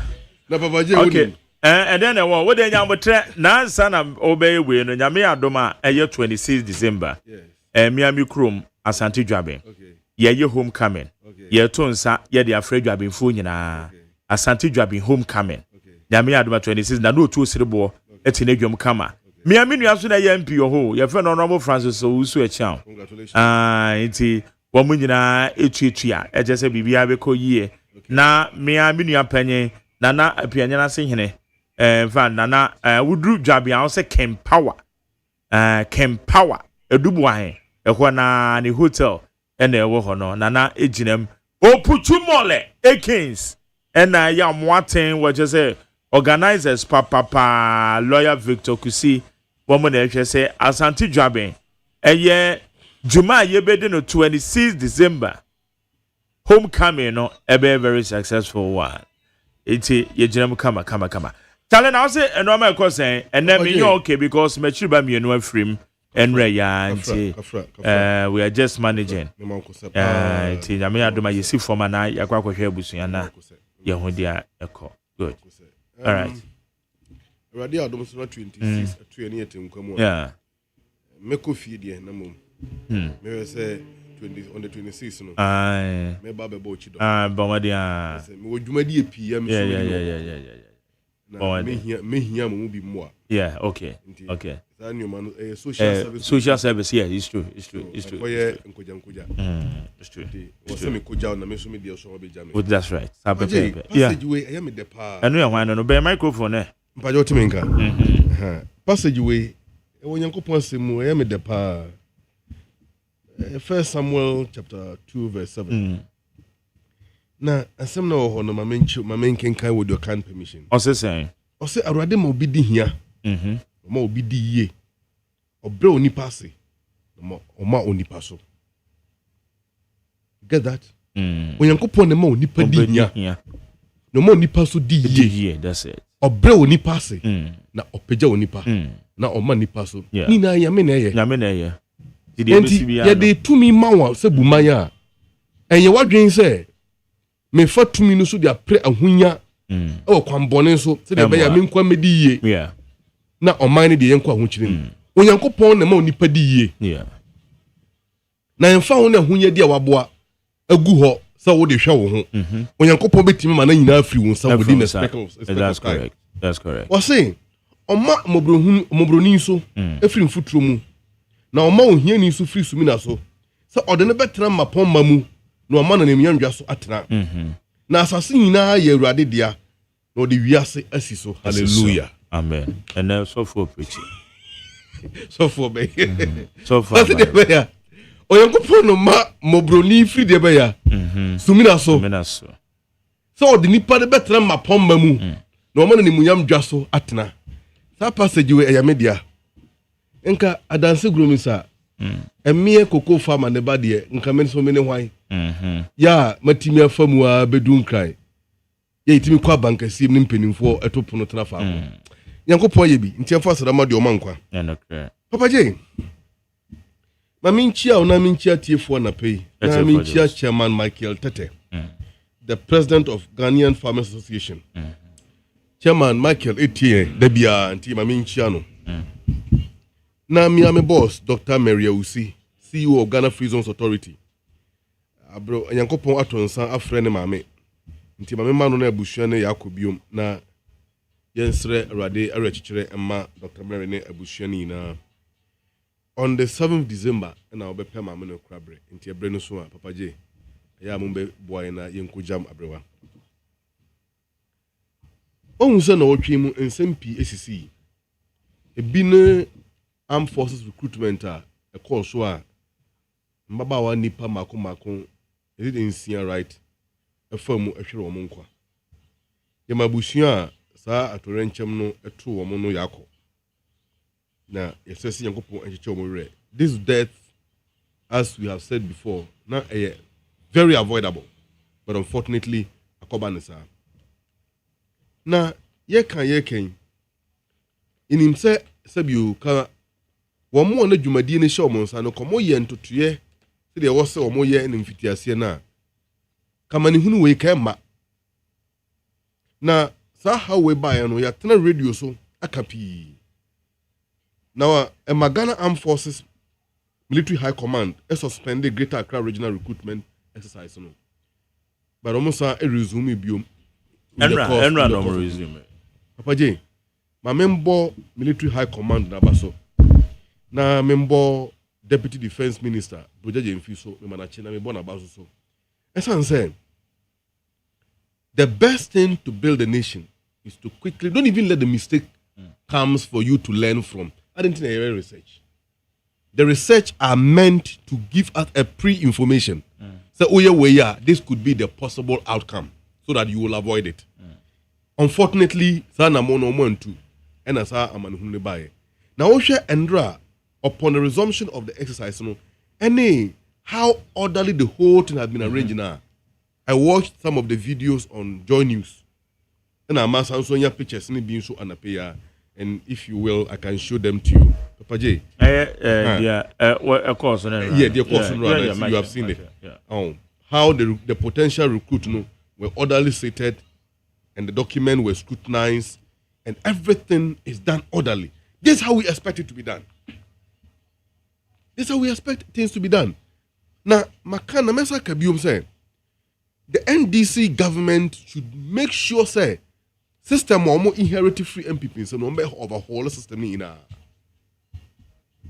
because say you overhaul the system on the basis of the principles which underpin your promise to the Ghanaian people to form this social contract for the next 4 years that we are going to reset on mine.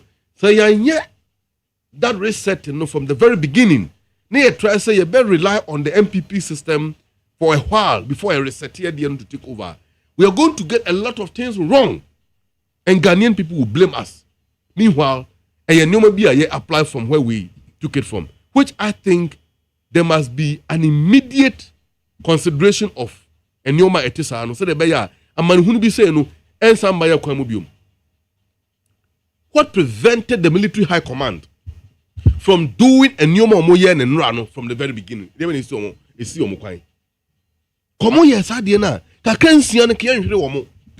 Why do you wait for someone who usually no incident BC inform me? We don't have to build a nation like that. You of course a pain, Papa J. Me mauya cause also knew we do achieve me free. Many would dimach direct Ephraim. What brand were DBF? Is it 1986 to 1989? Barely 3 years. Yeah. Very young. Ono dimach direct. Onuachi a member you by, and then me hear some member you na me kai minuana na me busa me ho se ko why ne ko no so to say. So enti obihwere ni nua I feel it, and I feel it for the family who have suffered this, in fact, gargantuan loss. I feel it for them.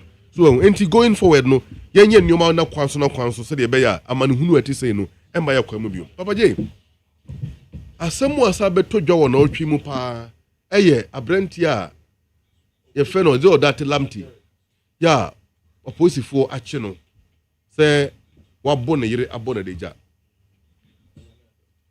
mama no ye fe no Harriet Amuzu. That is a reporter yenya se ne din eno no Now, we share the circumstances surrounding this abuse. Yeah, and there opposite for Akochi Abrente na. Mete media report about the whole issue. No, Papa Jane. Ama me yema shime. Na mewere aho kakra. Esan say nye yatene say papa no na Abrente ne yere no omote ofanko barrier. Na eyesubanya ewo nimu otaye otabro oba ne pa. Na wabo oba na kodu pempenso a oba ne fi se ne ekoi so ankobo no ho adwa wo bi manso a ne nkwa betimi afiri ne nsam nti odi pa kakra na odwa ne free efie ekotena is it adan ho for hwa na Brent no friend say ne nkwana na wagya omochi no ba ko ho dodo no na ne dinya na kwala ne bonti omra fie no mehwa kwala no sabi oba tan ya wawo ne ba e wo say wo de ayem hihye eba fie ebehwe nkwala no eno no beduru ya Brent no de nsem hunu ewo ni munti oto share no so eye ne sa enye do we. And the media report also states say Mame no adinkan a report to sansensam na ne kunu de ne fa so no several times ama Tesano police station actually here. We want the Tesano police commander to come out and tell us say asama yatin and this and if it is true and there is evidence to say say Mame no abeloge not 1 not 2 not 3 but beyond that complain about these abuses and the threat to her life. Ediama aposifo ya aposifo a omo call mandate ni se ombebo nipa eni akra ho ban omo ntu ho na mo na omo tena ho ema sa amane hunu we ka ebeto Mame no ka Yankopon di ni ho afofi a ka Brentie sabio amimfo we agi ne nkwa firi nsemu a atin se entwa yie papa je entwa yie kra. And the police should know that see, the law does not excuse matters under any circumstances. Whether marital, whatever the case may be. The moment Nipan Beba Unche Abba report say, my life is under immediate threat, it is incumbent upon the police to take a remedial action to secure the life of the person first, before any other thing. Before any other thing. But unfortunately, Harriet Amuzu Ashrenenkwa, the state have failed her. Why? Because she has reported this matter to the police and the police has reneged on their core mandate and primary duty to protect life and property. Which is very worrying. Because if the officers who are supposed to enforce the law adopted this kind of lackadaisical, lukewarm and unconcerned attitude towards possible, issues which can result in murder. Papa G, I am frightened. Harriet Amuzu could have been my sister. She could have been your sister and she could have been everybody's relative or family member. And you will see a Shuman Crawford near Shumayahu. Emra Ashonimu. Matisse said he has been remanded into custody, including 2 people. Omo try said they will assault a tenant if you are. Turn your man caution. Or try to social media. People have also tried to condemn Nipano or the video no about Bontin say I don't know, I mean what try the video about social media. She's naked and all of that. But for me, I believe it strengthens the case of the woman.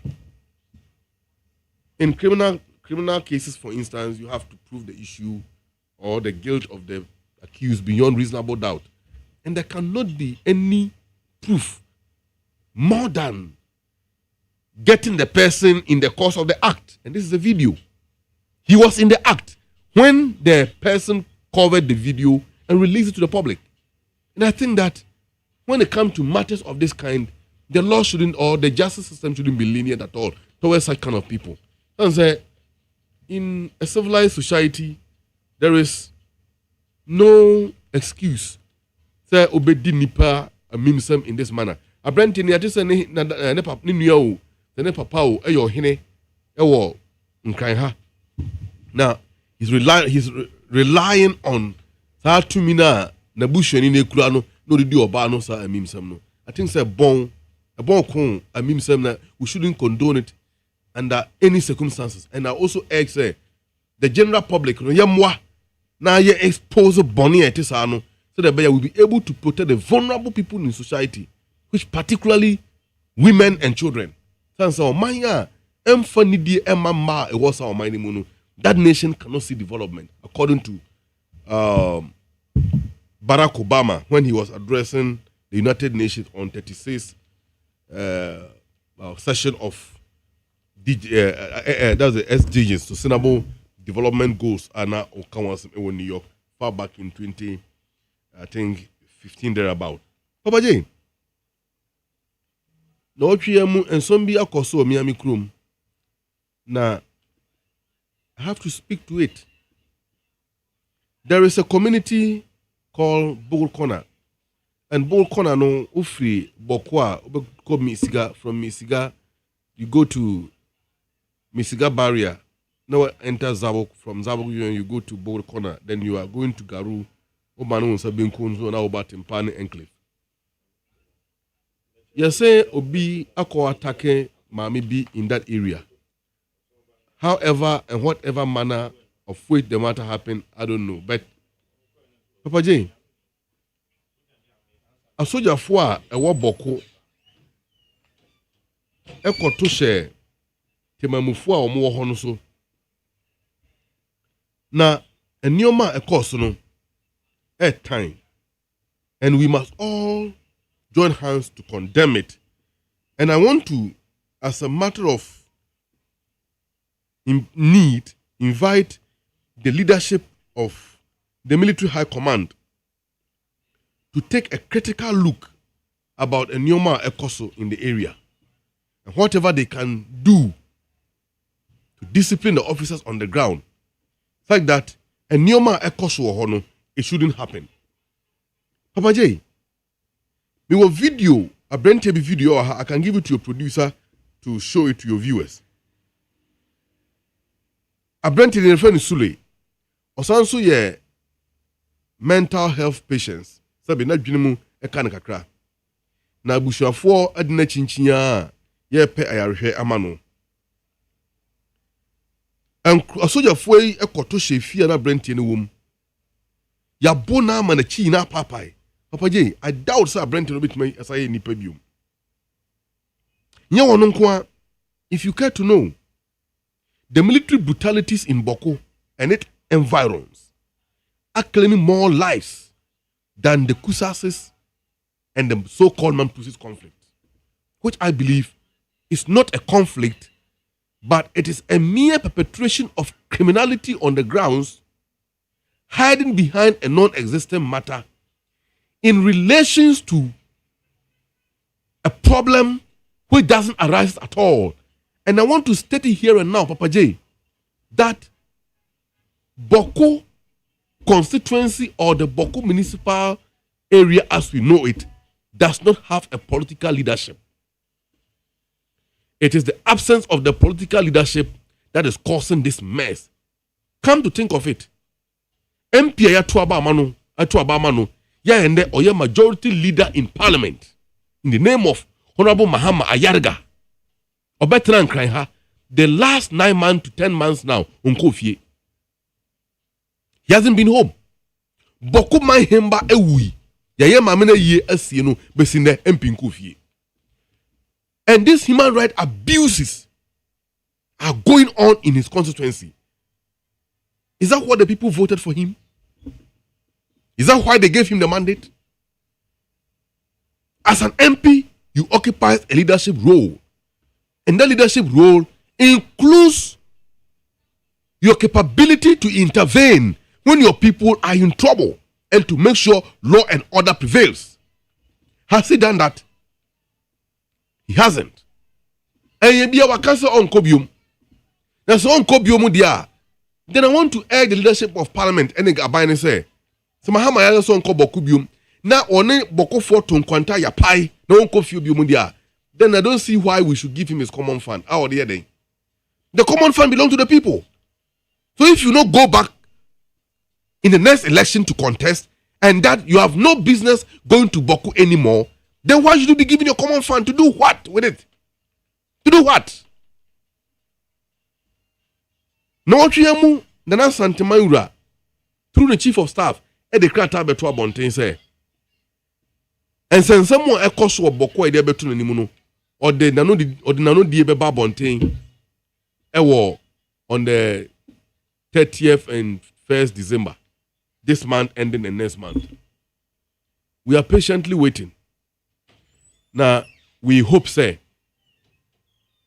the superior wisdom of Asantehene and the fundings or the recommendations or the will lead to a final rest of this matter and nip the problems in the bud. Papa J, I have maintained Boko need a strong political leadership. When we get that, the place will be peaceful. The place will be calm. It will see the progress one more time. If we had had that superior leadership politically as it's supposed to have been the case, and not incompetence as we have it now, if you think, oh, him here, Sami or Bokwa, go to court, go to National House of Chiefs. These are the forums where chieftaincy matters are adjudicated. Chieftaincy matters cannot be resolved through the barrel of gun. No. At the right time, seeing competent political leadership in Bokwa, Papa J, Boko will be a beautiful place for you to visit. And you visit Boko, and you will love the people, and you will love the place. And I want to entreat everyone to disregard any negative reportage about Boko. Boko is a beautiful town with the beautiful people. Where you go there, you see the present meeting the past and the present together, embracing the future with optimism. And the only town that embodies over 7 border countries. Someone will ask why. Because of Boko, Eko Kano state in the northern Nigeria, a very shorter, crossing Togo, Benin. From there, you can enter Burkina Faso shortly, just a stone throw.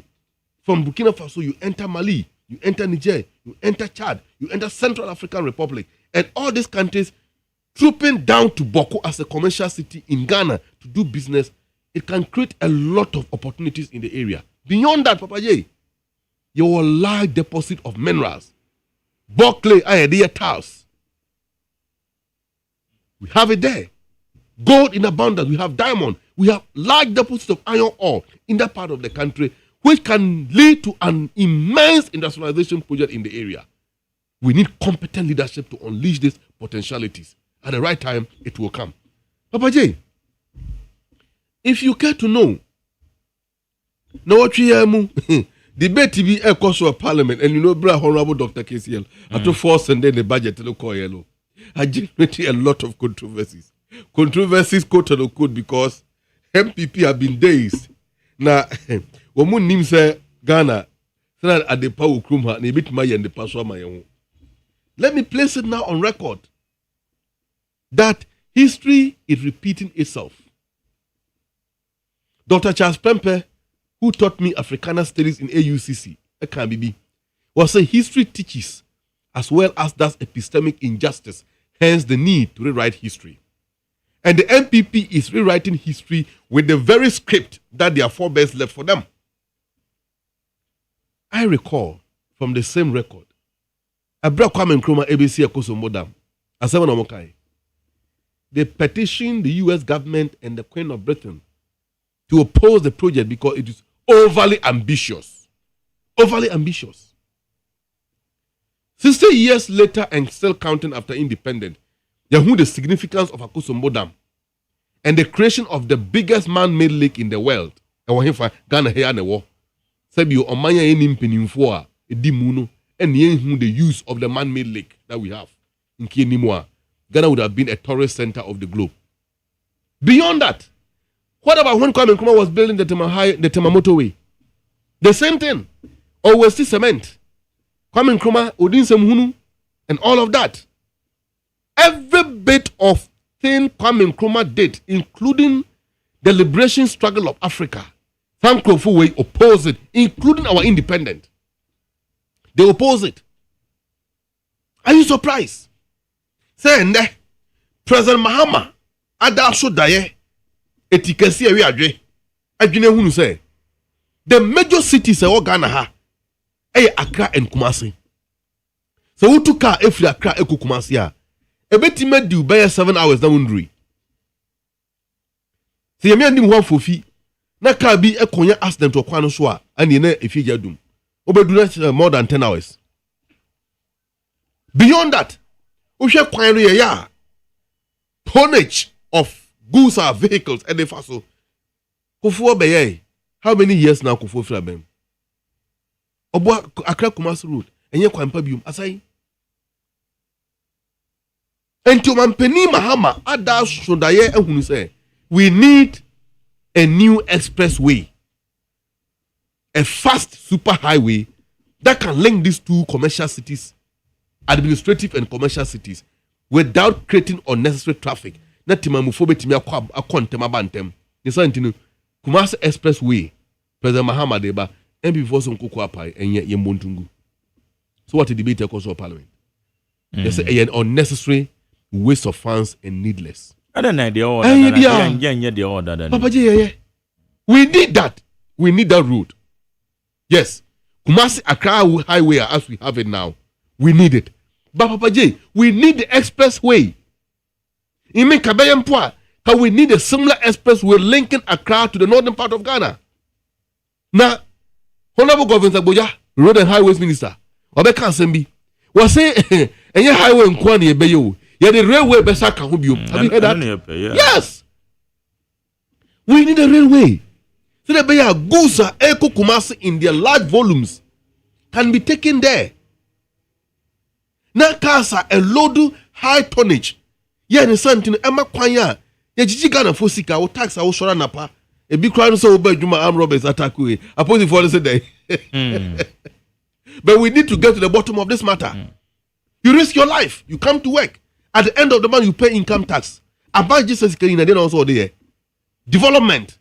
So that by you grab fear ye be you quite baby partner. You buy your grandpa, a fasho. You buy your hospital. I have said be a papa be a corner say. Obiyam kana it name kwa ebeya and then for a doctor form we need all these things that makes a country a developed country. We cannot always continue to be a national all that I need to say ye dey sabetry and say akwama no ne kopacho see here bosia. We must go beyond that. So therefore, where the NDC government led by His Excellency John Dramani Mahama is taking Ghana to, I believe that President Mahama is going to set up the moral bar of governance. And then the Bayan Sudia be to her. Now, Chinabido Mampeni be ba or say, no, Mahama ye way. Let me challenge him.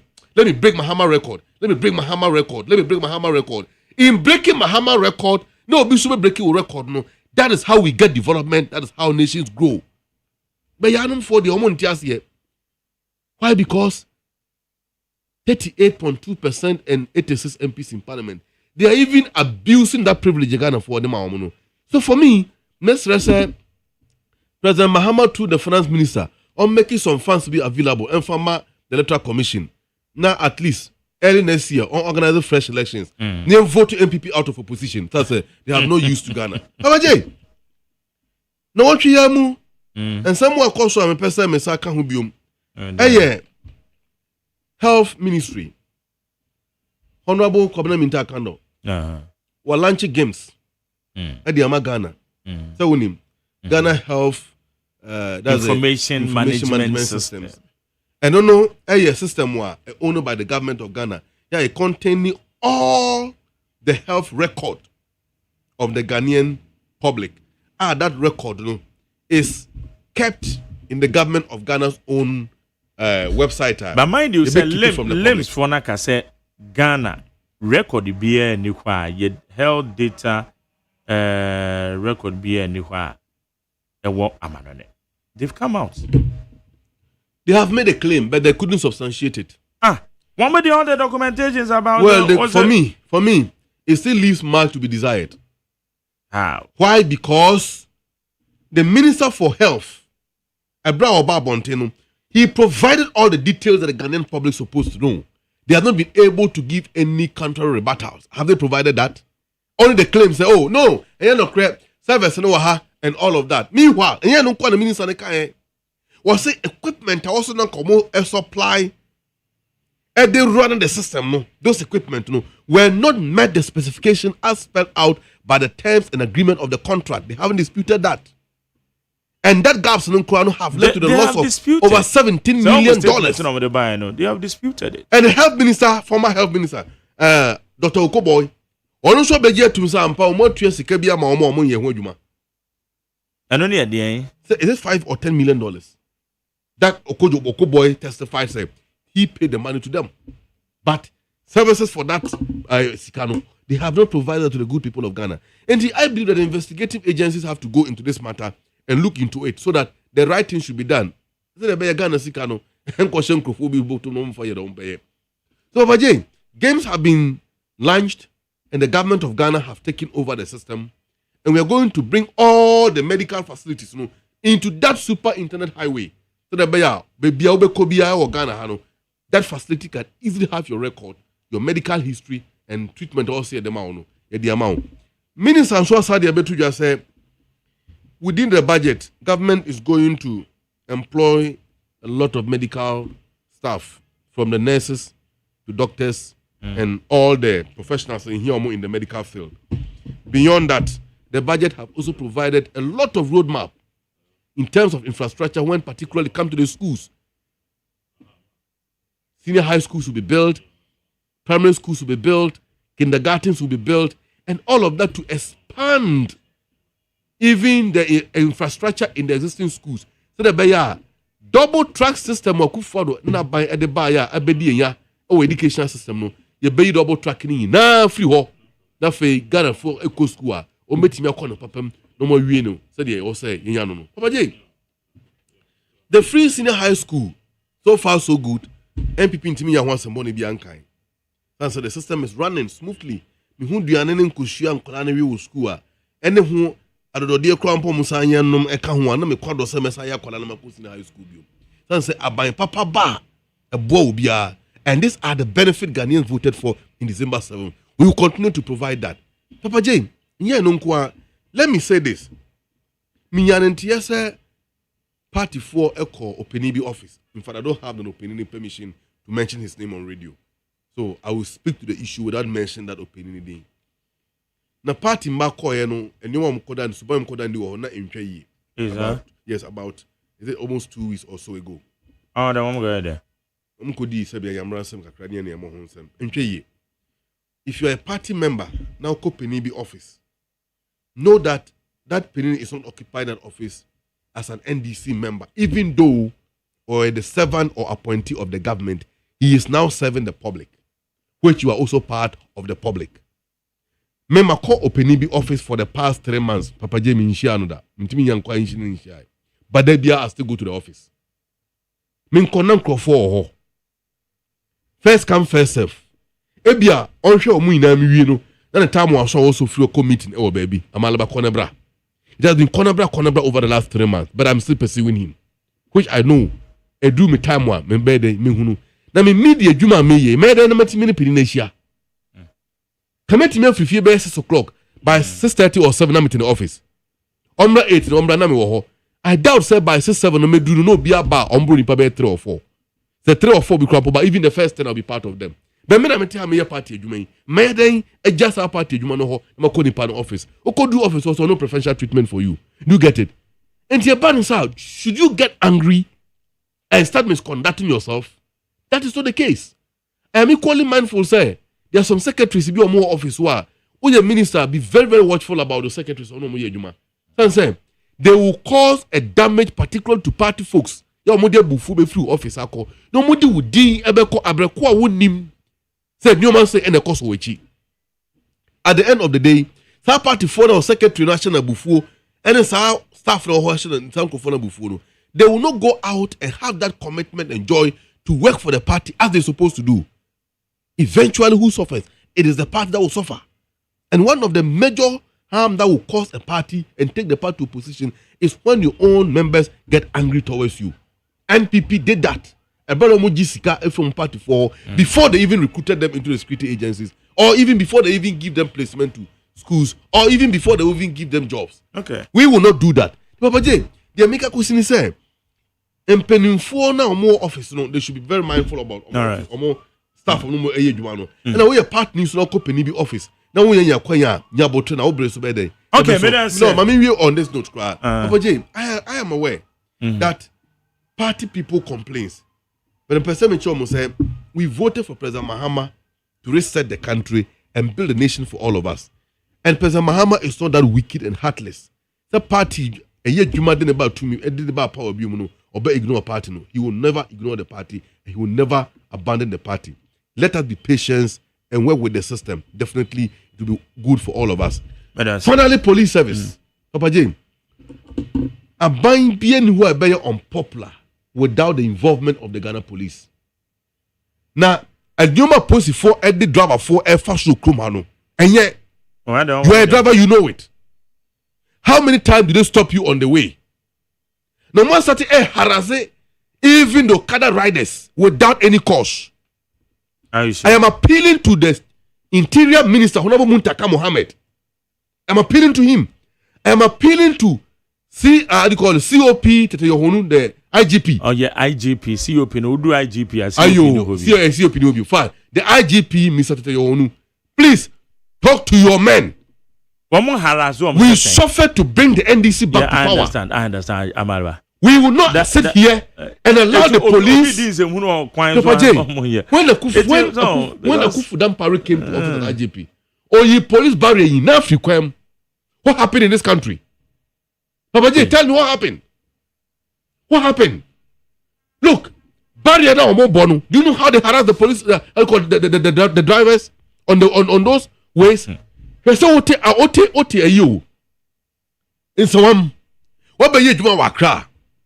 Make us ensure public transport. Which I am even looking to meet the Honorable Minister for Transport. May try na me for. Say na anybody who come. Honorable Minister, uti me na pay me chiao. But if you want to leave a legacy in your office as a hard-working transport minister, please get us a public transport. In fact, an efficient public transport system. And the Ghanaian public will be grateful to you that your tenure you were able to do that, which I believe you can do it. Therefore, we are looking forward for you to do it. And harassment. Yeah. Tapu kwase Amasama Highway no. Aposi for Bobare bi also. Edu na dwa on be 8 to 10. Traffic need to meet chia bobi bedi be over 1 hour or more. I was traffic in mu. Why? Because police barrier. E kwan no so mo yen. Okay. So why don't they wait? Say be you kwan so na mo yen sa barrier no. All right. And then you barrier do kwan mo free kwan mu a. What happened during the Kufu Dam Paris time? Okay, Madam Samalama. Mame Gwa Manoso. 0302257902. 0302257902 and 0302243540. 0302243540. Bebacho Mache. Good morning. It's you. I say it's you. ABC Cassidy Abed. Mitia mi mentor a boss ba coupe is Amaliba mi di message ama bitadame agbema ma mi fe check ese duma ju ashema for president agolo magu makadata ena anabitu ena standubi ena bige elon my jerry mi mi jame kan say ya share tesa police for no emra mama ye bunu na oba ho first second third fourth na o man ka hwe asikadi ashum tuma prep je ajum te enegana uniska yenka wasem ma ono me say IGP say on shum because mama te kuna ke kun free na somewhere abujina for who go say 1.2 billion mama kwa kwato plane he want to know who needs price of the aeroplane. What about one? Masa, Sikamu Diano, I'm going to say a course in Mupitana and his Fabiana. Oh, I go at Tom. That politics can Fabra if I go to aeroplane. Okay, Madam Sam, I'm in fact, you here. Bebato Macho. Hello, Mache. Hello. My hijacking, bye bye. ABC, my hijacking, bye bye.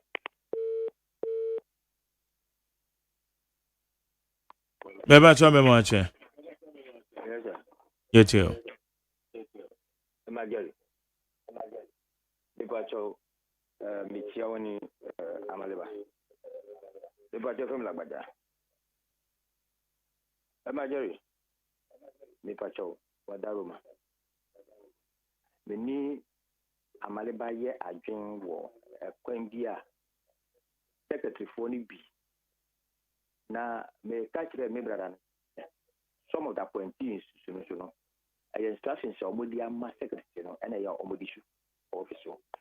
Maybe I maintain co offices there. Since I buy me the office.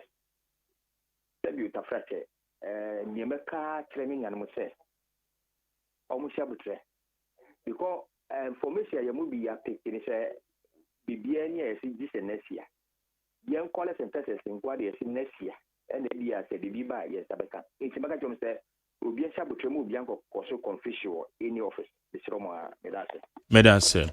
Mamefa, the honors one. Bepa Tomacho. Yeah, Jamie Brown. Yes, I eat you. Yes, I am. I'm for this when you in a relative and Chebukman of how I come see me a young for John Bodu and a general secretary incoming president. They are medical. After the Ghana for in a Chamina say, why after Namuti Ghana for Nite from Adetia, Yakusu in a Muti, Mubu, and the 2026, the 2028 above Beton, me did some better man PP because we are never corner.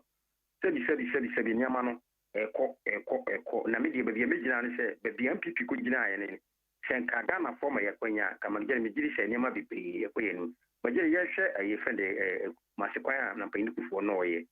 Saying you tell Travis, did you go from someone called my Ben Day? Mokoye, Guso. But there is a quani coso, say, yes, she budget among penny, or say, or the bay, friend 24 on me. Because she told the shame, no risika, or the shame, my young clam, my partner. The Duke can in a boomer. That budget, and crown, to Musa Mageri. I know, dear, I know Zukaka. Now she say, I'm see for.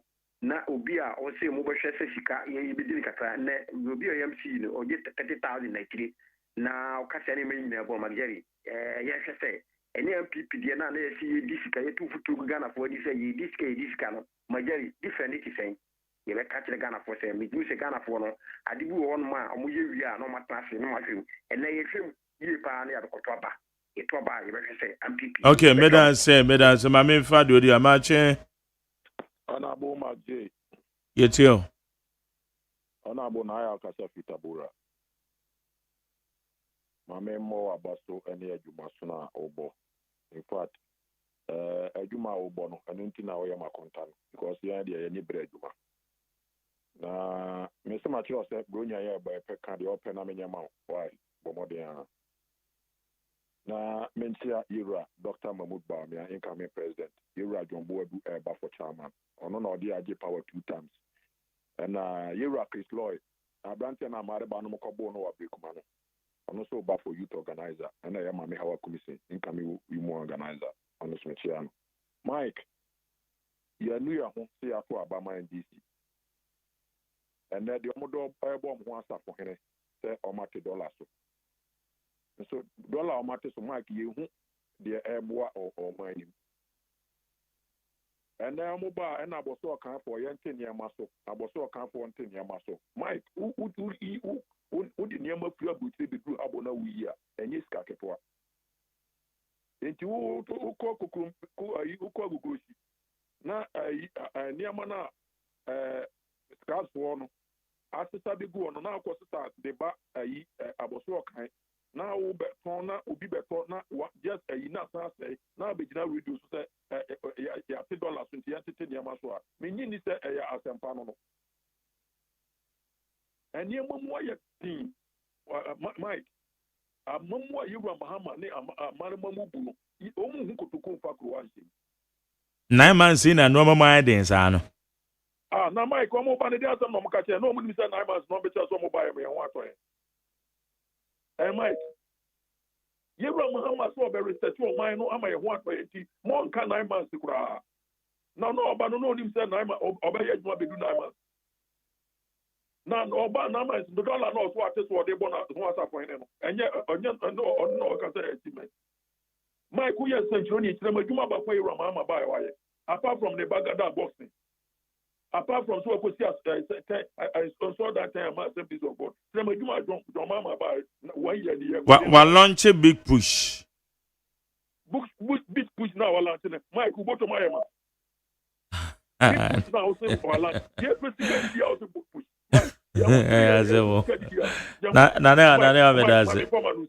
medase for anu sina me obi bra Mike ahotina na da yeso nye big push asem yo ye pesika mbra ye botom ne nye bi ntwaduani ni enye big push asem oni na me medase mame fa last one mache ye ti obra yeah yeah Patrol, Ghana for Amalba or Cash and Bina, Mausha, Amalba, or Kakeke. Because we are not going to Mulamu, Chichester, Muto, Chu Amang, Alasa, Omukunko for Ewa Panam. Nasu over Kaza.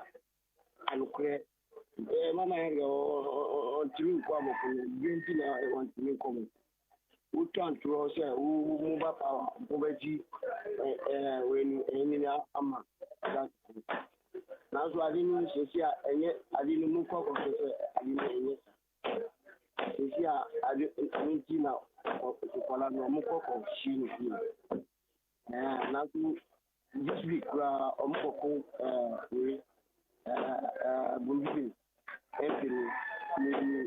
Miri, Sister, Omukopin, or Denti, Momo, Tranto among Palabasa, Momo, Papa, Bobesi, when any amount.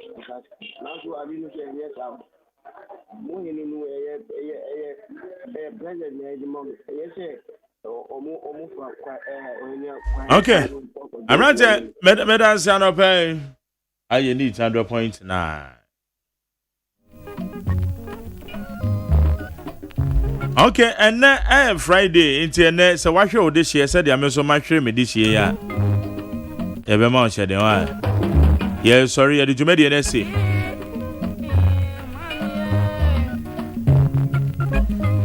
Hey, idea talk. Many mebusi and I'm saying, me knew di mechiri me no. Enre ya sudden death and you be oyare da ho while you be so di mechi me no an say oya brand here pa okay how dey say ente Akoto Alexander Akoto Esiedu aka Couscous Eburi Ekuapem amefa okrensie abusu ameko within the Mark Jerry OSEI AGYEMAN. Kwado da me ado na me producer all time echi abena from abankro na na asafo ye domase. Kwesi amwaje me channel manager Dr. Faradexena, executive producer fully supported by me general manager Kennedy Asante Osem. Woman ebo me ade djumadi head bro. Nyame ya adomo a next week ye besen hia. Nyame ko bibia ho. Omo ho bai. Ye ko Ola Michael. Take you over now the entertainment GH na 12.